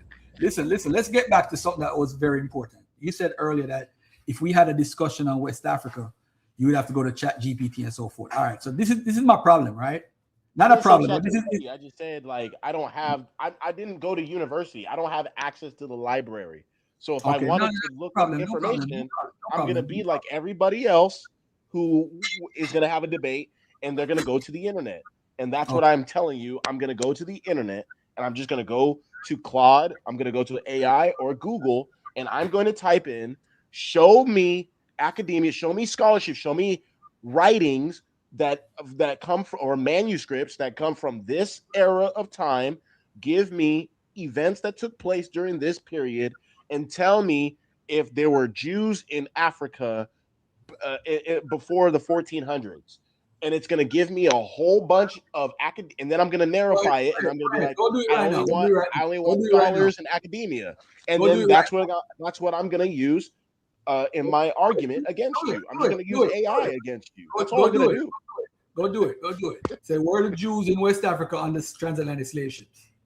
And what I'm showing you is that anybody can do this. So just because Garfield, he has access, he has access to books that most of us, we don't have. But how do you get to where Garfield is at? This is how you do it.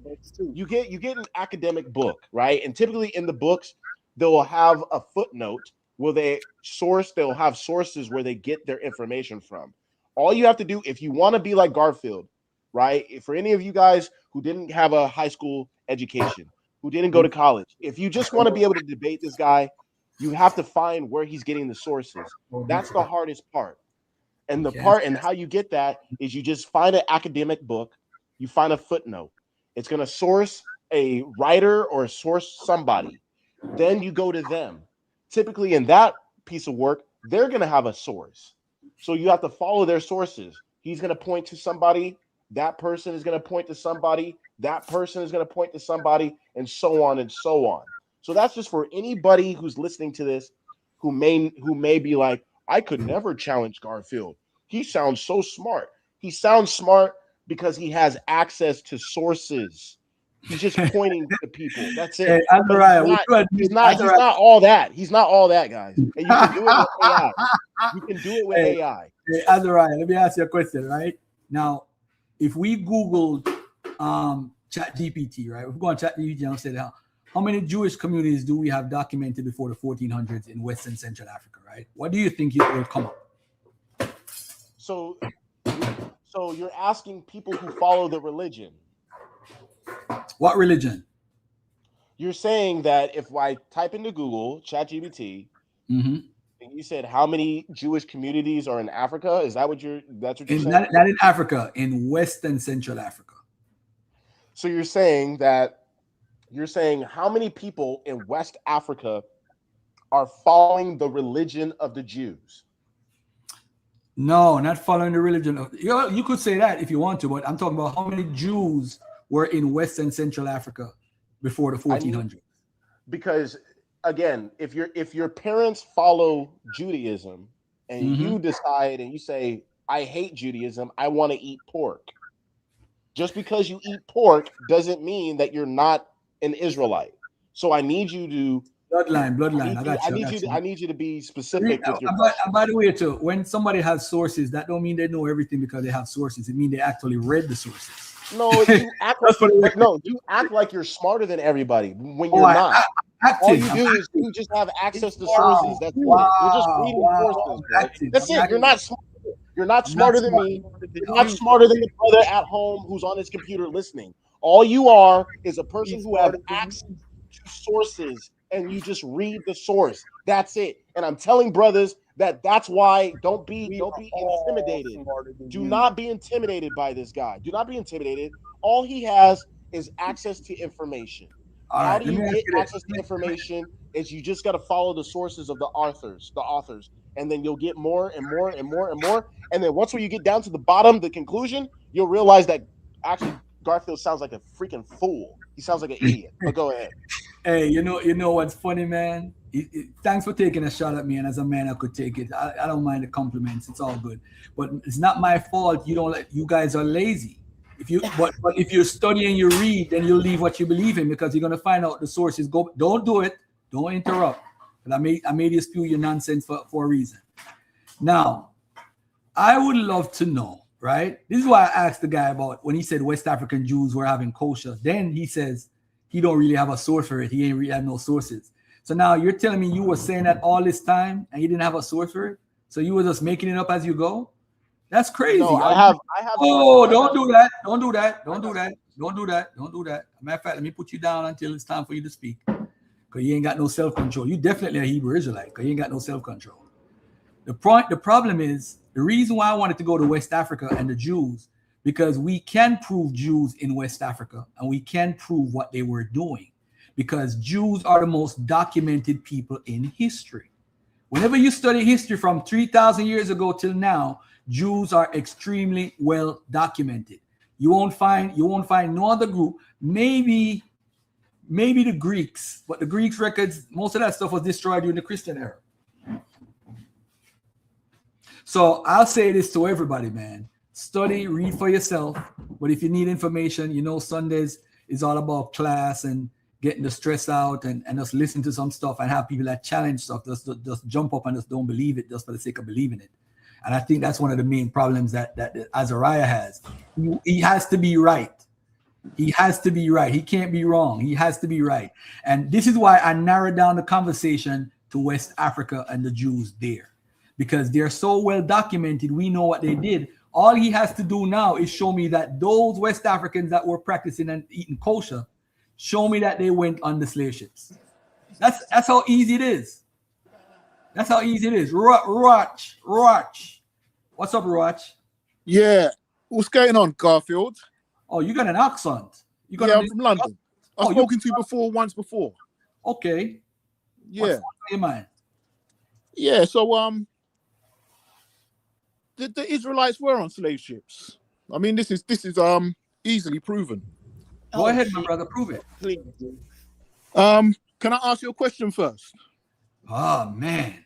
If you don't mind. I hope I'm smart enough to answer, because I just heard that I'm stupid and a fool. But I didn't say that. I know you didn't say that, but it's on the record though. I can't delete it. All right, so I wanted to ask you, in your research, and your knowledge, yes, sir. Who would you say are the Israelites? I'd like to just tie you down on that. Who are the biblical Israelites? And then I believe they're the people of the transatlantic slave trade. Biblical Israelites is kind of a people that was come from Jacob, right? Because that's the storyline that they tell in the Bible. Abraham, Isaac, and I know that. Sorry to cut you. I'm just like. Sorry to cut you, bro. Sorry to cut you, bro. Just I know all of that, yeah. Just do you believe that the Europeans that are in Israel today are the biblical Israelites, or are the people of the transatlantic slave trade the biblical Israelites? Are the Israelites black people or white people? What's your stance on that?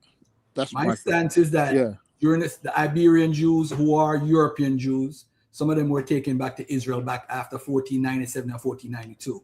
And actually, we call the Maghreb Jews, who are in Morocco, Tunisia, Libya, and somewhere in Egypt. Some of them migrated back to Israel. Whether they're light-skinned or look like Caucasian, or if you believe Askenazi Jews have a tradition that goes back to Jews. When I mean Jews, I mean Judeans. They could trace, some of them could trace their family history based off of records all the way 1,500 years ago.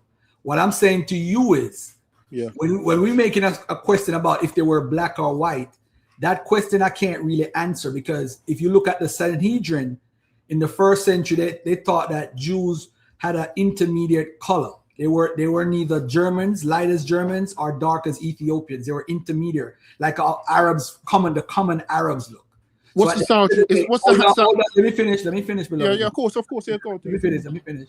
So what happened is today we fall for this whole thing that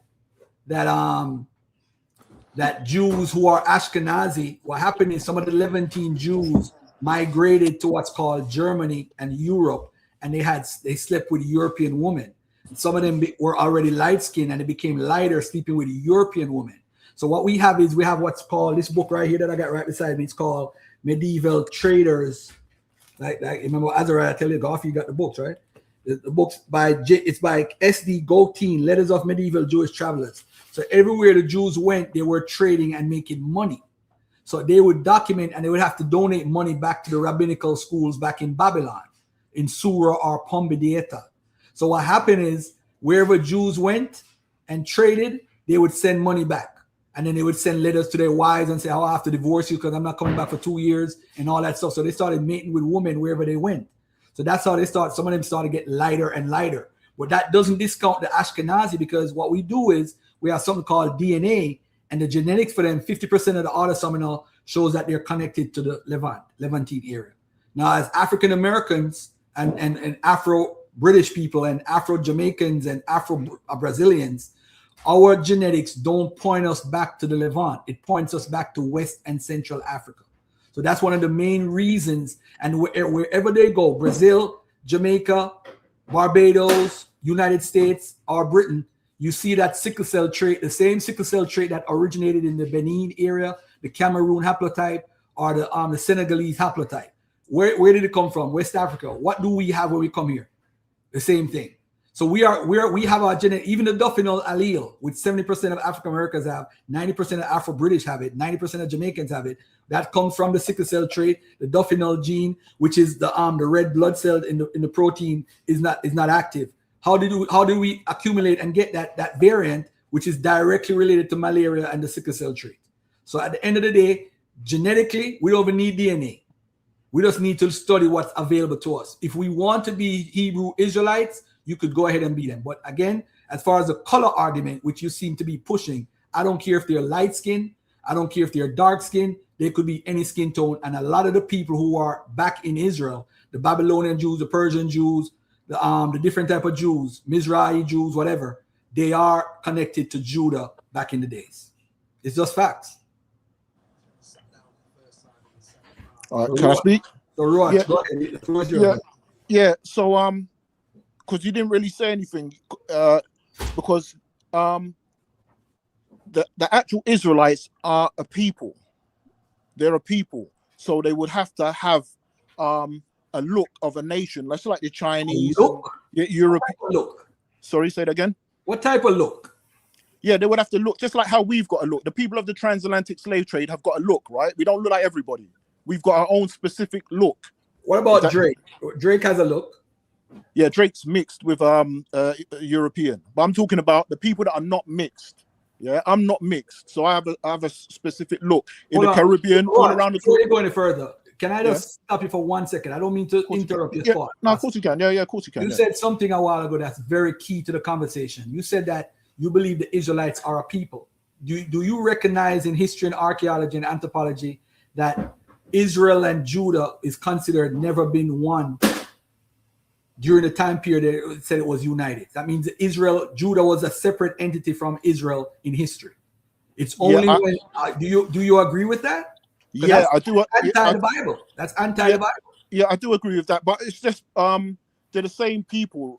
Just like say for instance, the people in Australia, they're the same people as the people here where I am in the UK, but they're just in a different place. They look exactly the same names. They're exactly the same people. What, the Aboriginal people? No, they don't. No, the Europeans. The Europeans, yeah. Oh, okay. You see the flag that flies over it. They've got a British flag that flies over Australia, showing you exactly who they are, right? And they've got exactly the same flag here where I am. They're the same people, and they're miles away from each other. Everyone knows they're the same people. Same with the Europeans in America, Trump and all those guys. Biden, they're all from here. They're all from Europe. Even the places in America is all really named after Europe. Boston, New England. You can go on and on. You know, Birmingham, Alabama. You can go on, and most of the places. Hudson River. Can anybody on stage share their screen? Can anybody share their screen? Because I want to share something with the brother.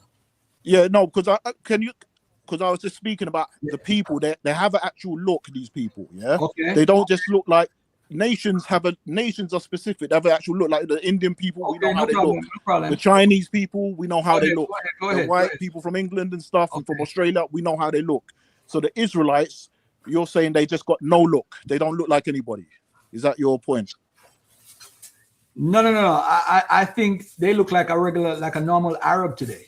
I mean, if they look, they could be dark, they could be light. It doesn't matter.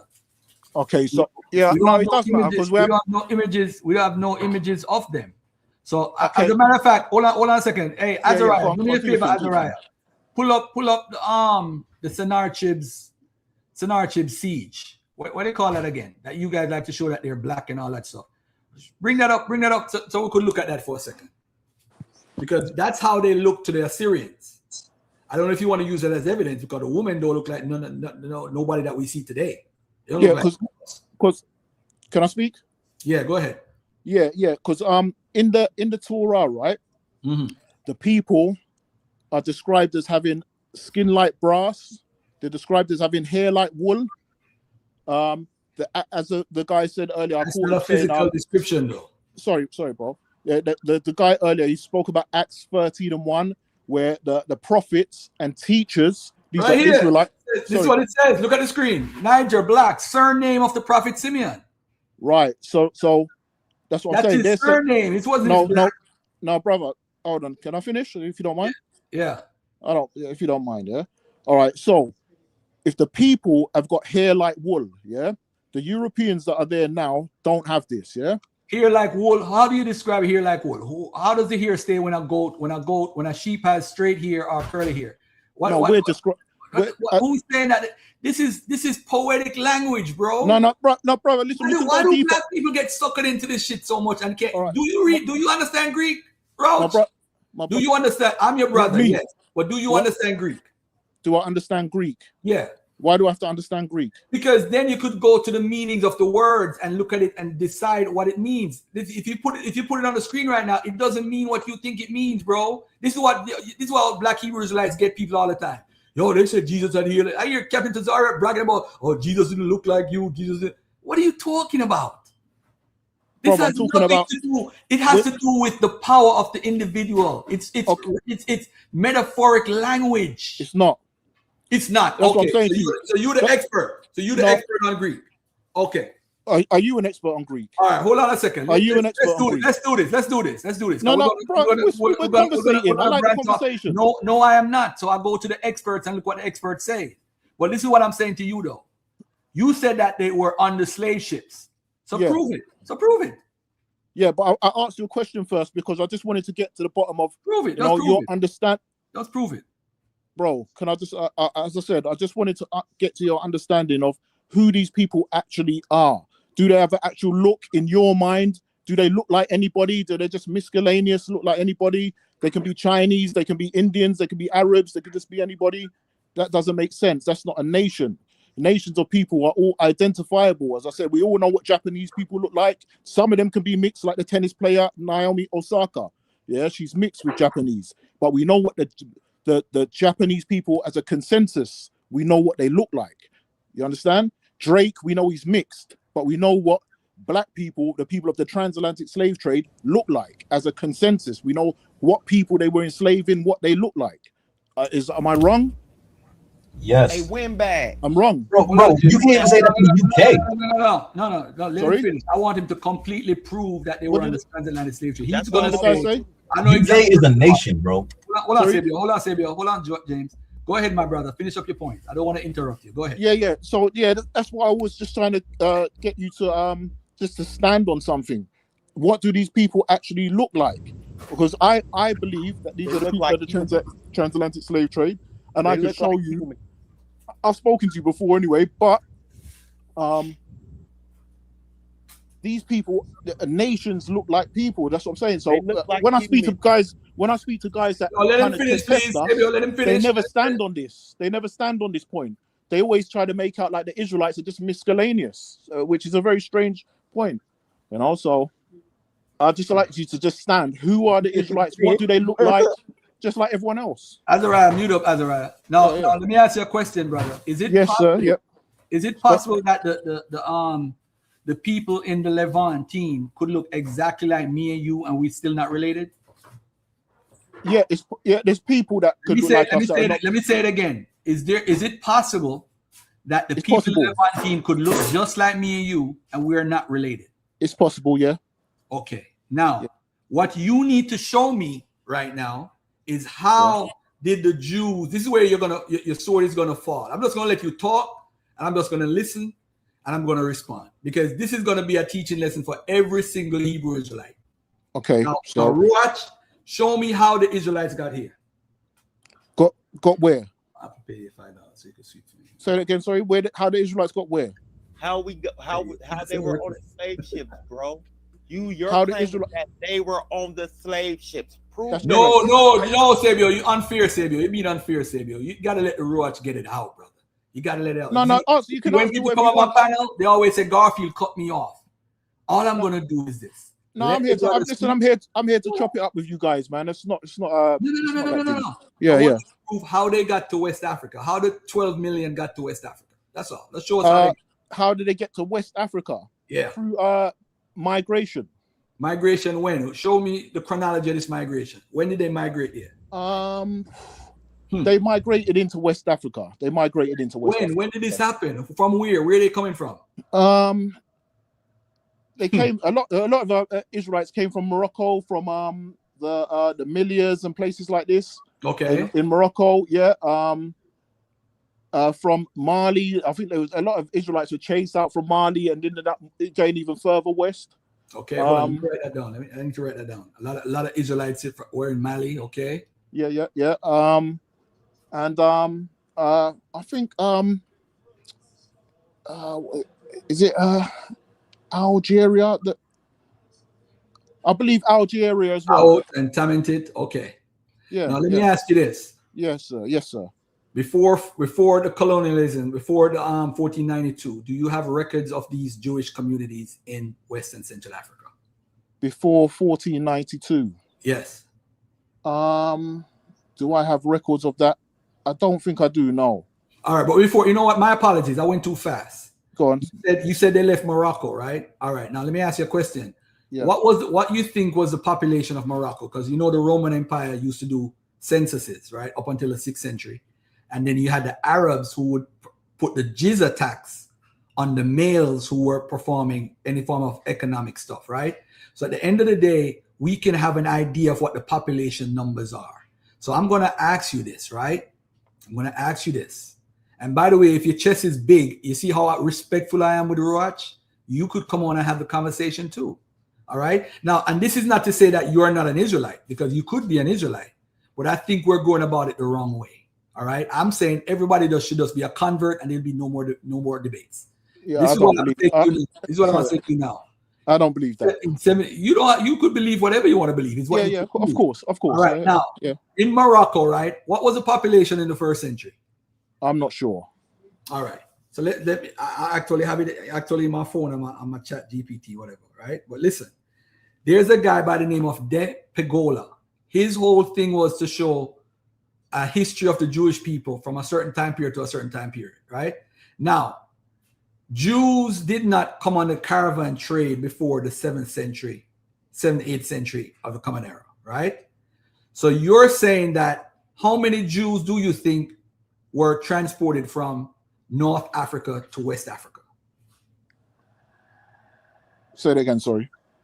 How many Jews are you saying were transported or migrated from North Africa to West Africa? I think there was quite a lot, because I've read somewhere where it says that it was actually 2 groups of Israelites that moved. They crossed the do you know the Air Mountains? Have you heard of the Air Mountains in Niger? The Atlas Mountains. No, the Air, not the Atlas, the Air. It's called the Air Mountains. So what is the evidence? What is the evidence of this? A book that I read when I was doing some research. Okay, so now this book says that they left and went by the ear stuff, right? I'm gonna show you what's the impossibility here, right? Okay. You know there's a Saharan desert, right? Yes. All right. Do you know what were the rules when the Muslims got involved, the Arabs got involved with the trans-Saharan slave trade? What were the rules regarding the Sahara Desert? I'm not sure. All right. Now, when you're going into the Sahara Desert, right, you know that you have to know where the wells are, because if you don't know where the wells are, you're not going to survive. All right. Because remember, the Sahara Desert is as big as the United States. It can fit the United States and Canada in it. It's all huge. Yeah, so yeah. We're saying that these Jews left from Morocco, right? And by the way, too, this is very important for Azariah too. These Jews in Morocco, what were they practicing as a religion? Because I got all the information, I could give you all the sources right now. I'm sorry I can't share my screen, y'all. What were they practicing as a religion? Well, I mean, Hey, shout out to my brother in the chat, usual man, my real Jewish friend right there. That's my real Jewish friend right there. That's my real Jewish buddy right there. He's my is he buddy. white? Is he a European? He's actually Ashkenazi. Yeah, that's why you say he's a real Jew. He's Yeah, a that's real what I said Jew. to you. That's why I said to I'm you. saying he is. I'm not saying I know. all Ashkenazi Jews are. I'm saying he is. Okay, but that's why I wanted to tie you down to say who do you believe are the real Jews? But now you just said the Ashkenazi man. I'm saying usual is a Jew. I didn't say all Ashkenazi. Yeah, I know, but you say that black people. You say that black people are not Jews. Black people right? can't. Don't say that. I never said black people can't be the Jews. As a matter of fact, I don't even like the color conversation because it's stupid. No, it's I'm not saying stupid, bro. anybody It's can be very a Jew. important. It's very important because Important to your we're belief. saying, bro. But you Sorry, can't listen, Ruach. yeah. Listen, Okay, listen. yeah. Go. You hate Ashkenazi Jews. You hate light-skinned Jews. You want black people to be the chosen people. I just like facts. Well, Ruach. Yeah. Let's deal with the facts. We're gonna deal with it right now. Put your man on. Put your Ashkenazi man on. Let's deal with the What? facts. Say that he's not a Jew. I'm No, talking to for you right whatever. now. Deal with Just me to right join the now. conversation. Just to join the Deal with me right now. conversation. Be interested. We're not going to deal with that. I'm not interested in that right now. I thought so. I thought you wouldn't be interested in that. Watch what I'm interested in. Watch what I'm interested in right now. Go on. Yep. I'm gonna ask a question again. Yeah. What religion did the people who are Jews practice in North Africa? They practice their own religion. No. Yeah, they practice their own religion. They practice Torah. Oh, I know that, but what did they practice? I just said to you, they practice Torah. I'm still live. I'll call you right back. I'm still live. All right? All right. They practice what's called rabbinical Judaism. And how do I know this? Because we have letters from Babylon of guidance to these people. So when you say they practice their own religion, you got to practice rabbinical Judaism. So watch this, family. What's that? Is that Ashkenazi? Hold on, Ruach. All right, sorry. No, I didn't know that. All right, this is a class for everybody that's listening. Remember Garfield is the fool, right? Remember Azariah said Garfield is the fool? Watch this. So now, black people in America. I think you're quite clever, in fact. I don't think you're a fool. I don't think you're a fool. I think you're quite clever, but go on. Okay, watch this. Yeah. So the black people in America want us to say we are the real Jews, but the people that migrated to West Africa. I've never been to America, bro. Hold on, brother. Yeah. Like, come on, man. Come on, bro. The people in North Africa that they say are migrating are practicing the same religion that usual is practicing. They're practicing rabbinical Judaism. In fact, they didn't believe in Jesus. Yeah, Ruach, come on. Yeah, sorry. Man. I thought you was addressing me. Sorry. Go on. I'm addressing you and everybody in the audience. All right, yeah, sorry. When you get your turn, you get your turn to talk. Yeah, all right, cool. I'll let everybody talk on my turn. Yeah, all right, cool. And it messes up the replay because when people listening, they have to hear this back and forth. Yeah, all right, cool. I thought you was addressing me. Watch this. Rabbinical Judaism was what they practiced.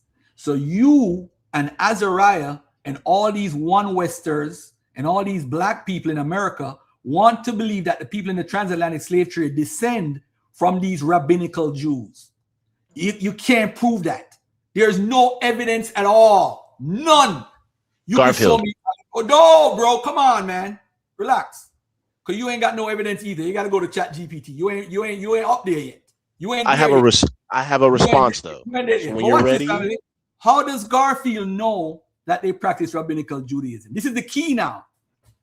We have several hundreds or maybe thousands of Geniza manuscripts, and we have correspondences from Babylon instructing the synagogues there because we know the synagogues and what they practice. They practice rabbinical Judaism. So you're trying to say black people in America was practicing rabbinical Judaism because we descend from those people. So the people that would have run into Africa would have been rabbinical Jews, who they say is the fake Jews. Watch this now. Watch this now, family. We don't even go any further because he just said the people in Morocco went to the Ear Mountains or whatever, right? Watch this. Ask him now to show and prove that. Watch this. Watch. The floor is yours. I want you to show me now, when did the Moroccan Jews start going into Africa to go to West Africa? What year? All right. So hold on. Let me show you. Let me Can you share your screen? No, not really. I'll tell you. Yeah, this is the book. Yeah, it's called this is from Oxford University Press. Yeah, this is a book called The Golden Trade of the Moors. That's fine. That's fine. I'm familiar with that book. You familiar with it? Yeah, with by E.W. Boville. Yep. And it's Oxford peer reviewed. You know, Oxford Don't Press. care if it's peer reviewed. Yeah, all right. Yeah. So that that doesn't matter. I'll just show you what I've read. So basically, it says here. Hold on. I have it, but I can't share it on my screen. Come on. Yeah, so it says 115 AD. Yeah, so it talks about the Jews. Yeah, the Jews who were since the beginning of the Christian era had formed an important element in the population of the North African littoral.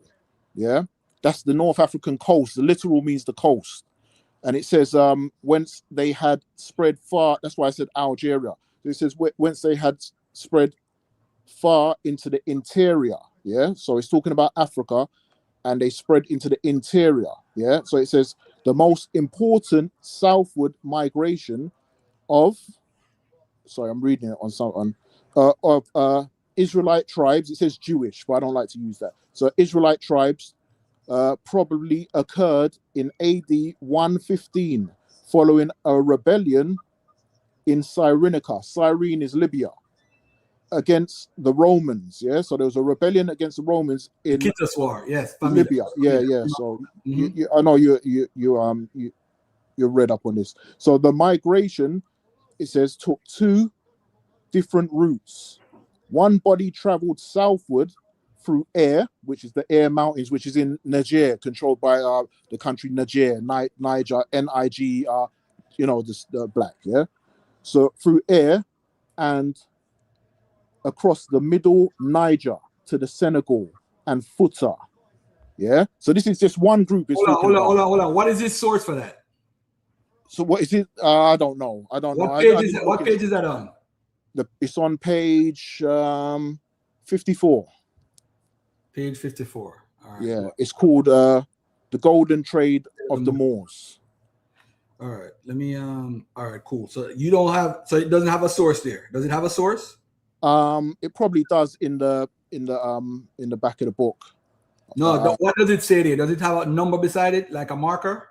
No, it doesn't. All right. So the Kittus War, remember this, the Cyrene people were killed off and were hold on. This is important. Bro, 1 second. Can I just show you? Because I'm saying there was two groups. So that was the first group, yeah, that went through the Air Mountains, yeah.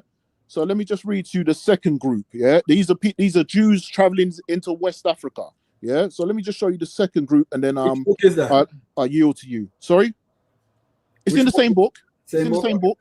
Yeah. So so it says, sorry, 1 second. Yeah, so it says here, they were later joined by the second body, yeah, who had taken a more westernly route through southern Morocco and Mauritanian. Maghreb, yeah, Maghreb. Yeah, it says Ardri. They call it Ardri. When they say west, they're referring to the Maghreb, not West Africa. No, they're going westernly. They're going, because when I finish reading, you'll see they end up west. It says the west, not West Africa. No, but I'm saying they end up in the west. So I'll show you this anyway. It end up in the west, but west as in Morocco, because the Maghreb is right there. They call it the west. West of yeah. But I'm just showing, because you asked me. Go ahead, continue. Yeah, because you asked me to show you them the migration into West Africa. So that's what I'm showing you, yeah. So it says the result of these. Yeah, so the result of these movements, the Jews became widely scattered throughout the whole of the interior of northern Africa in the oasis of the Sahara. Repeat that. Start over the sentence and say it again. Start the sentence again. Okay, so it says here, so it says through Morocco and the Mauritanian Ardra. As the result of these movements, the Jews became widely scattered throughout the whole of the interior of northern Africa. Facts. Hold on, sorry. Facts. Yeah. So it says in the oasis of the Sahara, Mhm. Israelite communities. It says Jewish, but I like to say Israelite. Yes, yes, Isra- yes. Israelite communities Mhm. long preserved their identity. Mhm. It says, but in the Sudan, they Mhm. were soon absorbed into the great mass of the native population. And Mhm. you know, the Sudan, they're the blackest people on the planet. Yeah. Sudan So is it the says, West of Central Africa. It's just talking about below yeah. Western Central Africa. So Go this ahead. is them making their movements, yeah. So these are the places that they're passing through, yeah. So it Mhm. says, for the Sudan. I'll go back. The Sudan. They were soon absorbed into the great mass of the native population, among whom traces of Israelite blood. It says Jewish, but I say Israelite blood may still frequently be noticed. It says, probably no people of the Western Sudan have so much Israelite blood as the pastoral Fulani, who were occupying Futta when the two conversion waves of migrant Jews finally met there. Yeah. Yeah. Mhm.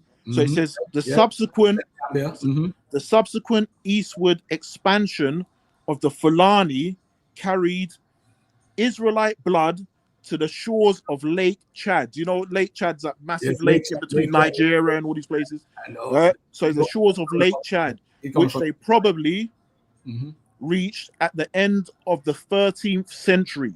There, they founded the present Fulani settlements in Darfur. Darfur is where's Darfur? They got a race there. That's in Dakar. Sudan. That's in Sudan. I think it's it's Darfur. Yeah, I think it could be. But Bagrami and Mandara. Yeah, so that's that there. What's so the that's source? Israel. What are they saying right here? What's the source he's using? You'd have to look into that, bro. That's just what's in the book. I literally have that physical book, you know. I'm wondering if I have it on PDF. Yeah, look into it. It's page 54. So drop that down, you see it yourself. So that's the migration of the Jews going into West Africa. These are black people. Yeah. All right, That's all why right. I wanted to know who Now, you believe are the Jews. Just to let you know. These are not Ashkenazis. Hold on. Ashkenazis couldn't last in the Sahara, my brother. Hold on. Yeah. Nobody's saying it's Ashkenazi Jews. Yeah, the Sahara would mash them up. But you would agree it's rabbinical Jews, though. No, I've just believed they're Torah Israelites. All right. Yeah. Okay. So you believe that, but what does the fact say? Well, I also have sources with Israelites in West Africa with Torah scrolls. I have that too. You know that they carry the Torah with them. Listen. Yes, bro. Yes, brother. I'm Now, listening. that source that you have, I literally have the book downstairs, right? But what I'm going to do is I'm going to look and see if I have the PDF for it. Okay. It's called The Golden Age of the Moors, right? That's correct. Yeah, page 54. That's where I was reading from. Damn, I can't even. All right. Hold on a second. Let me respond to something carefully, because I don't want to. I read that book years ago. I mean, Drawbone again put me onto that book, but I don't want to do nothing with my computer and try to share, and then I get cut out around the conversation. Now, you said they went into the rabbinical stuff. They're not rabbinical. Though, what is the Jewish Talmud? What's that? The Talmud. All right. I believe that's the. Why are they using the Jewish Talmud in Morocco and those North African countries if they're not rabbinic? When was they using that? I haven't seen that. From the third century to the 4th century, they were using the Jerusalem Talmud. This is what conflicts now with what your belief is and what you're trying to prove. Now, you did bring out a source that I have, and to be honest, I don't want to respond to it until I read it and look at the source, because there is no Jewish communities in the West, because Lake Chad, when you go to Lake Chad is like at a border near where Nubia and Congo is. So it's not like that's in Western Central Africa. Now, as far as the Oasis, they had communities in Algeria, Taout, and Tamantit. So at the end of the day, they are there at the Oasis at the edge of the Sahara, but they're not actually in Western Central Africa. They have communities in Sijil Masya. That's where they used to get on for the trade routes. I'm aware of that. What I'm trying to figure out is, these people follow rabbinical Judaism are going into Western Central Africa for what? What the writer is doing, he's saying the Kittus War is the reason why they may have gone internally into North Africa more. Because if you read the part where it says that they went into the interior of North Africa, right? That's why it says Lake Chad. You got to speak up. Hold on there. Azariah, do me a favor, Azariah. Can you share a map of West and Central Africa, including Lake Chad, so we could look at it on screen? Real quick. Okay, Western. Can I speak just briefly, if you don't mind? So Western Central. Hold on. Western Central. What? Africa. Africa. All right. Go ahead. I mean, it's interesting stuff, Mister. That's not my mic. That's somebody else's mic. Who's doing that? Hold on there. What's the name of the book again? Golden Ages of the Moor, right? By Beville. That's the name. Yeah, the Golden Age. Hold on, let me get it for you. The Golden Trade of the Moors. The Golden Trade of the Moors. By E.W. Boville. Boville, right? I got the book downstairs. But as a matter of fact, let me go get the book. Hold on. Let me see if I could find a clip of it on Google first. Nah, I don't. It's not a book that a lot of people have read, so I'm Yeah, I read it. Rob put me onto it, man. He said if you read this and that, you got it. But let's take a look. Hold on a second. Let me see here. If there's a preview, there's no preview. All right, let me go get this. I gotta go dig up this damn thing and find this book. But I want to see what source he uses, because there's no source of them going into the interior of Africa, because the sources that we have is the Roman source. So how did he know that they went to Lake Chad? Where did he get that from? There's no source for that. But hold on. I'm gonna tell you. Hold on. Okay. Probably got it from somebody else who never got it from a primary. They inserted that. There's no source saying that they went further into North Africa. There's no source that says that. Because I have all the primaries of the kids. Can I speak? Do you mind if I speak? Yeah, go ahead, speak. All right, yeah, because Lake Chad, Lake Chad has a border with Nigeria, so it is West Africa. Yeah, because I've got a map here. Lake Chad has a border with Nigeria, with Cameroon, and with Niger. So Niger, that's closer, obviously, to the Sahara side and Algeria and all that stuff. Yeah, but coming further down, Lake Chad. So they've migrated to Lake Chad, and Nigeria is on the end of Lake Chad, and so is Cameroon, and so is the Central African Republic. They're not too far from Lake Chad. And then Sudan is around it, Egypt, Libya. Can I ask you a question? What time frame is these migrations taking place? Sorry? What time frame are these migrations taking place? It says here in the book that it was I read it. 1 second. Let me get it. 1 second. It says AD 115. AD 115. So this is what it says here in this book. It says that this took place in AD 115, following a rebellion with the Israelites against the Romans in Cyrenaica. Cyrene is Libya, Africa. So yeah, AD 115 to answer your question, sir. What, AD 115? Yeah. There were 12 million Muslims migrating across the sea. Sorry? And I got the map up just so people can see the map. They need to have but go ahead. Doubtful. Yeah, ask me whatever you want. I mean, I've got a lot more. I've got this is something that I've researched extensively. So let me say this: 12 million people migrating. Your mic's a bit low, bro. I can't hear you.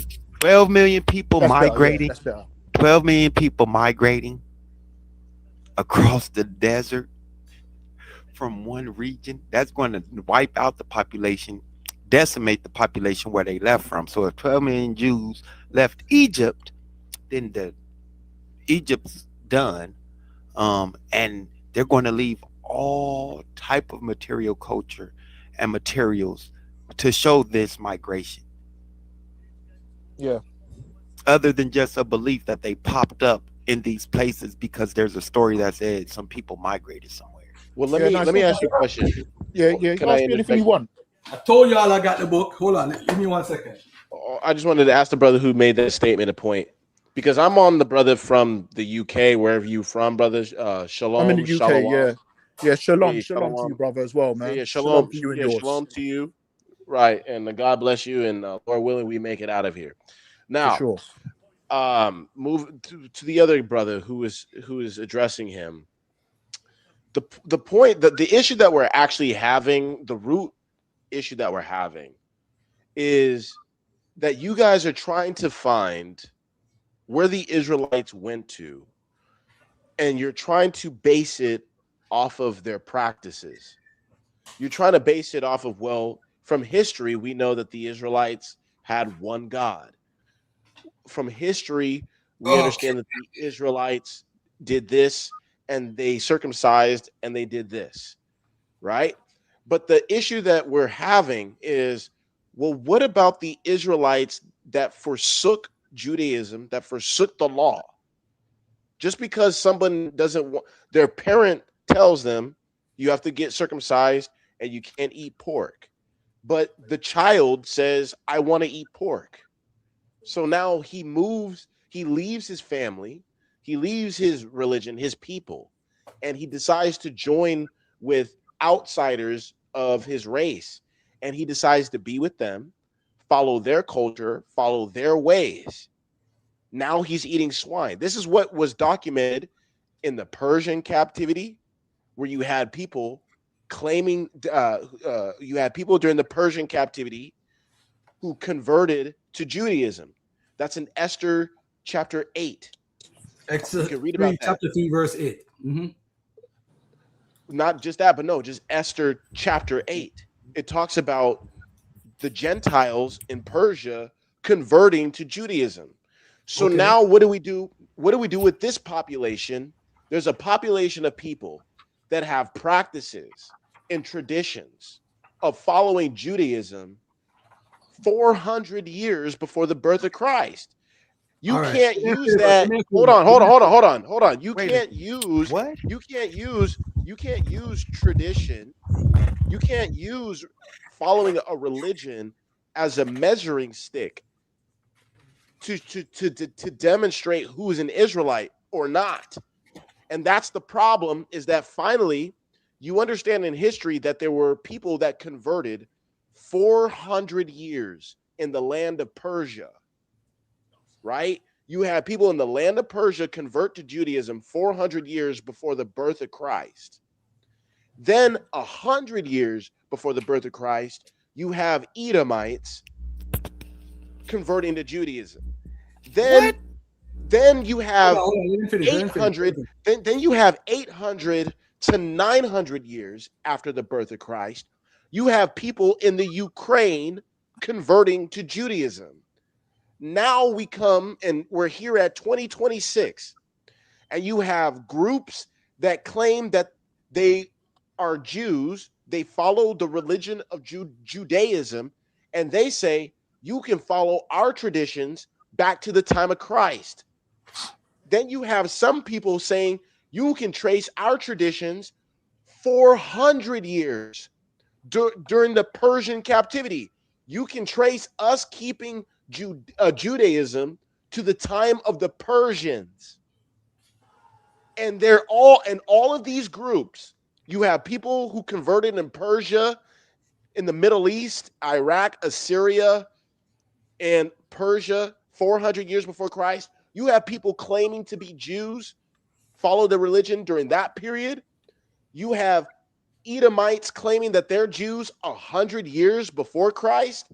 And then now you have another group of people claiming to be Jews 800 years after the birth of Christ in the land of the Ukraine that are the Khazarians. And then, man, come on, man. So you got all of these groups claiming to be Jews. They're not claiming to be Jews. Garfield wants to put the conversation on Jews. Garfield wants to put the conversation, who has the earliest tradition of following this religion? All right, thank you. Where Ruach at? Ruach, are you still here? Yeah, I'm still here. What page you said it's on? Page what? The Golden Trade of the Moors, right? By 54. Page 54, that's correct, yep. Yep, I got that book. What up, though, Garfield? It's Lance. What up, Lance? How you been, bro? I've been good, bro. I see you on my topic. I came up here to help. All right, cool. All right. Now, which part of the page is it on? Because I see 3 paragraphs. You said it's on page 54, right? Yeah, yep. You got the book in front of you? No, I don't have the book in front of me. No, I have it on a screenshot. A screenshot. That's why I was reading. That's why I was reading it a bit funny, because I was trying to, yeah. Because it don't read that. It don't read that on that page. That's why he ain't got no sources, because it was a screenshot. Wow. Hold on, This Samuel. is No, Roach is good. Roach is Hold on. good, people. Roach is dagger What's- spot, man. Roach Brother, is what are you talking about, man? Hold The on. screenshot Don't pay is that the no actual mind. book.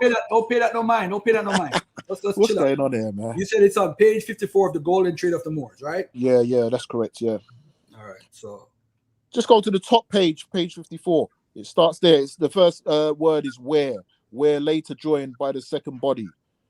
we're later joined by the second. Does it say if it's a part of a chapter or? No, it's just the golden trade of the Moors.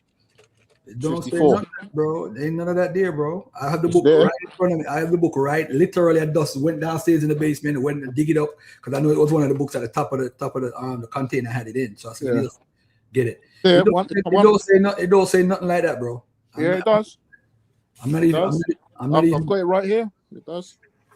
I know, but I'm saying it don't. I don't have. It's not in the book. I have the book right in front of my face. Yeah, I don't know what you're reading because it's here. 100% here.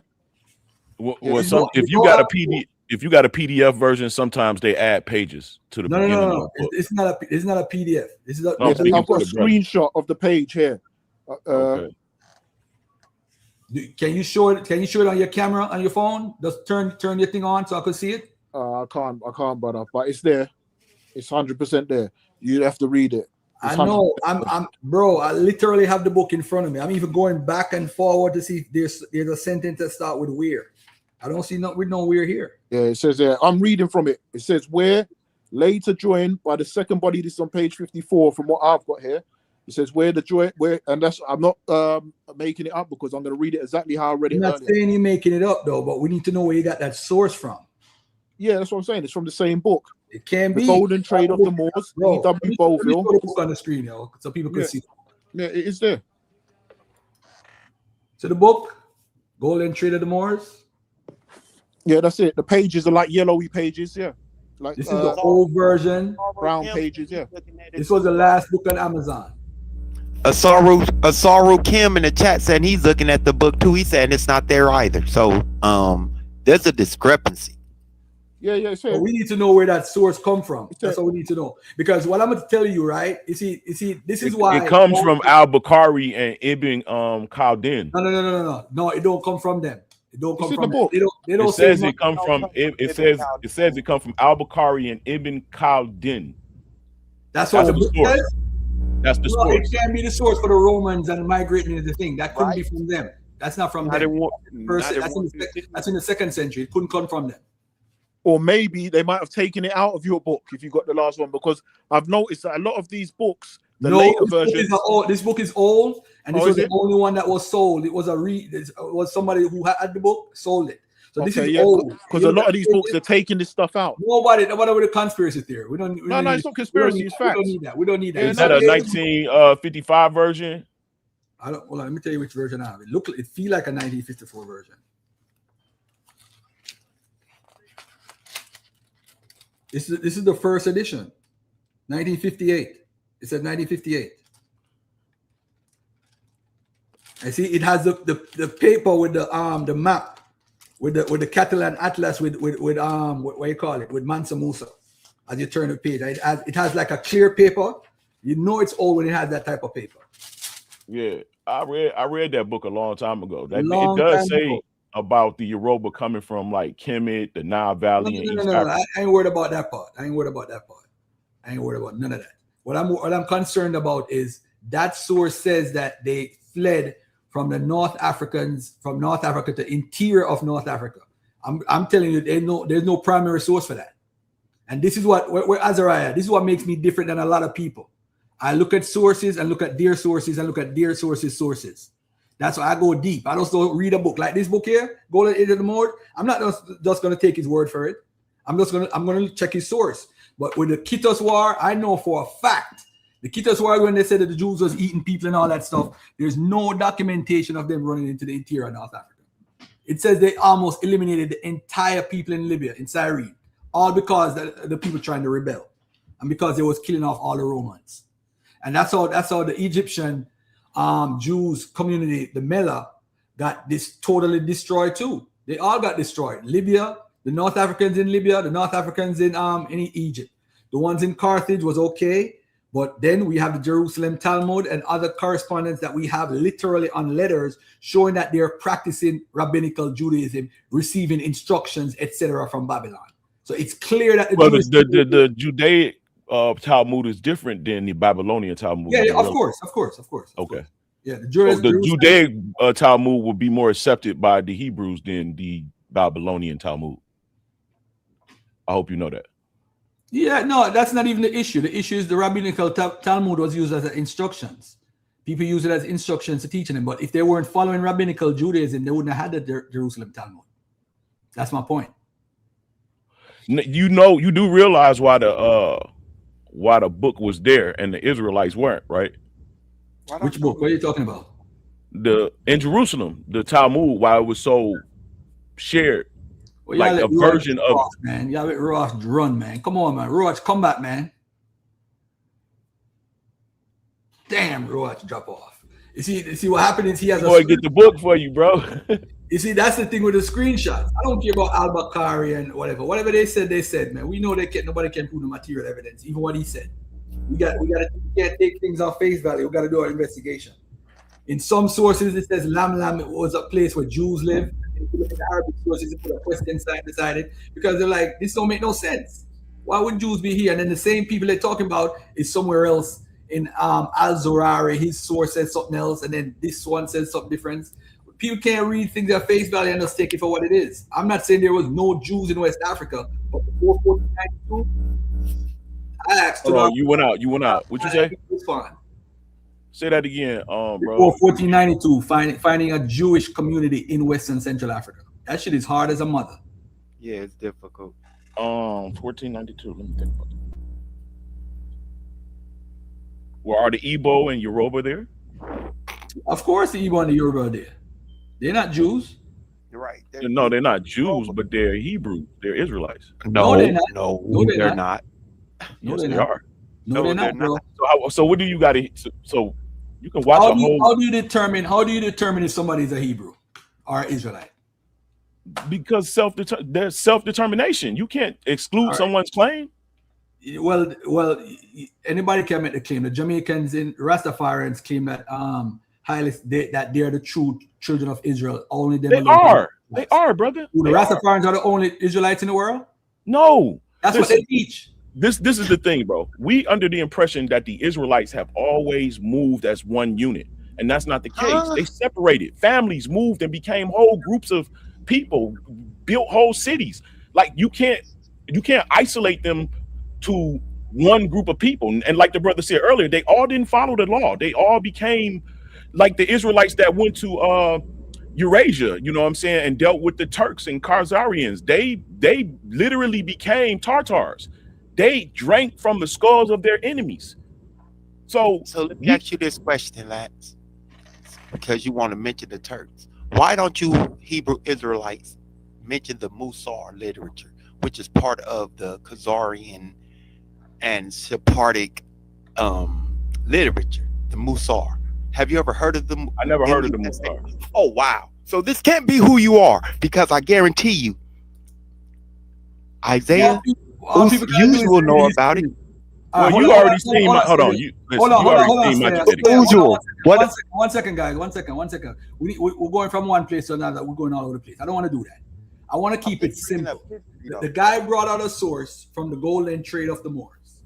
My contention with anybody who claims to be an Israelite, a Hebrew, or whatever, if you want to claim bloodline, I think it's very problematic. I'm saying you got to provide what these people in North Africa were practicing. And I'm saying we have actual primary sources. We have Geneva medieval letters. We have letters from the Geneva manuscripts. We have correspondence from Babylon telling them, advising them on what to do in the synagogue. This is rabbinical Judaism, and we have evidence from the 3rd and 4th century of the Common Era. So if the people in Morocco are practicing rabbinical Judaism on a whole, and people in Carthage or whatever who are supposedly Jews or Israelites, how are we now claiming that these people, we descend from those people and they were the ones that made up the majority of Western Central Africa? That is my contention. But before we go any further, I got to finalize this with my brother Roach. Roach is trying to come back in. He's in London. Give him a little time. Azariah, you wanted to say something, brother? Go ahead, brother. Yeah, Garfield, again, I because you keep asking about religious practices, and I'm Yes. trying to understand. Are you equating lineage with practices of a religion, or are you making a distinction between the two? Because my camp, because the people who agree with me, who the people who agree with me, who think like me, we're able to separate religion from bloodline.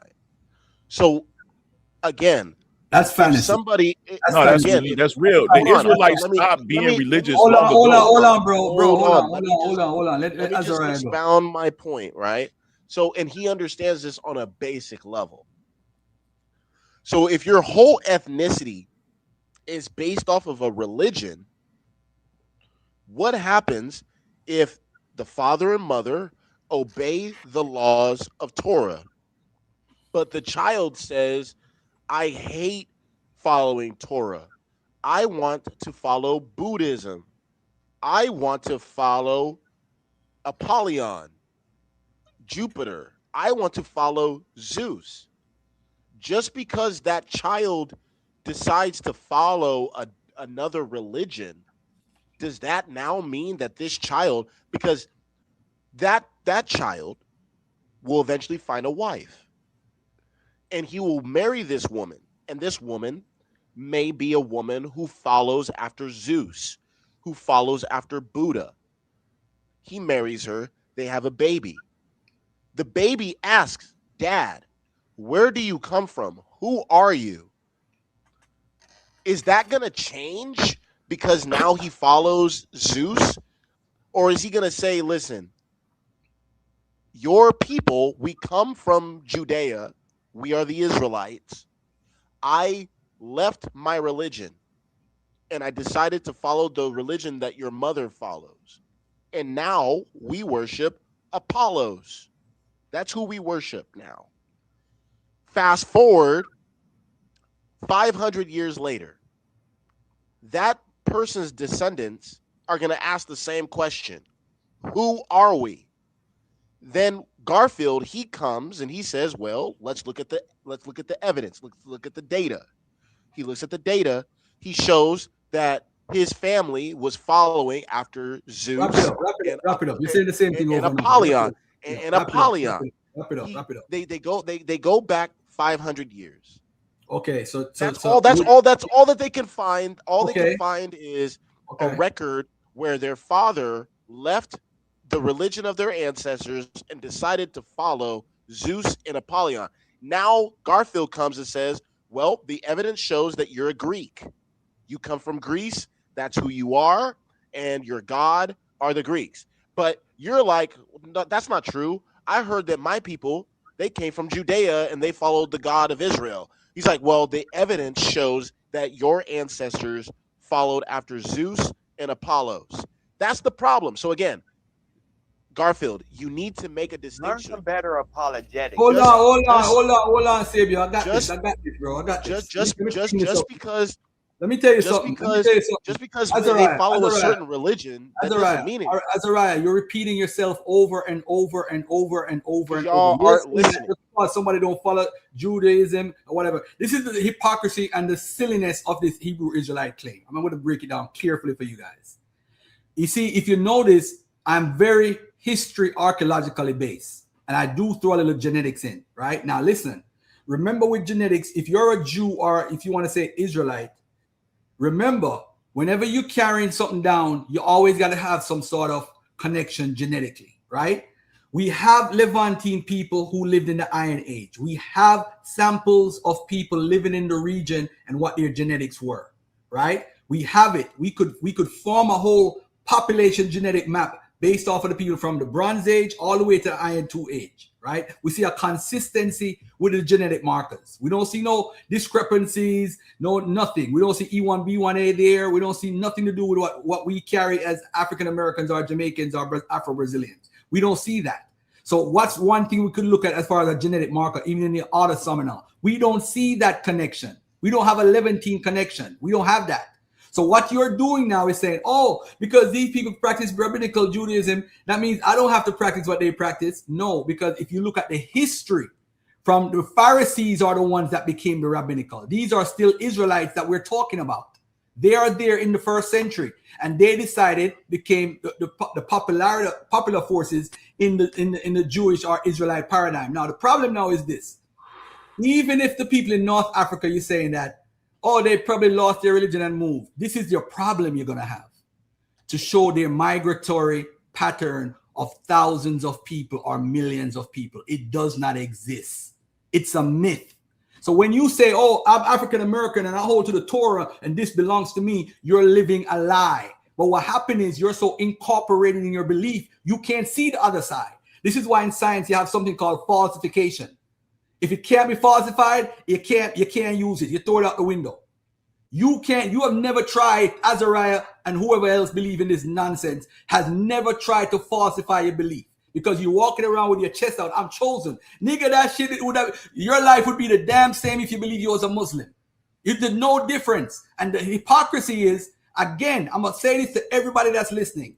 You cannot prove a 70 AD migration to West Africa. You can't prove a 115 AD. You can't prove a 135 AD after the Bar Kokhba. And you know what? As far as I know, and anybody could contest this, you're going to be emotional. You got to show evidence. You have absolutely no evidence this happened or what's going on. Now, look at this carefully, and I'm done.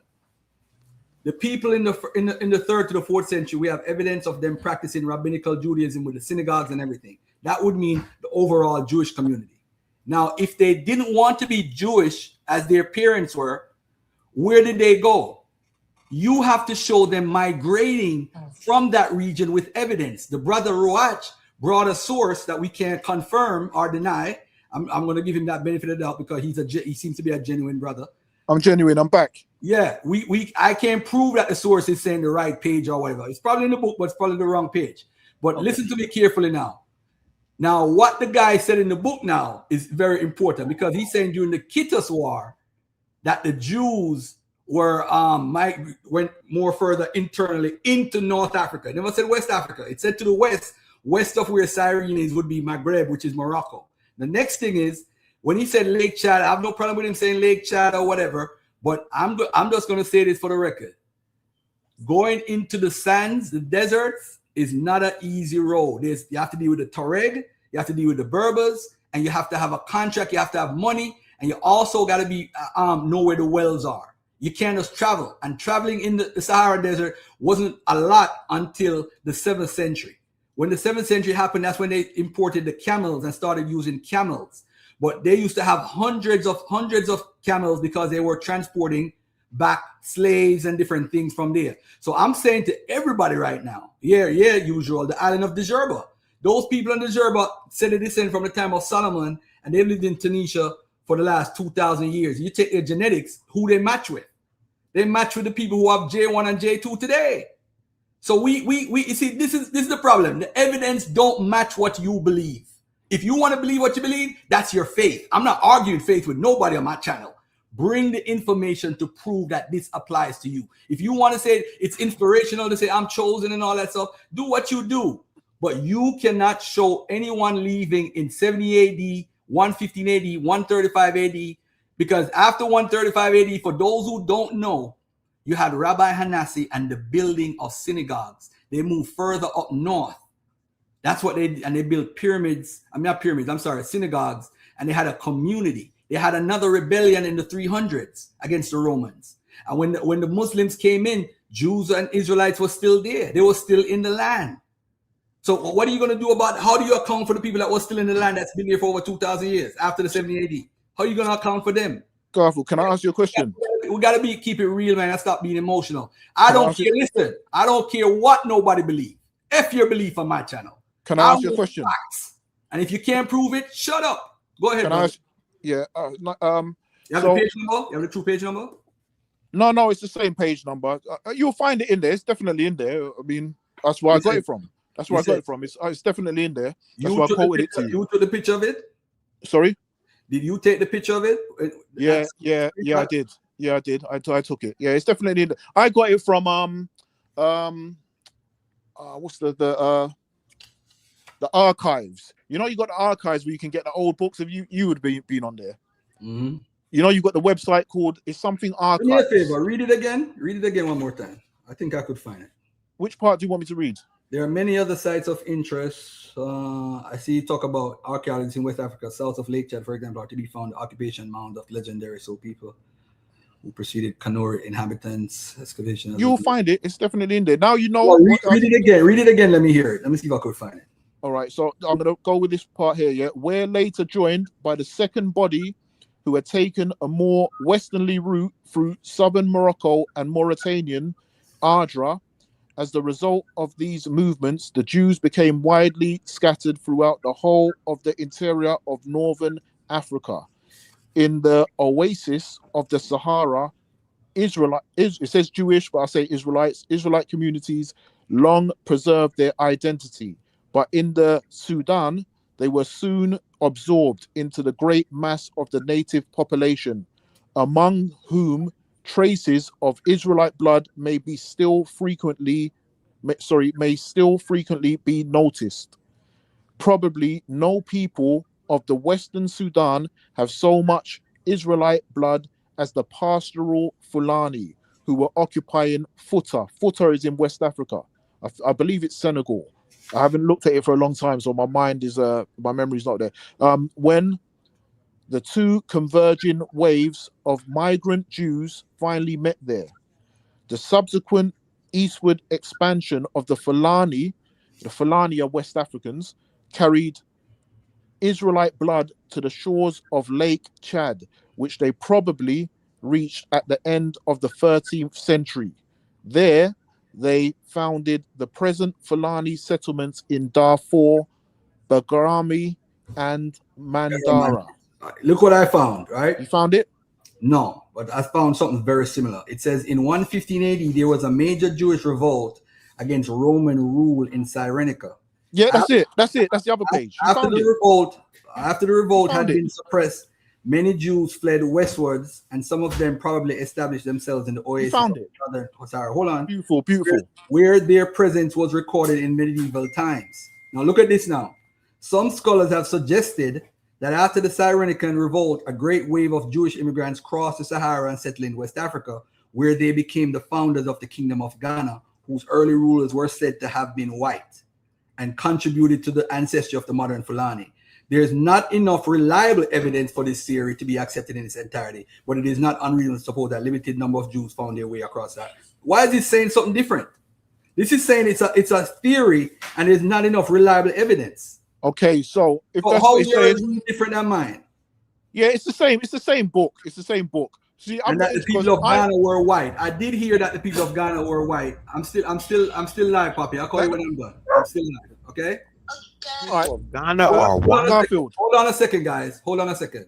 This whole thing, I think this is what Babylon and Timbuktu, he used the same thing too about they were white. He used that source. You believe that? I'm not, but I'm saying I don't believe anything until it's actually proof.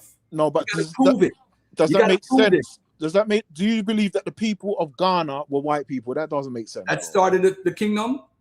I don't believe it. But yeah, I don't believe it. They did call light-skinned people white back then. But no. It's not about light-skinned people calling them white. I don't believe that. What I do believe is that white has a meaning, might have a meaning based off the source that they use and what time period. I don't know what the source is. I gotta have to see the source to make a decision on that. To have been white and contributed to the ancestry of the modern Fulani. There's not enough. Let me just look at the source real quick. Yeah. All right, yeah, cool. Yeah, I was gonna ask you a question, yeah.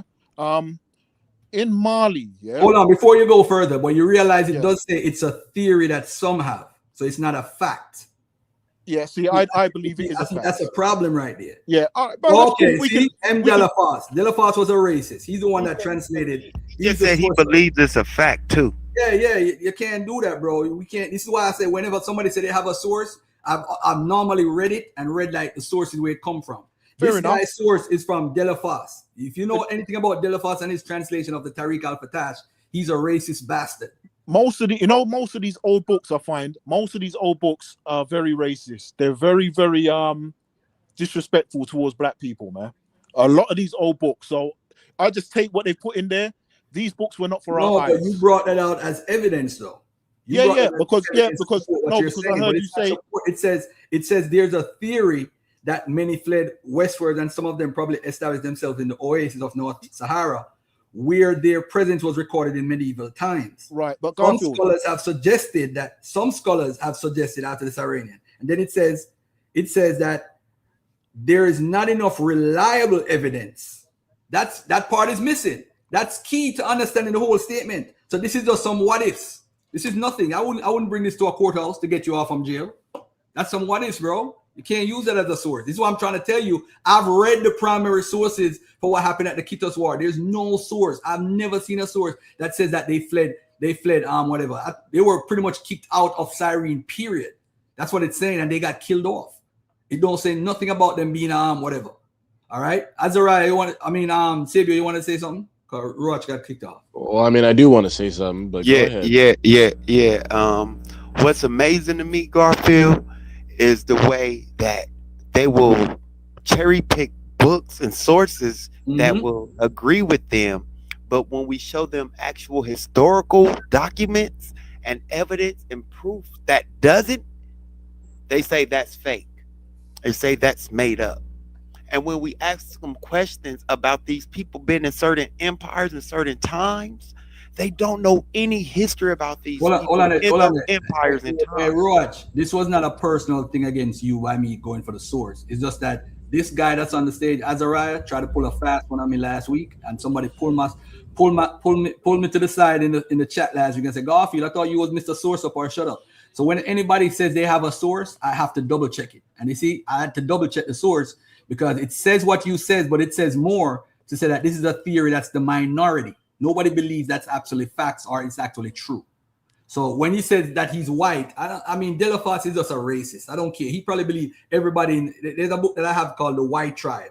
If you read how they said this white man lived in, I think Somalia or one of them areas where the Tutsi tribe is, where the Hutsi and the Tutsi, they said that the people that was there was white.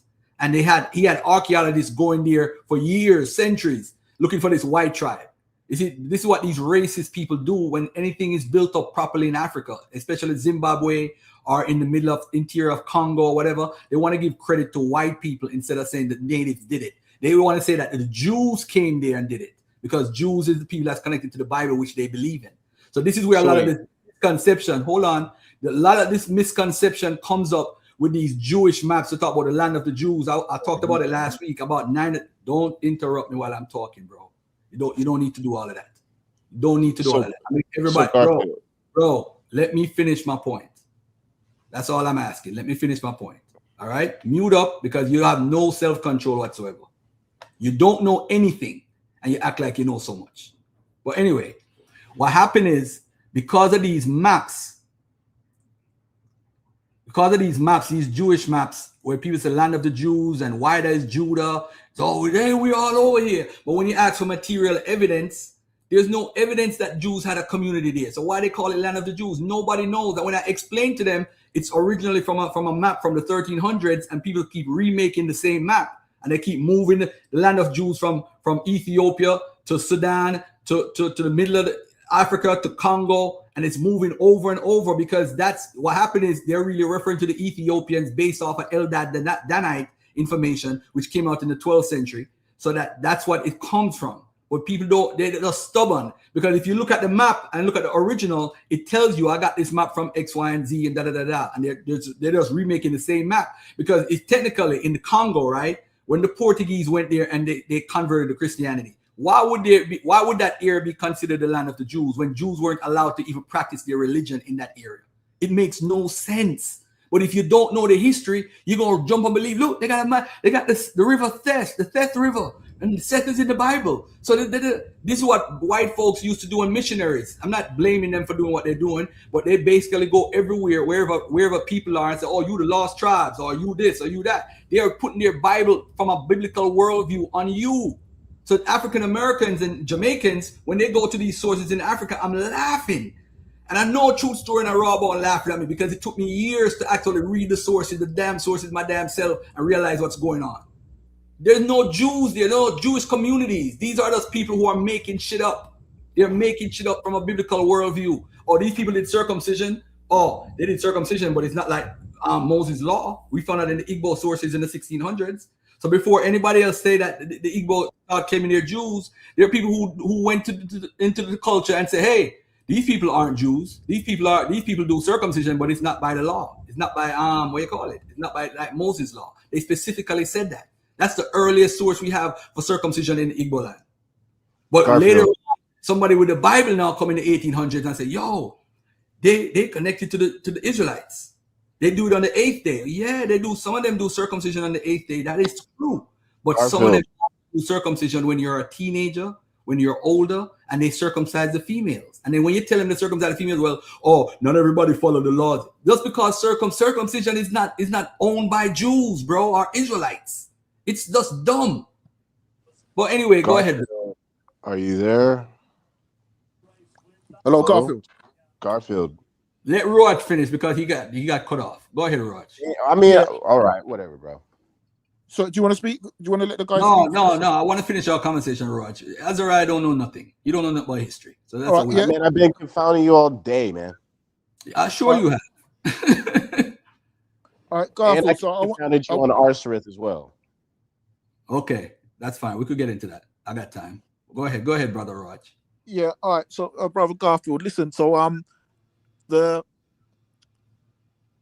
you know about Mr. Haydara in Mali, the historian? I'm very familiar with him and the Timbuktu stuff and everything he said is based off of we don't know if they're converted or whatever, but there is a history of people claiming that they're connected. But that's a small amount of people that survived.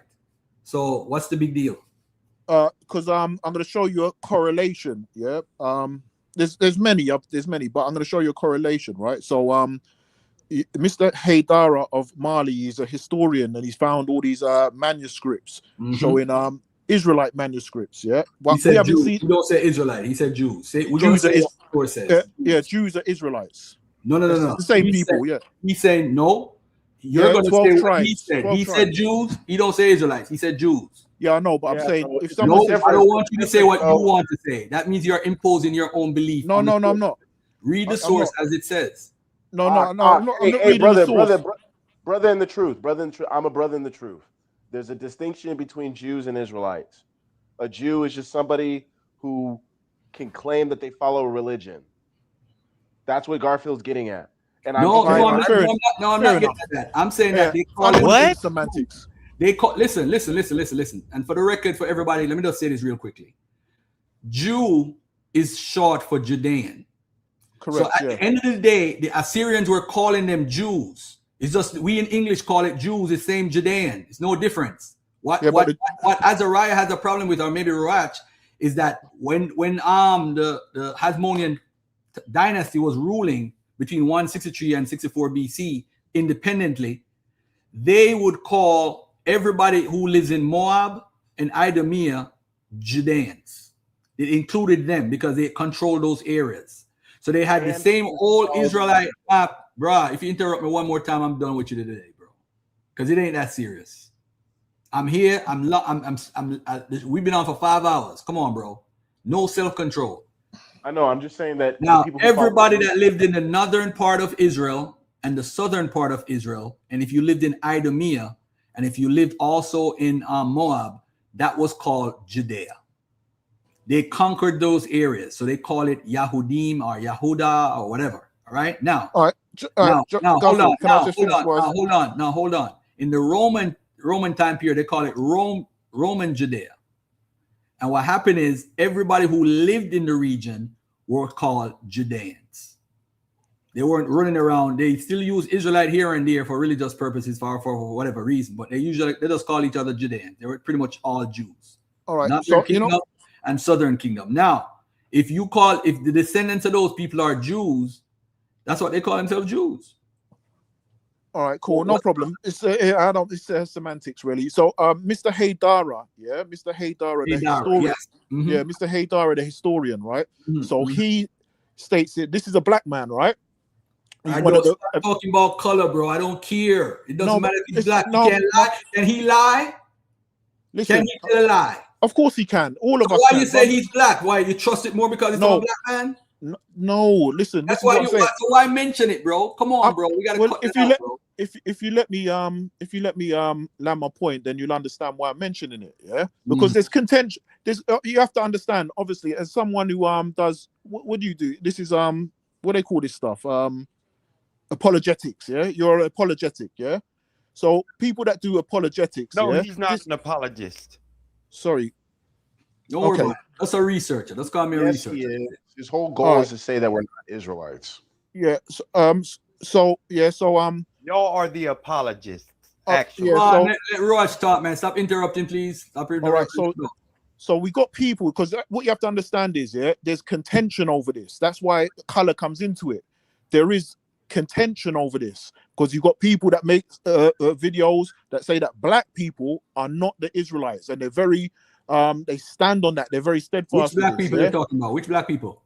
The black people that say they're the Israelites, the people of the transatlantic slave trade, the people that They're say not. in America. I say it. They're not the Israelites. Right, that's what I'm saying. So you can say that black people are not the Israelites. So when I say to you this man is black, you say not to say color. So that's what I'm saying. We have to. There's a contention here. Yeah, well, the people in the West who came on the transatlantic slave trade, I have not. You know what? Let me be professional. I have not seen evidence that could lead me to a conclusion that they're the far and wide, the majority of them are Hebrew Israelites. Fair enough. But what I'm saying, fair enough, I understand that. But what I'm saying is that people say that black people, they're very specific, are not the Israelites. So there's a contention. So that's why I say this man is black. That's the reason, because this is something that's prevalent in society today, where people are trying to debunk black people, not white people, black people, from saying they're the Israelites. Yeah, no problem. With the Kyrie Irvings and all these type of people. Yeah, when black people say they're the Israelites, there seems to be a problem. Yeah, so that's what I'm saying. That this man, who said it's a lie? It's a problem. You're living a lie. So I'm pointing out the lie. Fair enough. That's what I'm saying. Yeah, that's your opinion. That's your opinion. So, right. So that's what I'm saying. That's why I said black. That's the only reason I said black. All right. So what did Hadara prove? All right. So Hadara, who's a black Malian, right? He says, yeah, he's a black Malian. This is the truth. So he says, that he himself, is part of the Abana Israelite tribe, the Jews, Jews, Hebrews, whatever you want to call them. Yeah. So he says that he's part of the Abana, Abana, the Abana tribe. He's a historian himself. He has the records himself, and he says that he's part of that tribe. And he says that his people had to hide, their origin. They became Muslims. Yeah, they were under attack by Muslims. And he says himself that his people know that they are Jews, but they had to hide their origin and become Muslim. Do you know of this? Oh, fucking, I'll cut out again. No, you're good. Everybody heard what you said. Can you hear me? Oh, everybody heard what you said. Yeah. So I'm asking you, do you know of this? I know of the actual claim, but definitely families preserved certain Israelite origins across West Africa. Some groups and lineages have. I'm not even going to deny that. Some people have oral traditions linking themselves to Israel, or as I say, Jews, claims of foreign or ancient ancestry. You see that all the time from these groups. So you don't believe him? None. It's not about believe him or whatever. I think that some Jews, you do or you don't. I believe no. But if you ask yourself this question, how many Jews were in Timbuktu prior to the end of the slave trade? You see, this is important because if you know the history, Jews were in the Sudan. It's documented in the Medieval Traders book. It's there. Yeah, all over West Africa. They're on caravans that have a return trip. They go back to Morocco. So hold on. Allow me to respond. Now let me respond to what you said about Hadera first. All right. Now, conversion to Islam, right? Some families converted to Islam. Can you look that up to see if I'm right though, of what I said? No. The issue, you see, all these things happen. Nobody, this is the problem. Any small group can make a claim. Any small set of people can make a claim. But the evidence is you have to go through and find out what's expected if there's an actual Jewish community. And I don't think you or any one of the claimants have done that. What you did is find Hedera who make a very small claim, right? And what happened is, I noticed you never mentioned the other guy that came here from Morocco later on in the 1800s, because he don't look like us, right? He's a Jew from Morocco that came there and started to do business in the 1800s. And I know I you can would show you Moroccan history too. You don't want to talk about him too, but listen. Let me ask you a question. No, but I can show you black Israelite Moroccan history too. I don't care about that damn black or white Israelite, bro. Yeah, but that's the point. You're saying that black people are not. I can show you black people that are. I'm telling that where the black people are, they might be, but you definitely ain't no Israelite. I tell you that. You can't prove it. That's what. You can't prove it. But let me finish answering the question. Hold on, man. Hold on, bro. Let me finish answering the question. Okay, go ahead, bro. When someone says there was Jews in the era and they had a community, usually what we find, family, if you look at the Catalan Atlas, the one with Mansa Musa holding the gold, the Catalan Atlas actually documents all the trading communities that we have for Jews. And what happened is, wherever you go, you find Hebrew manuscripts, Torah scrolls, synagogues, Jewish legal texts, rabbinic correspondence, Hebrew names, Sabbath observance, dietary laws, the mentions in Islamic or Jewish sources. But when you go to Timbuktu and look at the collection, in the collections like the Mama Hadara Commemorative Library, you find thousands of manuscripts, right? They cover religion, law, trade, science. They're written in Arabic and the Ajami script, right? Now, bear in mind, in that stuff, they found one little clip of a Hebrew text. One little clip, you could barely read it. Smaller than a credit card. They found. So when somebody makes a claim, you might say, okay, I'll give you that. I'll give you that a family was there. But there's no information showing a consistent passage. Like the brother Gideon Capone embarrassed himself. He said there was like a hidden tunnel like the Underground Railroad. He made that up. He looked so stupid last week. That's why he don't want to come on the panel this week. It's crazy. People will make up stuff for their beliefs, but there's no evidence. Where these Jews, they had no reason to go to West Africa. And to make Can I show you evidence? Right. Can I show you evidence then? Right. Your evidence is kind of shaky. Hold on a second. It's not shaky. Let me finish, brother. Let me finish, brother. You're saying it's shaky, but you ain't heard it. Bro, the previous one was kind of shaky, but let me get to my point. When somebody did say that, the previous one did say that they traveled. When an oral tradition make a claim, right, about family identity and then later memory, what happened is sometimes you need some contemporary documents. You need some material evidence, some sort of external corroboration. So when somebody's make a cultural or identity tradition, you have to confirm it with historical evidence of this Jewish community, and you can't. Our ancestors were Israelites. People make that claim all the time. And if you go to the Yoruba, they make 5 different claims. They say they come from Canaan. They say they come from Arabia. They say they come from Mecca. They come from Medina. Where do y'all come from? And then the oral traditions before the colonialists got there is saying something different. Okay, so can we get to the proving? Hold on, man. Hold on, brother, man. Hold on, man. You say no one's proving, but let me get to the proving. Hold on, brother, man. Hold on, man. Hold on, brother, man. All right, Bridget. All right. Now, as far as Hedera, I'm not even going to dispute Hedera and say that families hide or whatever. But again, we have no records to 100% prove what he's saying, and we have no external references to prove what he's saying. So all I'm going to say is, if there were Jews there and they converted, we do have records of the Jews in Mali, and they were given permission and they were paying jizya tax. So I remember there was a fatwa. Right? Please name one non-black people who practiced widespread circumcision before the Common Era. Okay. The people in Algeria have been doing it from 6,000 years ago. And they have the images on the walls, the caves that they did it in. What are you talking about, guy? Come on, man. Stop it, SOT soldier. This is Garfield you're talking to. And we have tons of tribes. As a matter of fact, most human beings are not circumcised in the world. They're not circumcised. But I'll say this, though. With circumcision, we have people doing it, but not like how the Jews do it. That's what you should say. Show me a group that was doing circumcision like the Jews, because even Herodotus says that the Syrian Palestinians, which is where the Israelites live, Herodotus says that they got it from the Egyptians and the Ethiopians. Now, when Abraham went into Egypt, was he circumcised before Egypt or after Egypt? We got to know the history. You see, this is why Garfield is dangerous. But anyway, let me repeat to this guy. Let me finish up with Roach right here. Roach, I'm not denying what Hadera wrote. All I'm saying is, if there were Jews there and they had to convert, it wasn't because of the fatwa that the guy put out against the community in Taut. All right, can I show you? Killed off the Jews. Hold on. Remember they killed off the Jews in Taut and destroyed the synagogues there because one of the Jews had killed a Muslim, and the guy put a fatwa and said everybody in the community must be destroyed or convert. But no other. We have a letter in Mali. In Mali, what's the place that they said the Jews were again in Mali? I forget the place, but that judge that was there, they call it the Qadi, Qadi. He said, I'm not supporting the fatwa to remove the Jews.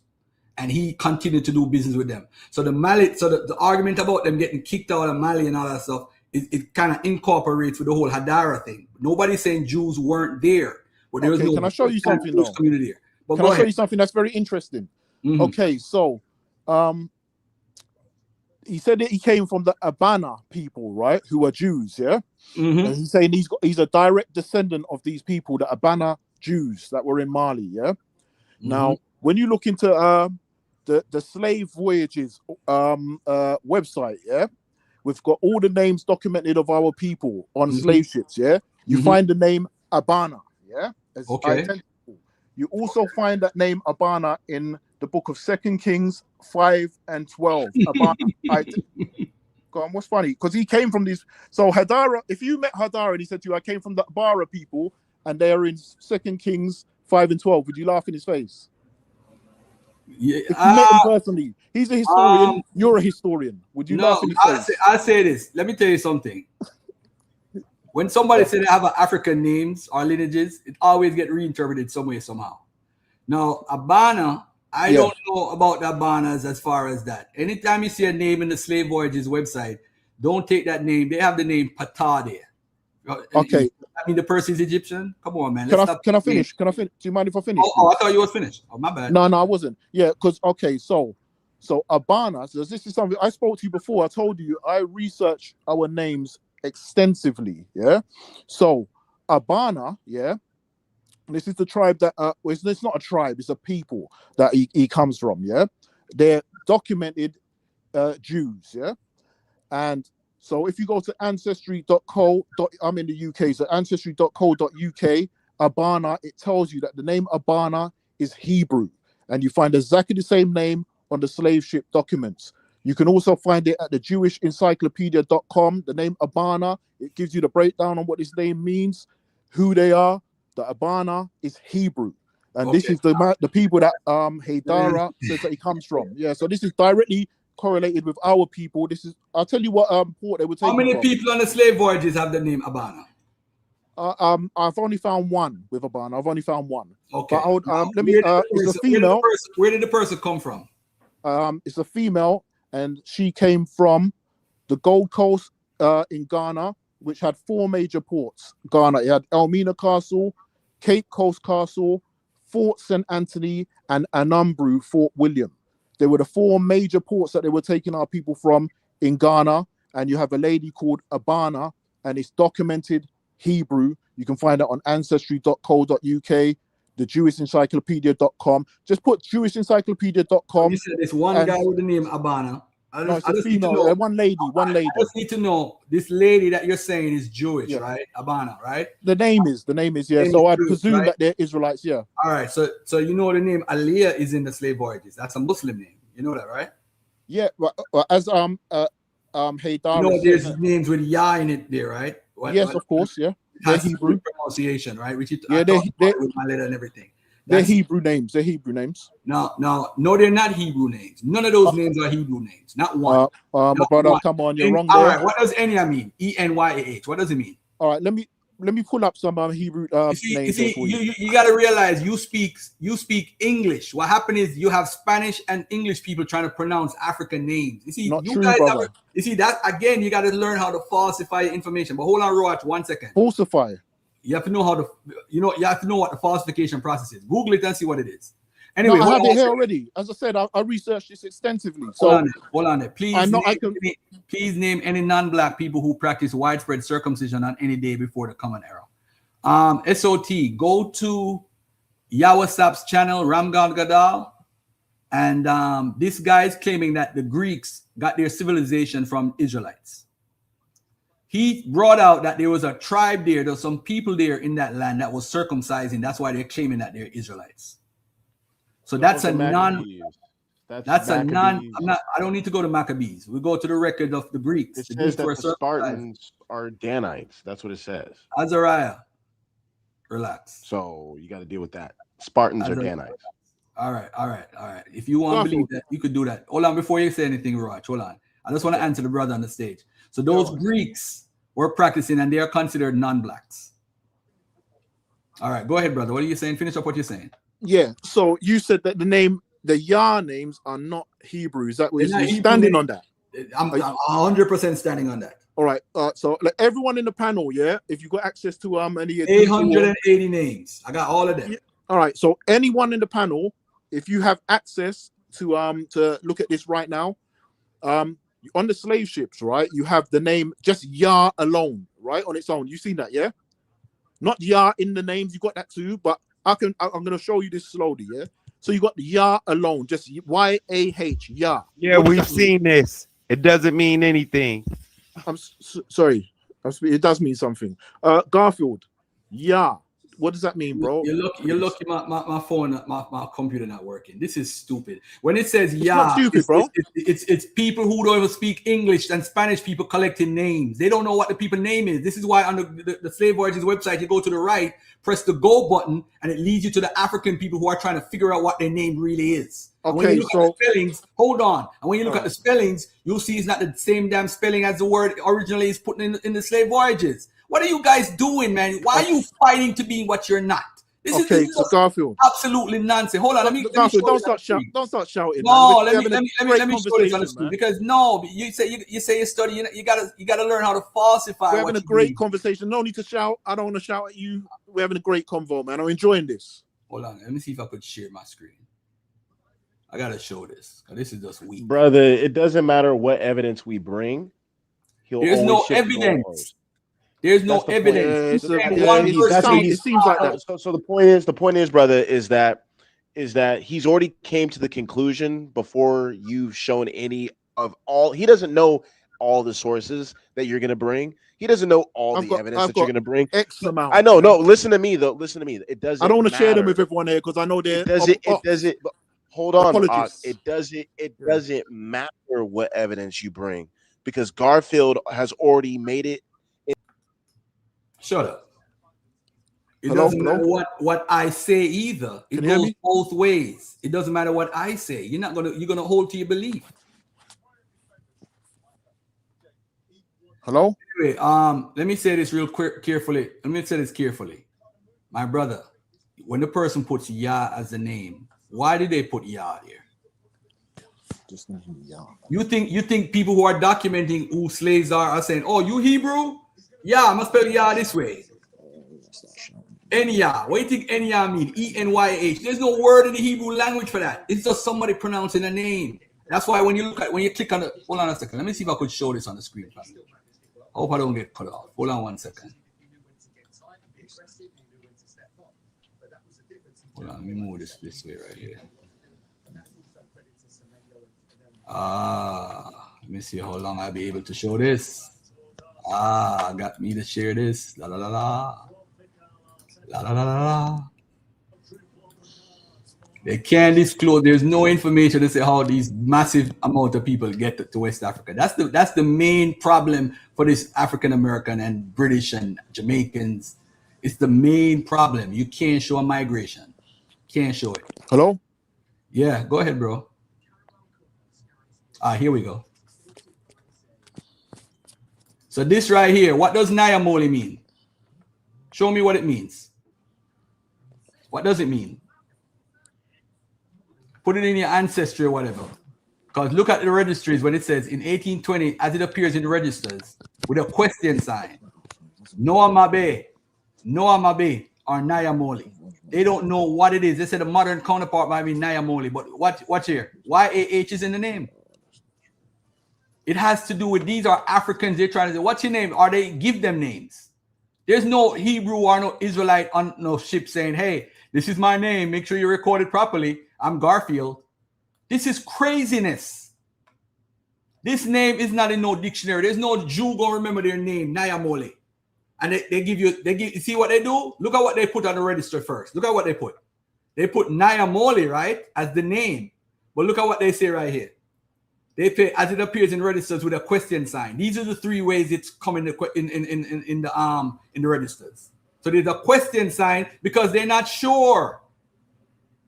This is what happened when you go on the website, Slave Voyages. Go to the right, and you're gonna see the go button. Press on the go button, and it will tell you. Let's look at Enya. That's not a Hebrew word. Doesn't you see YAH is a Jew? It's craziness. Look at Enya. Look in the scripts. It says Enya. The person wrote it two different ways. Why? Why are they doing that? Not because they're Jews. It has to do with pronunciation. Look at the possible modern counterpart, Ania. They hire people to do this. This is not, I mean, come on. What are you doing? This is nuts. And this is easy work. So when somebody says the person named Yah, it has to do with who is recording the name. It ain't got nothing to do with Yahweh or Yah. It has to do with pronunciation and what you think you might have heard. It has nothing to do with no Hebrew names, man. And if that's the case, it's only 880 of them. So it's only 880 Jews was on the slave ships.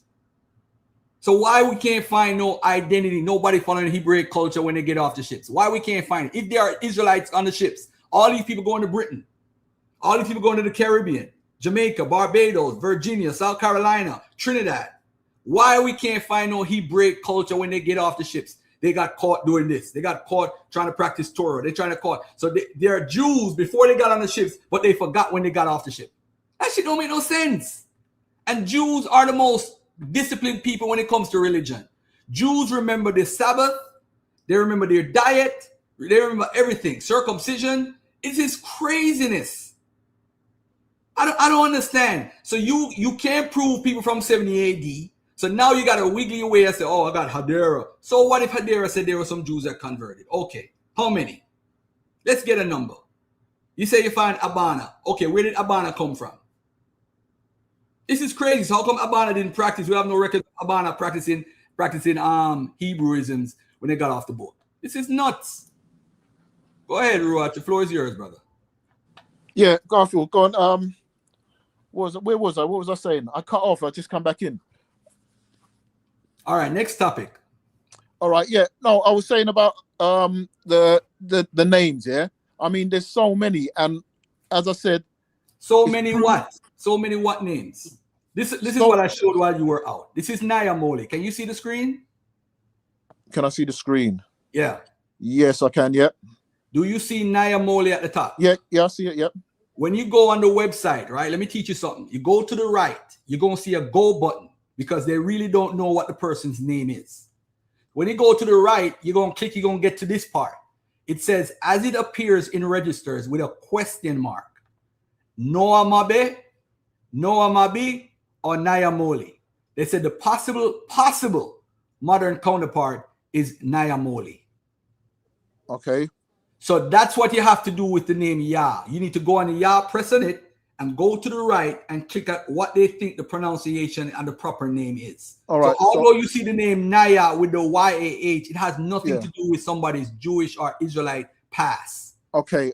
They are trying to figure out the person's name based off of what they think the person's name is. You see? So you see Nayamole, but there's three different ways they try to pronounce the name.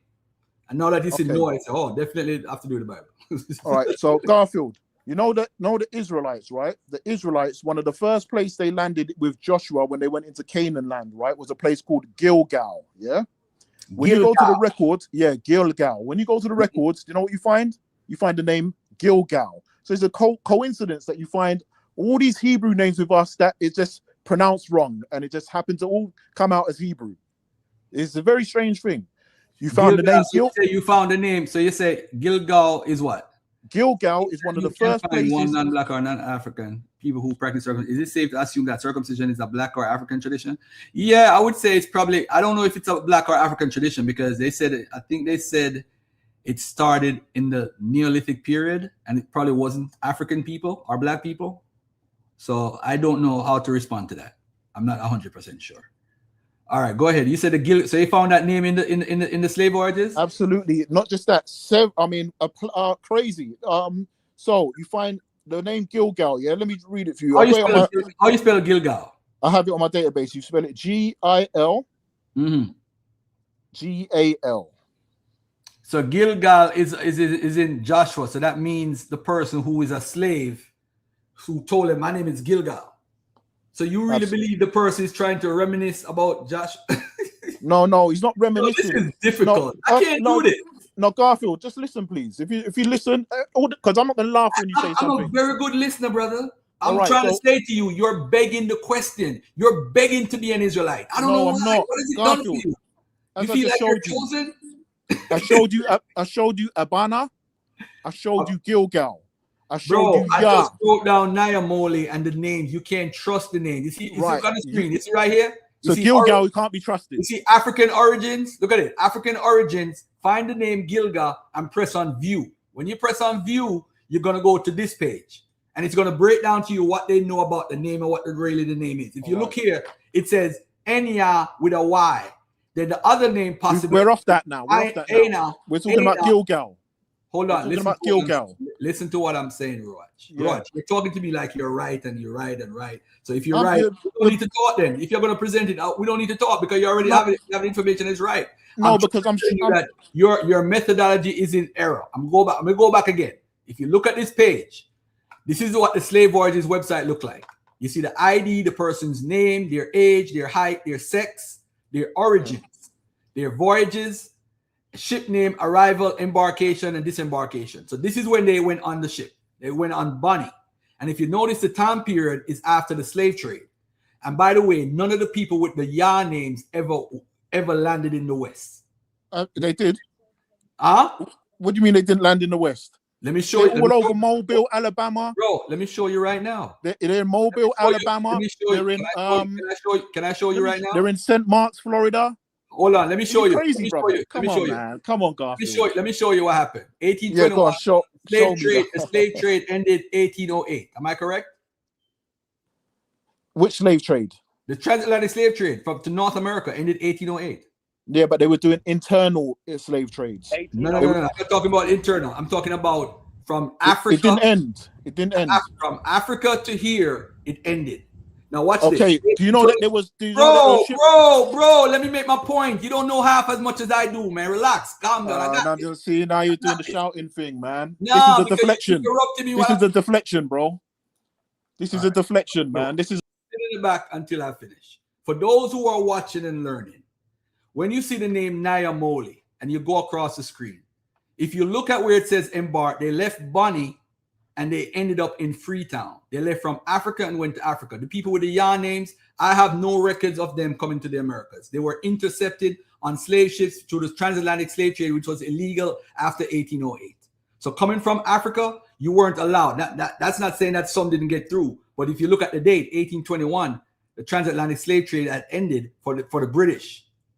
So you couldn't travel from there all the way to the United States or the Caribbean. They would stop you when they get the chance.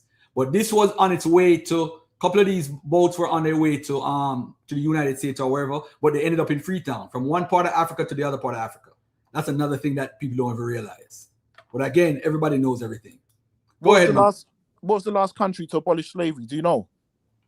I don't know. Jamaica? No, Benin. No. It was Brazil. It was Brazil and Cuba. Yeah, I think Cuba was the second to last. So they were bringing people to that side of the world up until 1848. I think the last one I saw. Beruka 1. What is the name African in origin? What exactly is African? They're saying the names are Africans. All the names are African. That's the crazy part. This is what they're saying in the slave voyages. All the names are Africans. They're just trying to figure out how to pronounce. Hold on, let me get the email. I'm gonna show you the email that the guy sent me. Let me show you the email. Hold on, let me show you the email. Because I'm not. Let me go to the sources. Let me go to the sources. The source. Bro, I've showed you the source. Gilgal is the first place Joshua landed. Let me go to slave voyages. It's on the documentation. Anyone can look it up. No, it's not a coincidence. My brother. Nobody is disputing that. But who gave you? You're saying that they said it wrong. I'm saying it to you. Go on the website, put it in, and press view. When you press view, you will see the names of what they say they Right. think it might be. They They've don't got it there. know. They have Next no to the name, idea. on top of the names, it says documented. So this is in My Harvard. brother. Are you being dumb, or you just don't want to hear what I'm saying? Garfield, I'm hearing what you're saying. Look at the He's screen. being dumb. He's being Look at the dumb. screen. He's Right. being dumb. They're not seeing this is a deflection. It's starting to disrespect now. Raj, you gotta listen sometimes. Come You're not on, listening, man. bro. You're not listening. What is this page right here? What is this page off the slave website? What is this right here I'm showing? Garfield, can you let What me is speak? this that I'm showing? What is this that I'm showing? Am I allowed to speak? I'm asking a question. What is I don't it know. You have to tell me. I don't know. When I'm showing you something, I'll show you. I'm not gonna ask you what I'm showing. I'm You saying, tell me what you're showing. I don't know. I don't know what you're showing. This is what I'm showing. Let me show everybody on the screen. I'm not even gonna fight you on this. You could fight yourself on this. This is what I'm showing. You see where it says African origins at the end? It says view. Why is it saying on the Slave Voyages website African origins? Why didn't you click that one time? You know why you didn't click it? Because it says African. You Israelites hate Africa. So this is you're saying they're African origins. Right. The Hebrew is African origin. Not the Hebrew African origins, crazy guy. It's telling you what. So go find Gilgad and press on view and share and tell us what it says. Okay, so Hebrew is African origin. Do you know that? Hebrew is not of African origin. Are you crazy, brother? It's an Afro-Asiatic language because of the Semitics that's speaking in Ethiopia, bro. That's from all the way up top. Look at Semitic origins of Hebrew and other languages. The only part of it that's Afro is the part that's in Ethiopia. Those people that speak Semitic. That's why it's called Afro. Bro, are you crazy? Maybe most of the Bible takes place in Africa. Yeah, Africa. What? If you look up Africa, No. how many times? If you look up how many times, just No. Google how many times are African countries mentioned in the Bible. Yeah, this is stupid at this point, Garfield. This is dumb. What? Stupid at this point. Garfield. If you Google how many times are African countries mentioned in the Bible, you will see it's over 1,000 times. Google that. Anyone can look this up. Which African country is named in that? Just Google how many times how many times are African countries mentioned in the Bible? Or African nations. African countries, African nations. So Yeah. what African nations are mentioned in the Bible? The Canaanites. Canaanites aren't Africans. Listen, just listen. Please, he's trying to shout me down now. Listen to what I'm saying. The Canaanites are not sons of Ham. African. The Canaanites are sons of Ham. The Hamites. That's your biblical interpretation. Where the Canaanites come from? That ain't got nothing to do with no Ham, bro. That's a biblical storyline. Where did the people That's what we're talking about. That's Where what you're did the trying to people come debunk, from? biblical storylines, right? Aren't you trying to debunk biblical storylines? So that's what I'm saying. The 4 sons of Ham are Canaan, Cush, Mizraim, and Put. Yeah, all Africans. You can look this up. What? Google. Just look it up. Don't take So my these word. names are applied to Africa. These don't come from Africa. Listen, don't take my word for it. Just Please. Hey, bro. listen. do not- Don't take my word for it. Just look it up. Hey, Ruah, take a breath because that's Yeah, what go your on, name please. means in Hebrew. That's what Yeah. it means, wind or breath. So take That's a right. breath. It means the spirit of Yah. So That's chill right. out, chill out, Yeah. chill out for 1 sec. Yeah, I'm The one listening. thing- I'm willing to listen. I'm listening. The one thing we are not going to allow you to do is Okay. force this Abrahamic myth onto our people and force us to take on Listen, these I'm talking about mythological my names. people. We are I not. don't know who We your are not. people are. Hey, bro. I'm an African American. I'm a Right, black that's you. man. That's you, Hey, brother. hey, That's bro. you. Hey, bro. I'm I not an don't know. Israelite. Hey, bro. I'm not Hey, bro. you. Chill out. I'm not you. Chill out. No, you Chill chill. out. You chill out. You chill out. I'm not Hey, you. Baby, bro, are you I'm ain't not the authority, nigga? You chill out, nigga. Hey, I am not you. hey, What's the hey, problem? hey, It ain't no you dumbass. decorum. You Hey, ain't you got no dumbass. decorum. Hey, you dumbass. Hey, you can call me Put a what you sock want, in it. bro. You can call me what Put you a want, sock bro. in it. You You the just one who said they had disrespectful, an bro. You underground disrespectful, railroad bro. in Africa. You said there was an underground railroad in Africa, yo. Everybody stop. Hey, I know your daddy. I know your daddy didn't raise you like that, Come bro. on, You disrespectful. Breezing. Chill out. There's one You know what I'm moderator. saying? You One ain't moderator. nobody authority, bro. Show One respect. moderator. Come If on, you bro. want respect, show. Come on, man. We ain't got. If I say cow down, we done, man. We done with that. Garfield. Go ahead, Raj. Garfield. What are you saying, Raj? Yeah. Apologize for that, man. Apologize for that. No problem. Yeah? No problem. Okay. Garfield. So yeah, as I said to you, the 4 sons of Ham is universally known as Africans. Even the Ashkenazi people, what do they call black people over there? Kushi. That's what they call black people. It's a derogatory term they use over there, those Polish guys. They call us Kushi. That's what they call us. They know that these people are black. Yeah, look that up. Kushi is a derogatory term in Ashkenazi land right now. Yeah. So the 4 sons of Ham. And all I wanted to say, get back on here and say is Northeast Africa, where that land is, that is Northeast Africa. We all know that, right? That's right. No, It's that's on the not same tectonic plate, however you say that.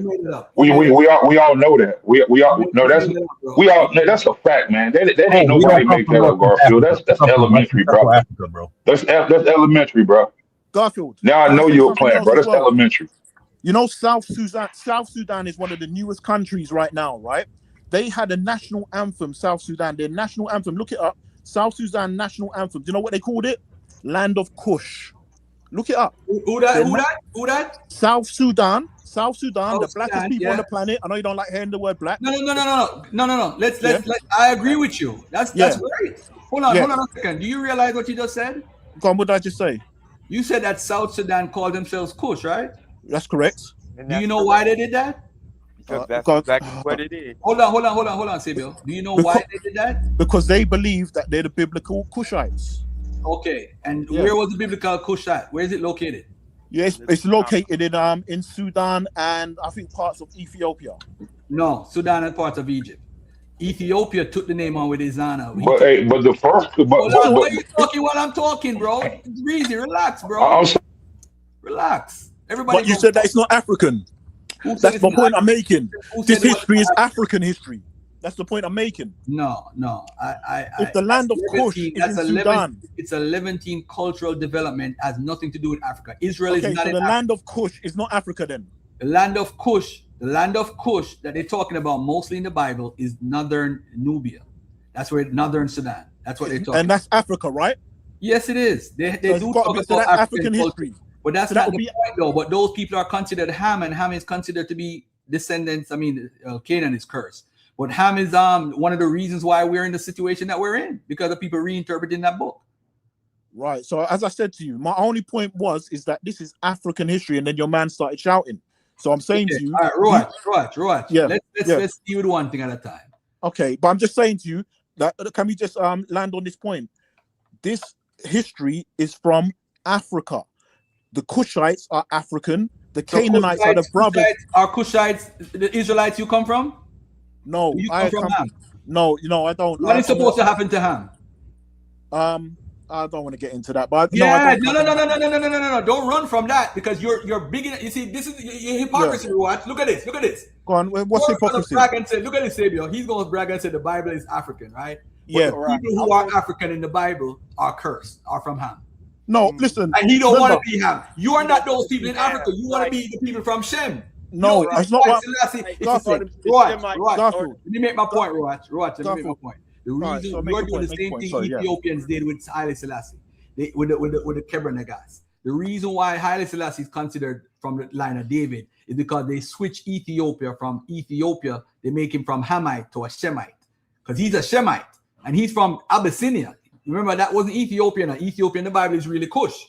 So now they took on the name with Izana. That's when they took on the name Ethiopia. That's when they took it on. He took on it as a demonym. It was never called Ethiopia. It was called Abyssinia. And what happened is every country below Egypt was considered Ethiopia on the map. That's why those maps in land of Jews, whatever, is really about Ethiopia, and they just spread it all the way to Congo. But my point now is, you said you're not from Nubia. Are you from Egypt? Who, me? Yeah. No, I'm an Israelite, but are you from Libya? Are you from Libya? Can I finish? Are you from Libya? Garfield, can I finish, please? Are you from Libya? Garfield, can I finish? Are you from Libya? Oh, come on, man. Can I finish? Nubia, Egypt, and Nubia, that's the Hamites. So right, you don't want to be Hamite. Garfield. Even why are you mentioning them? Come on, bro. No, what do you mean? Because this is part of our history. Because our people mixed with these people. Moses took a wife from these people. Joseph was amongst these people. Yeah. So our people mixed with these people. This is historical facts. Yeah. No, this is historical fiction. All right, that's up to you, my brother. But I'm talking to Garfield, innit? Because he's got a contention about this stuff. But just saying fiction and bringing on scholarship, that's okay. Garfield agrees with me. Garfield agrees with me that it's historical fiction. You're not bringing any facts. You're just saying stuff. I don't want to talk to you. I want to talk to people that have got historical facts. Your Gilgal, bro. I think I found your Gilgal. Yeah, that's what I'm saying. Joshua, the first place Joshua landed was a place called Gilgal. You find out on the slave ship records. That's what I'm saying. I like scholarship. I don't want to say someone just that's rubbish. I don't want to hear that. Hold on. I don't know if it's the same, but it does say Gilgal.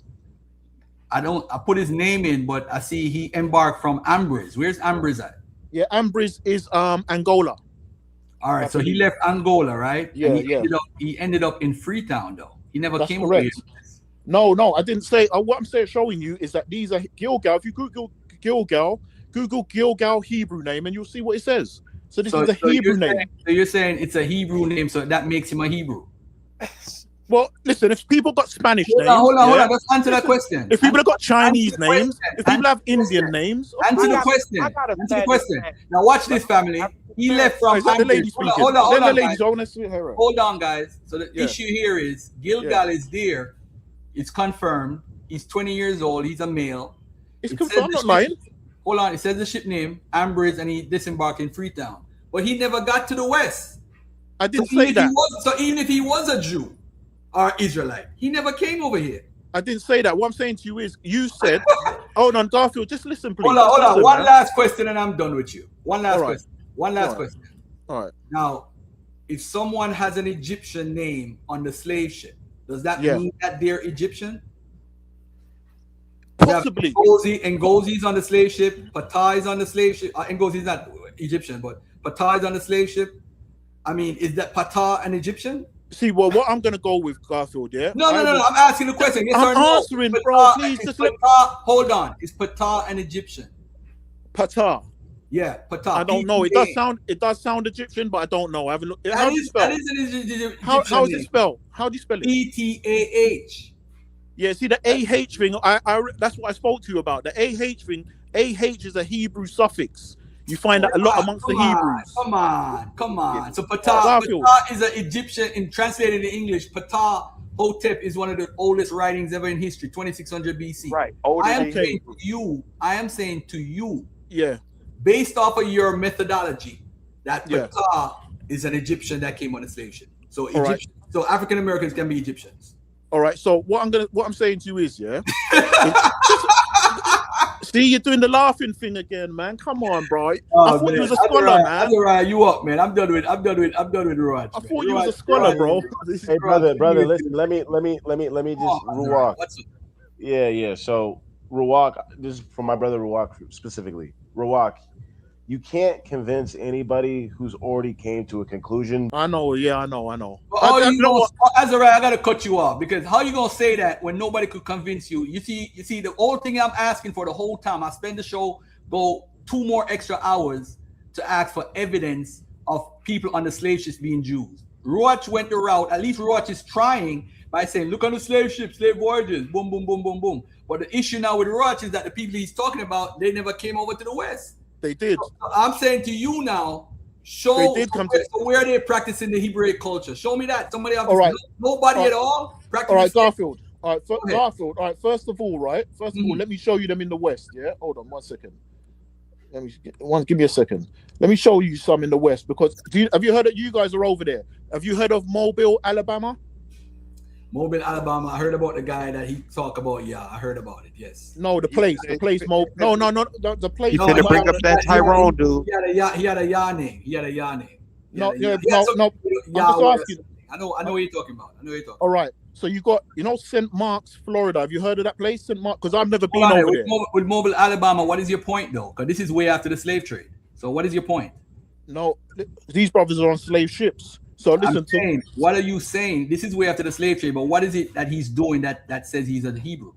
Okay, so you got a man in St. Mark's, Florida, USA. Yeah, he was moved from St. Mark's to New Orleans, Louisiana, on the Mississippi River. Yeah, I've never been over there. You guys are more au fait with this. Yeah. So St. Mark's, Florida is the Hold on a second, bro. You're skipping something over. Mobile, Alabama, the guy that they found, which was the last slave ship that came to the Americas. I'm very familiar. What is it that you're saying that he's an Israelite? I just asked you because you said that no one came to the Americas. So I'm saying to you, are you familiar with Mobile, Alabama? I'm familiar with him and the story about how it's not him, my brother. Please, man, you're rushing me. It's not him. It's Okay. not him. Mobile, Alabama was like a major slave trading port over there. You know this.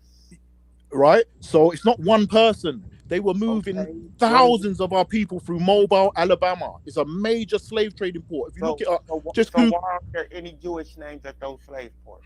All right, so I'm gonna show you. That's what I'm saying. If you just be easy, bro. Just listen, and I'll show you, and then we can speak. It's not why is it where we butting heads, man. All right. So also, also St. Mark's, because Garfield said that these people didn't come to America. So that's why I'm showing you they are in America. Who? Which people came to America?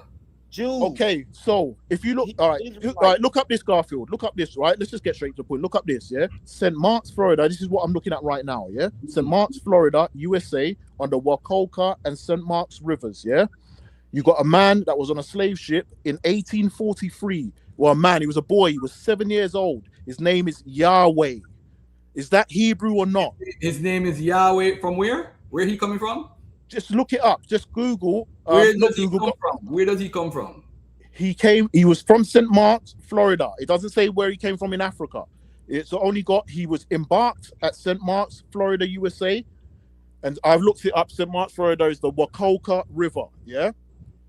And he disembarked at New Orleans. New Orleans was a major slave place trading port. Yeah, in the USA. Hold on a second. In the Mississippi River. Yeah, I'm sure you guys should be more au fait with this information than me. I'm not in the USA. You come from St. Mark's and what? Hold on a second. Let me find this right. Yeah, just put Yahweh, Yahway, Yahweh, and it's a Hebrew. I can show you. So you. he spelled it Yahway. Yahway, Yahweh. That's not Yahweh, bro. Yahweh is W-A. No, bro, listen. Yahweh is not. Yo, Dash around. Dash around. Dash around. What up, Dash around? Garfield. All right, you know, Garfield, look at this. Garfield, look at this. So bad, bro. That's all right, Garfield, look at this. Look at this. Look, bro. Hold on. Garfield, look at this. Let me show you something. That doesn't mean he was an Israelite, bro. Garfield, come on, bro. All right, Yahweh. Listen. Y-A-H. Yeah. What did you say? Say it again. You're the one who said they didn't know how to spell it. Spell it again. Yah-A what? All right, so you're the one who's saying that they didn't know how to spell it. Spell it again, bro. Come on, man. Bro, it's a simple spelling, man. It's a simple spelling. You want to spell it 5 times for you? Y-A what? Yeah, it's a simple spelling. You're not a child, bro. Come on. Y-A-H W-A-Y? W-A-Y. How many times? 20 times you want to say it? Bro, you are slow. Y'all Israelites are not even supposed to be saying that. This is crazy, James. James, look at the name, Yahweh. Yeah. Yahweh, he spelled it. Yo, that's crazy. Way. That's the Ebonics way. So they spelled it the Ebonics way, and that makes him an Israelite. They're not even supposed to be saying Yahweh. It's taboo. Bro, I love bro. This is why I let people talk on my show. This is nuts. It's taboo for them to say there is no way, no how. Yo, I'm telling you, these people don't know these cultures. They're just trying to write down something. They don't know nothing of these people. Yahweh. Okay. All right. Garfield, I've got a database here. Listen, this is crazy. Listen, man. Let me give you another chance. Give me another example, bro. All right. So you laugh at that, right? Remember, this is our people on slave ships, yeah? So you're laughing at that's not. You don't know who that guy is. You don't know where he come from. So how is listen, I come from his slave lineage. So any person hold on, Garfield. Let me finish. Garfield, any person from enslaved lineage is my people. Yeah, so you can laugh. I don't know. It's not your people. I don't know what you're mixed with. I don't know. But that's my people. All right. So you laugh, man. I ain't gonna laugh at. This is a 7-year-old boy. I'm not gonna laugh at that. Yeah. But anyway, that's who you guys are. Yeah? We're laughing at you. I'm offended. We're laughing at you. We're laughing at you. We're laughing at you. I told you the name of the person, and you burst out laughing, man. Like Yahweh. Wow. It was Yahweh. We like it, Yahweh. Okay. Yahweh. That boy could be Mandinka. You don't even. All right, know. Garfield. All right. So another one. I've got about right now in front of me. I've got about 300 of these. Yeah. So another one. What 300 of what you have? Hebrew names on slave ships. So okay, there's so no another Hebrew one. names on the slave ships, bro. Okay. There's none. All right, Ezekiel. Is Ezekiel a Hebrew name? Ezekiel is a Hebrew name, yes. Okay, so you got Ezekiel, and he was embarked at New Orleans, Louisiana. Yeah, the same Mississippi River. Where is disembarkation? And he So the disembarked at. Hold on, bro, please. One. So he disembarked at Galveston, Texas. Have you heard of this? Galveston, All right, Texas. now let me ask you a question. This is important now, ladies and gentlemen. Garfield. On the screen. Stop. You already said it. Relax. I want to ask you something about this place. You're there. So I want to ask you something about. Relax. If everybody look on the screen, right? If you look on the screen, you see embarkation and disembarkation. He said that the guy's called Ezekiel, right? And if you're familiar with Oliada Equiano's story, Equiano was called Jacob by his slave master, the first one. Right. First one called him Jacob, right? Which is a Bible name. Now, if somebody embarks on and they call him Ezekiel in Mississippi or Louisiana, and then he ended up in Texas. So he was already here in America. So that is based off of his plantation name that he was given. It don't have to be his real name. So if he's already listen. I'm listening, but can I ask you something as well? Hold on, let me finish. Bro, why are you so anxious? I want you to read the 300, man. You don't think Nico need content? No, I'm not going to read the 300. I ain't got time for that, man. I can't have you guys laughing at these people on slave ships, man. I can't have that, man. No, we're laughing at you. We're laughing at you. No, I can't have you people laughing like that. We are actually honestly that's a real bad. you. That's a real bad look. We are honestly laughing at you, bro. Honestly, we're laughing at you. So I showed you Gilgal. I showed you Ezekiel. I showed you Yahweh. I can show you a whole heap of other names, but you're just gonna laugh. You're gonna laugh. Roach, you know what you should do? Yes, you people are, bro. Roach, this is what you should do. Listen to my advice. I'm listening. When you get off, you're gonna be like, "Golf, you don't know what he's talking about." Let me tell you something. Nah, just find the sad that only you guys person, laughing like and I'm gonna say this proudly with my chest out. Not a SETI, not a Shaka Amos, not a Polite, not I don't know these people at all. bro. I'm gonna tell you this. I'm the only person that actually studied what the Hebrew Israelites believe. So now, when you talk about the slave voyages, one of the guys who was with Dagger Squad, true story, and he actually worked with slave voyages. And what I'm telling you, when I emailed them, they said they had a controversy. A lot of people keep emailing the YH names. So that's what I'm trying to tell you. Go back in the reports, right? And just click on view, and African origin is going to give you like 4 different ways the name was pronounced, are the possibilities. Okay, so can I ask you something? What I suggest you do, right? Look at the embarkation. Listen, anybody who gets on a slave ship in America, that means they were already here from Africa. So we don't know what their original name is. Just like Oliada Equiano, we don't know what his name was on the slave ships, if he did come over on slave ships. But we know that the slave master called him Jacob. So Jacob, can I ask you something? Listen to what I'm saying. You see, you're so eager to be right. Listen, no, I just want to ask you something, man. You gotta wait until I'm finished, though. I don't have a problem with you talking. Obviously, I don't, because you're still here. So I don't have a problem with you talking, and I love the energy, and I love information. This is what I'm saying to you. You guys shouldn't laugh at these people, man. But anyway, looking at slave voyages, right? Yeah. Always look at the embarkation, disembarkation, and then I'm going to give you this example, like I just said a while ago. Oleado Equiano was called Jacob by his slave master, right? He gave him that name.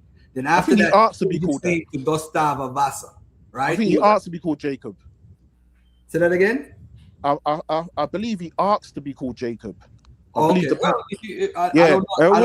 if he was able to read at the time. I don't. You know what? I could be wrong. I could be off. I'm not perfect. Yeah, I believe he asked to be called Jacob. I wonder why. No, I think the slave master gave him that name. I think he gave him that name. Yeah. I think different, but okay. All right, but the point that I'm making is he later changed his name to Gustavo Vassa, who was a traveler who he read about, right? It is very. If you study Gustavo Vassa, the real one, you'll see that. He's got a plaque over here.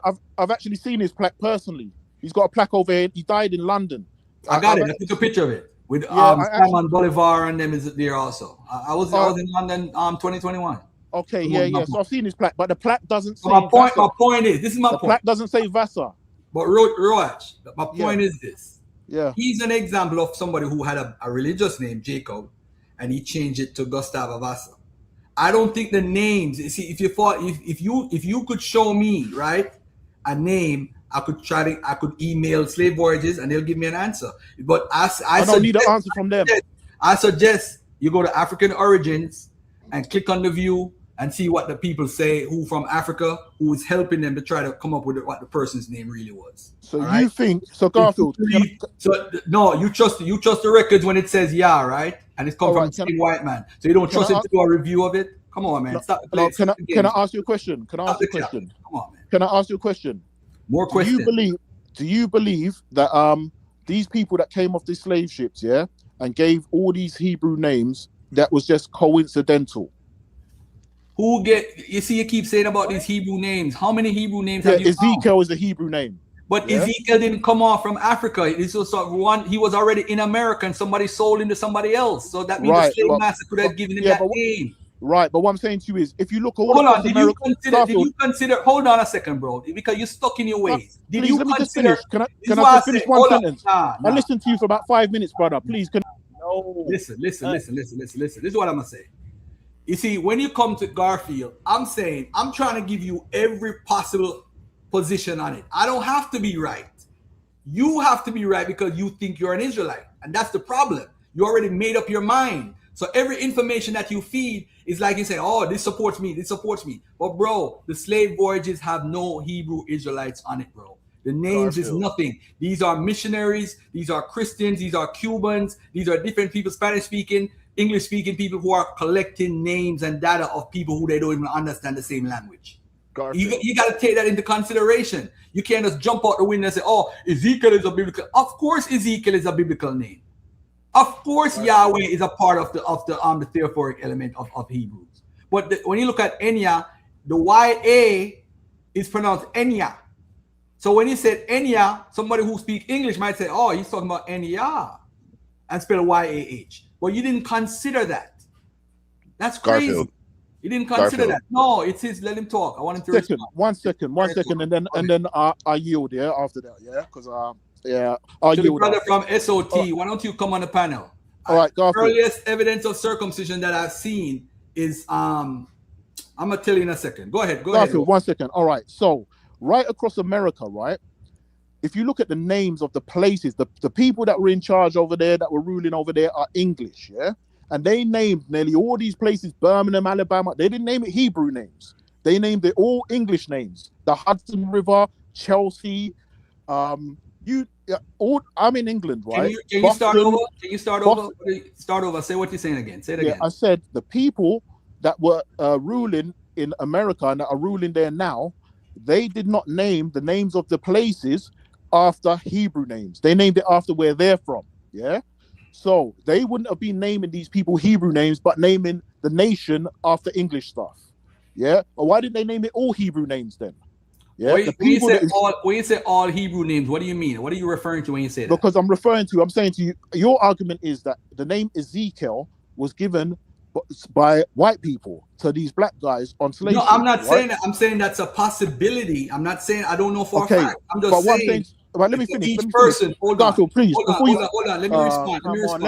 Let me just finish. All these names. What are you referring to? Your list of 300, or are you talking about the Yah names for 880? What are you talking about? I've got making shit up. Let him talk. Go ahead, Roy. People, man. What do you mean? All right, Garfield, I'm gonna come off now. I'm getting a headache now, brother. All right, so listen. So if you look across America, right?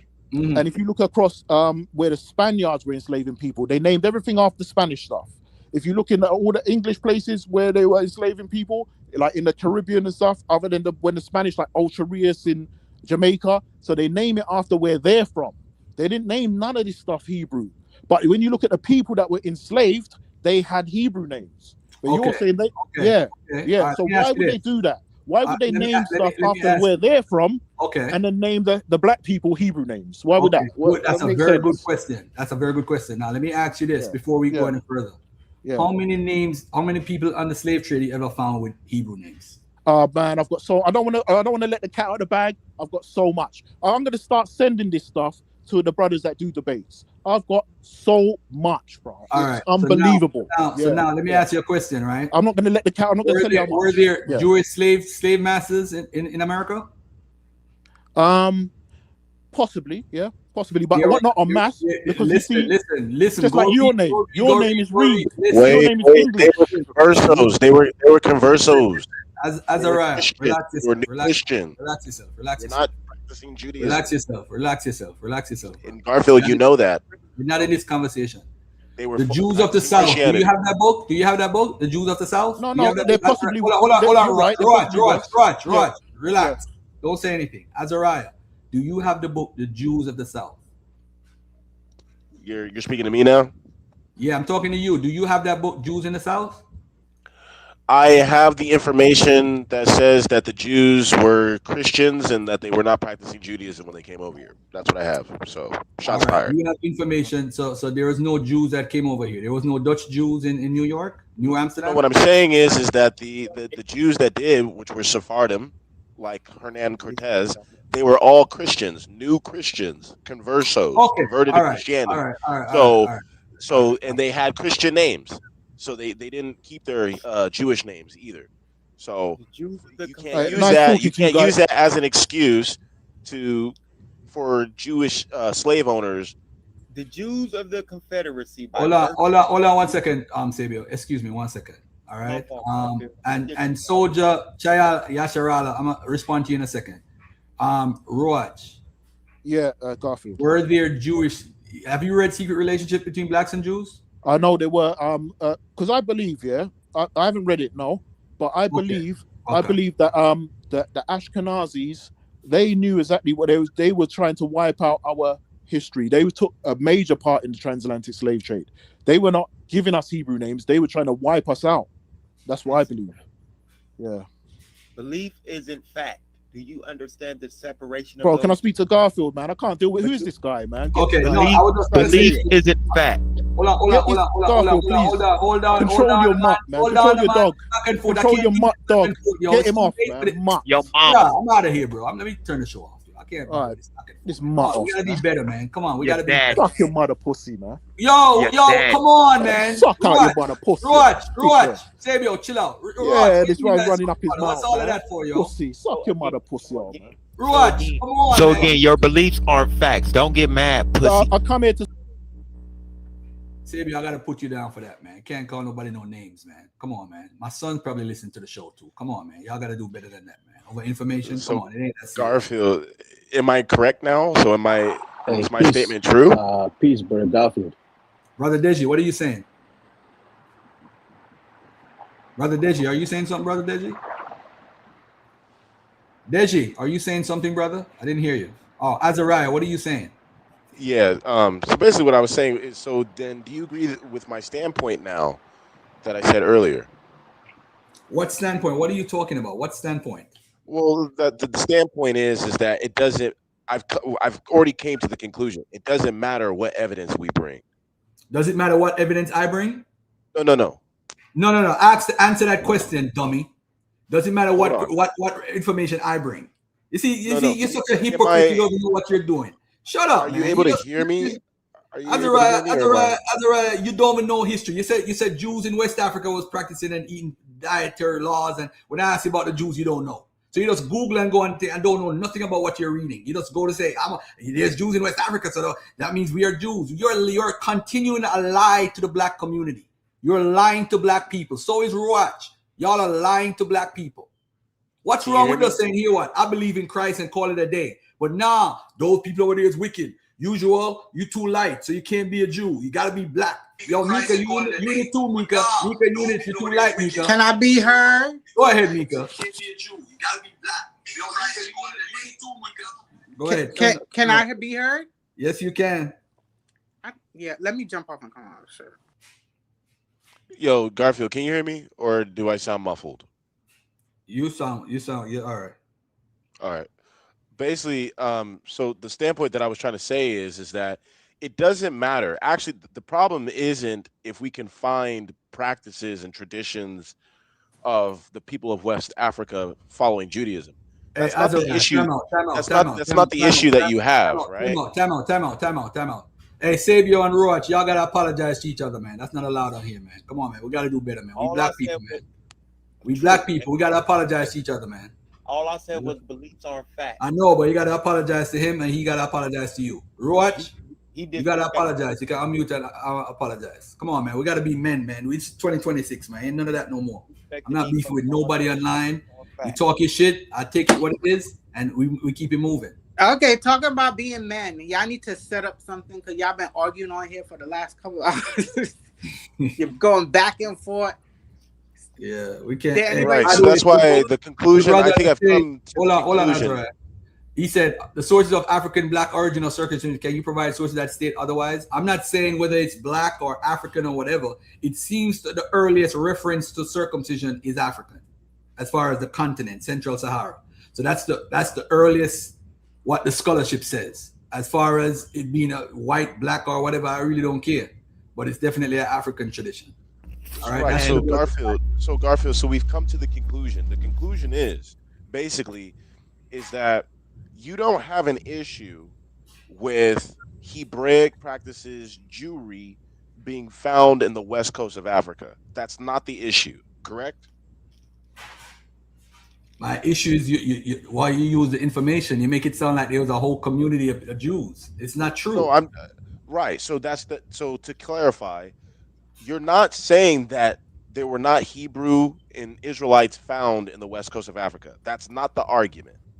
There are Jews, there are Sephardic Jews who started a community. Sephardic, let me stress that started two communities that's well known in Senegambia.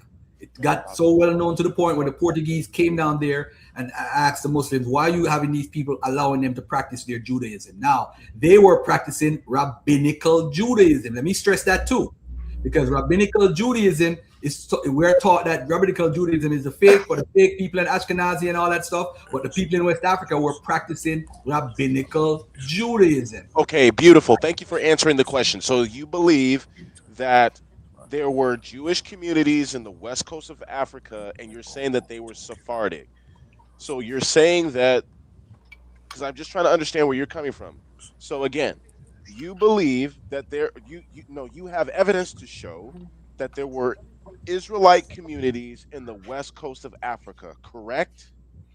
Yes. 14, 15, okay. So going forward, anybody who is trying to dispute the fact that there are Israelite communities in the west coast of Africa should not be up here, should not be challenging Garfield, should not be doing any of that, because Garfield agrees that there were Israelite communities in the west coast of Africa. No. So now that we've done that,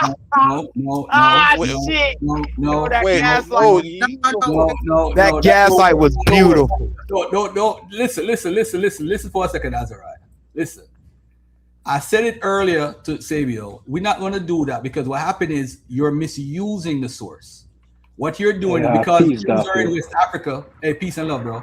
What you're trying to do is say, oh, there was Jews in West Africa, so we can't say there was no Jews. No, there was two communities that they found in Senegambia. Those two communities are extremely well documented. They turned their home into a synagogue, and they were practicing Torah, and they were doing their thing, practicing the laws and everything. Now, hold up. No. You're not going to tell me okay. You wait until I'm finished. What the hell are you doing? So now, those two communities, though, let's take a look at what these communities are saying, though, or what they're saying. Because when we talk about Jews in Africa, right, I like to pull these out right here. So these are the Portuguese archives confirming the importance of ivory export at this time in Senegambia. The Jewish merchants obtained their ivory both from Africans and from new Christian Lancados. The Lancados had established contact with the Dutch Jews as soon as the latter settled in Senegal, which strongly suggests pre-existing contact. And they all trade in hides and wax and ivory, which they buy there from local Africans and from white men who are Christus Novus. New Christians? These were Jews who converted, right? What are they called? White men who are Christus Novus, and they deliver the goods to Flanders where they have commercial contacts. Now, ladies and gentlemen, now look at this source. This is from Peter Mark and whatever, right? So the Africans now, they would draw the people, the ivory and wax that they were trading with. So these are some of the people that they were trading with. See how they look? I'm not making this up. Go read Peter Mark's book. I'm not making this up. When we say, I'm not saying they're white, they're black. But this is what the Africans say they look like. That's not me saying it. All right. So again, watch out, man. The Luso-African ivories were produced continuously in Sierra Leone through the 16th and into the 17th century, and few, if any, of the carvings come from Nigeria. The work is of direct relevance to the ivory and weapons trades to and from Upper Guinea. The art historical reassessment of the dating and provenance of the ivories is recent and has only begun to register in museum catalogs. Therefore, the basic historical argument for this interpretation will be presented below. Now, look at this right here.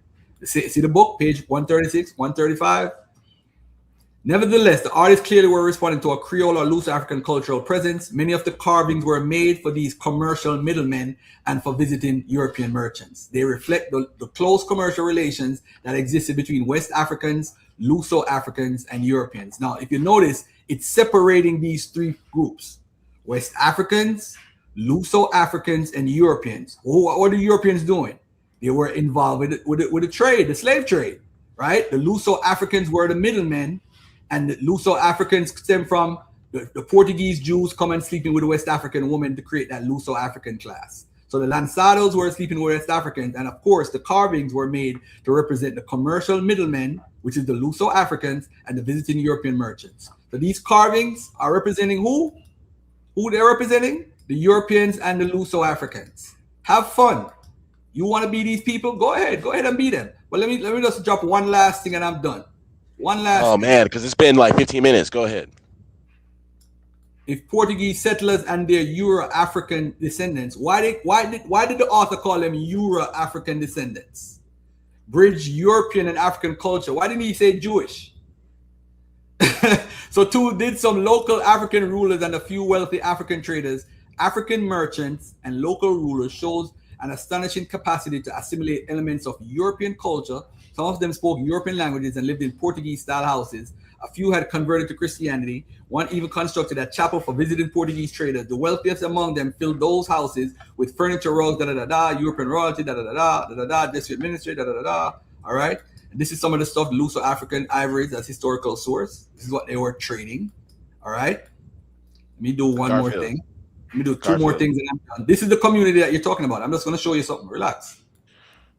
I mean, we're falling asleep. We're asleep now. Like I still need the answer to my question. You went off on a diatribe. That these new Christians established a synagogue there. It would certainly have escaped the notice of the Inquisition. Sierra Leone would have been a safe place to be a Jew, and this spoon could possibly have been carved for use. Hold on 1 second. Okay, are you done now, or do you got 15 more slides? I got 15 more slides. Do you have any slides? Well, this is my one slide. If we wanted, hey, Azariah, if we wanted to hear preaching, we would have went to service this morning. We don't want to hear preaching. No, we had God preaching. Third Jewish merchants and settlers in West Africa. Sources, not sorcery, sir. Sources, not sorcery. Sources. No, it's been all sorcery. Hold on, Samuel. Let me get this out of the way. Hold on, let me put this out. Oh, I didn't know it wasn't on the screen. I thought it was on the screen. Hey, you dropped him? Why didn't he come on and like present something and I could host the show because y'all not getting nowhere. Yo, look at this right here. Look at this right here. Third Jewish merchants and settlers in West Africa influenced those Africans living near their trading posts. This in turn led to the emergence of distinctive syncretic religious forms. African religions were influenced not only by Christianity, but also by Judaism. So if they influenced people with Judaism, what does that mean?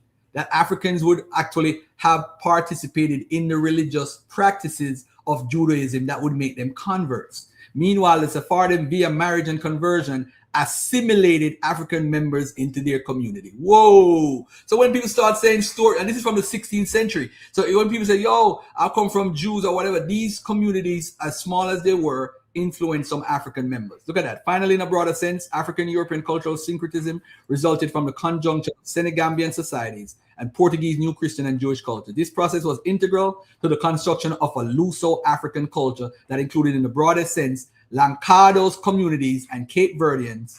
Local African cultures were characterized by a flexible and fluid sense of identity, and they readily assimilated outsiders. Portuguese New Christians, and to some extent their relatives who had returned to Judaism, had developed their own flexible and adaptable sense of identity, both as a survival mechanism, the face of the Inquisition, and as a necessary response to life in the diaspora. The resulting Euro-African culture that was born from this conjunction ultimately spread from Upper Guinea through much of the Atlantic world. There you go. There you go. Who's next? Look at Garfield. Who next? You running people away. Next. Jewish men took black women to create mulatto Lancados. A lot of that thing would get up fear for the climate. If they were already black, they would have no issue with the climate. They running themselves away, Mika, because No, all they're doing is they ain't got no they don't discipline. have any. Bro, not how only many that, they don't times have have I been discipline. kicked off this panel? Nobody's running. I've been kicked off this shit like multiple times. Nobody's running. I'm still here. So These two small communities. What about them? So again, going back to the point, do you agree that there were Israelite communities in the west coast of Africa? Yes or no? I believe there were some small communities that was in West Africa. Two small communities. So that's a yes. Documented. Two small communities that were documented. So that's a yes. Is that a YES? And what years was those? What years? Hold on. I just need an answer. Is that a YES? Is that a yes? Two small communities in West and Central Africa. I just need one word. Yes. Two communities. What's your point? Is it a yes or a no? Can I get an answer? Two communities. What's your point? Give me an answer. The yes is right there. He said it 5 times. No, when he's telling you two communities, sir. No, you don't. YES. No, you don't. Yes, I do. So again, what time were those communities over in West Africa? Hold on. We need to get the answer from Garfield first. Because it says 1452 right there. So were these communities established around the 13, 14, 12, 13, 14? These are Sephardic Jews coming from Portugal. It's from Portugal. Oh, so these are 1400s. Yeah, 1492. After wow. 1492. So not before. Not before the 1300s. This is in the 1600s. So there's no communities, no Jewish communities or Israelite communities in West Africa before the 1300s. No, there definitely is. No, not from that source. Hold on. That's the source that he's bringing up, but there's other sources that say yes. Can you qualify that? There's no damn community, man. Cut it out. Nonsense. Show us a community in West Africa in the 1300s, sir. Please. I most certainly. For those who don't know, I show this every week on the platform, right? For those who don't know, and I've said this every week for the last 4 weeks. Let me bring it up. Let me bring it up right now. Let me show you. Let me show you all this. Let me show you all this real quick. Some of y'all just want to lie to the people, man. Shit is crazy. Nobody's lying, bro. Nobody's lying. You just said that there's Jews in community in the 1300s. Where? Show us that community. I've been looking for it for years. AI can't save you right now. Let me qualify my question. My answer. This right here. Remember I told y'all this earlier. The white there tribe. Are Israelites in the west coast of Africa. Be quiet. Well, you keep cutting me off, bro. There's no Israelite. Nobody came to be Israelite on west coast of Africa. Nobody. You can't find that. You got to bring that out. Bring that out. If you're gonna say it on my channel, you got to bring that out. There's nobody claiming that. They claim that they're Jews. All right. So again, they came it later on after colonialism. Somebody said that I'm probably from Israel or Arabia. But nobody claiming that they're from Israel that we could find before colonialism. Get out of here. Is it a factual? Is it a factual statement that there were Israelites in the west coast of Africa? Is that? Listen, family. They have a book called The Lost White Tribe, where this guy Michael F. Robinson, he wrote about how the guy, one of these explorers, said that there was a white tribe in Africa and had archaeologists looking for it. I mentioned it earlier, but I do want to point out one thing here with this tribal stuff. Hold on one second. Let me see if I can find it. Anything white y'all don't like. This is it again. This is the Catalan Atlas. The reason why they what you call it is because they're documenting where Jews are in West Africa. They're encouraging other Jews from the Balearic Islands and all over the diaspora that they need to come to West Africa. So if Jews were already established in West Africa, why are these Jews encouraging Jews? They need to come to West Africa. And if you notice on the map, you got who? Mansa Musa with the gold. That's the Jews coming to get the Goldstein, the Silverstein, all them folks. They're coming to get that gold to make that money. Yep, getting the slaves and getting the gold. So that's what they're doing. So that's why they are in West Africa. They're trading. They're sleeping with African women. They're commercial merchants. That's what they're doing. All right. Anybody else? I'm about to end the show right now. So is he going to show us that Jewish or Israelite community in West Africa in the 1300s? He ain't got nothing, man. He's out of here, man. I ain't got time for that. That's foolishness. Garfield got to start doing presentation. Foolishness. Here's some work from Jews in Jamaica. Hold on there.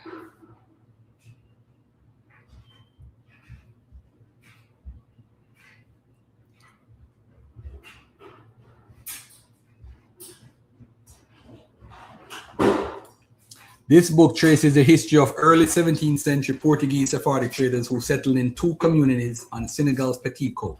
There they lived as public Jews under the spiritual guidance of a rabbi sent to them by the newly established Portuguese Jewish community in Amsterdam. In Senegal, local Muslim rulers protected the Jews from agents of the Inquisition. The Petit Côte communities included several Jews of mixed Portuguese African heritage as well as African wives, offspring, and servants. So yeah, they had Hamite wives. The blade weapons trade was an important part of their commercial activities. These merchants participated indirectly in the slave trade, illegally supplying West African markets with swords.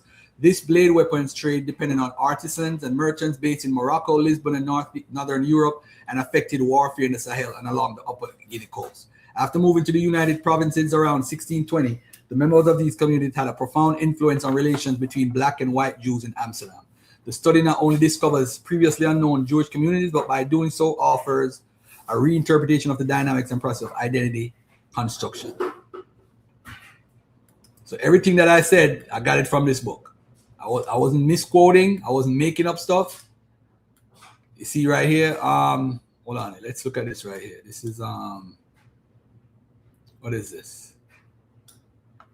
There's a community with 100 families in Portuguese, literally neighbors, which may respond to persons or families of Portuguese and blacks. So this port came people from Flanders who professed the law of Moses, and here they do and maintain their rituals and ceremonies like the ones of Judah, the land of the Jews. And the Portuguese, seeking to kill them and expel them from that place, ran a serious risk because the king took the side of the Jews, and he told the Portuguese that his land was a market. Because when they kicked out the Jews, a lot of people don't know this, but they actually wanted the Jews to come back because the Jews used to make them all the money.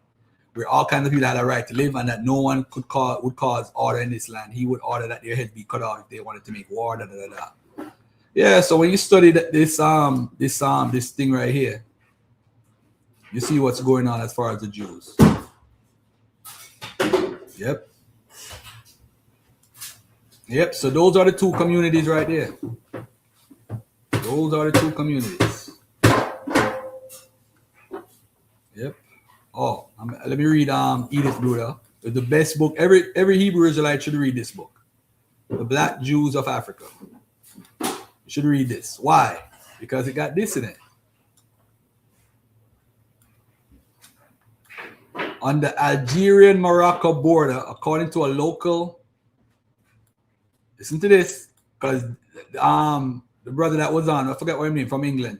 On the Algerian-Moroccan border, according to a local chronicle discovered at the beginning of the 12th century by the French A.G.P. Martin, the very earliest Jewish inhabitants of Taout and Gurara settled in the 1st century AD coming from Cyrenaica and were followed by a second wave of settlers who arrived with Irish traders from Mosul. The making of the Taout based on the model seems to have originated from Persia. They were mentioned as far back as the 5th century BC. Another tradition from the region of Togurt in the northeast of Taout reveals that the Jewish inhabitant is so ancient that they are considered the earliest white inhabitants of the area. Wow, see? So there's sources that say that they're not us. And why would you draw that conclusion, Edith Bruder? In the most ancient period, whose tradition was conserved by memory, the country was inhabited by Jews who employed who? Negro workers, and who owned K-stars and palm groves. Boy, I didn't say it. So, hey, I could find a source that says a lot of things, family. A lot of things. A lot of things. But anyway, let me stop sharing. Anybody else got any questions? Anybody else want to jump on? I'm good.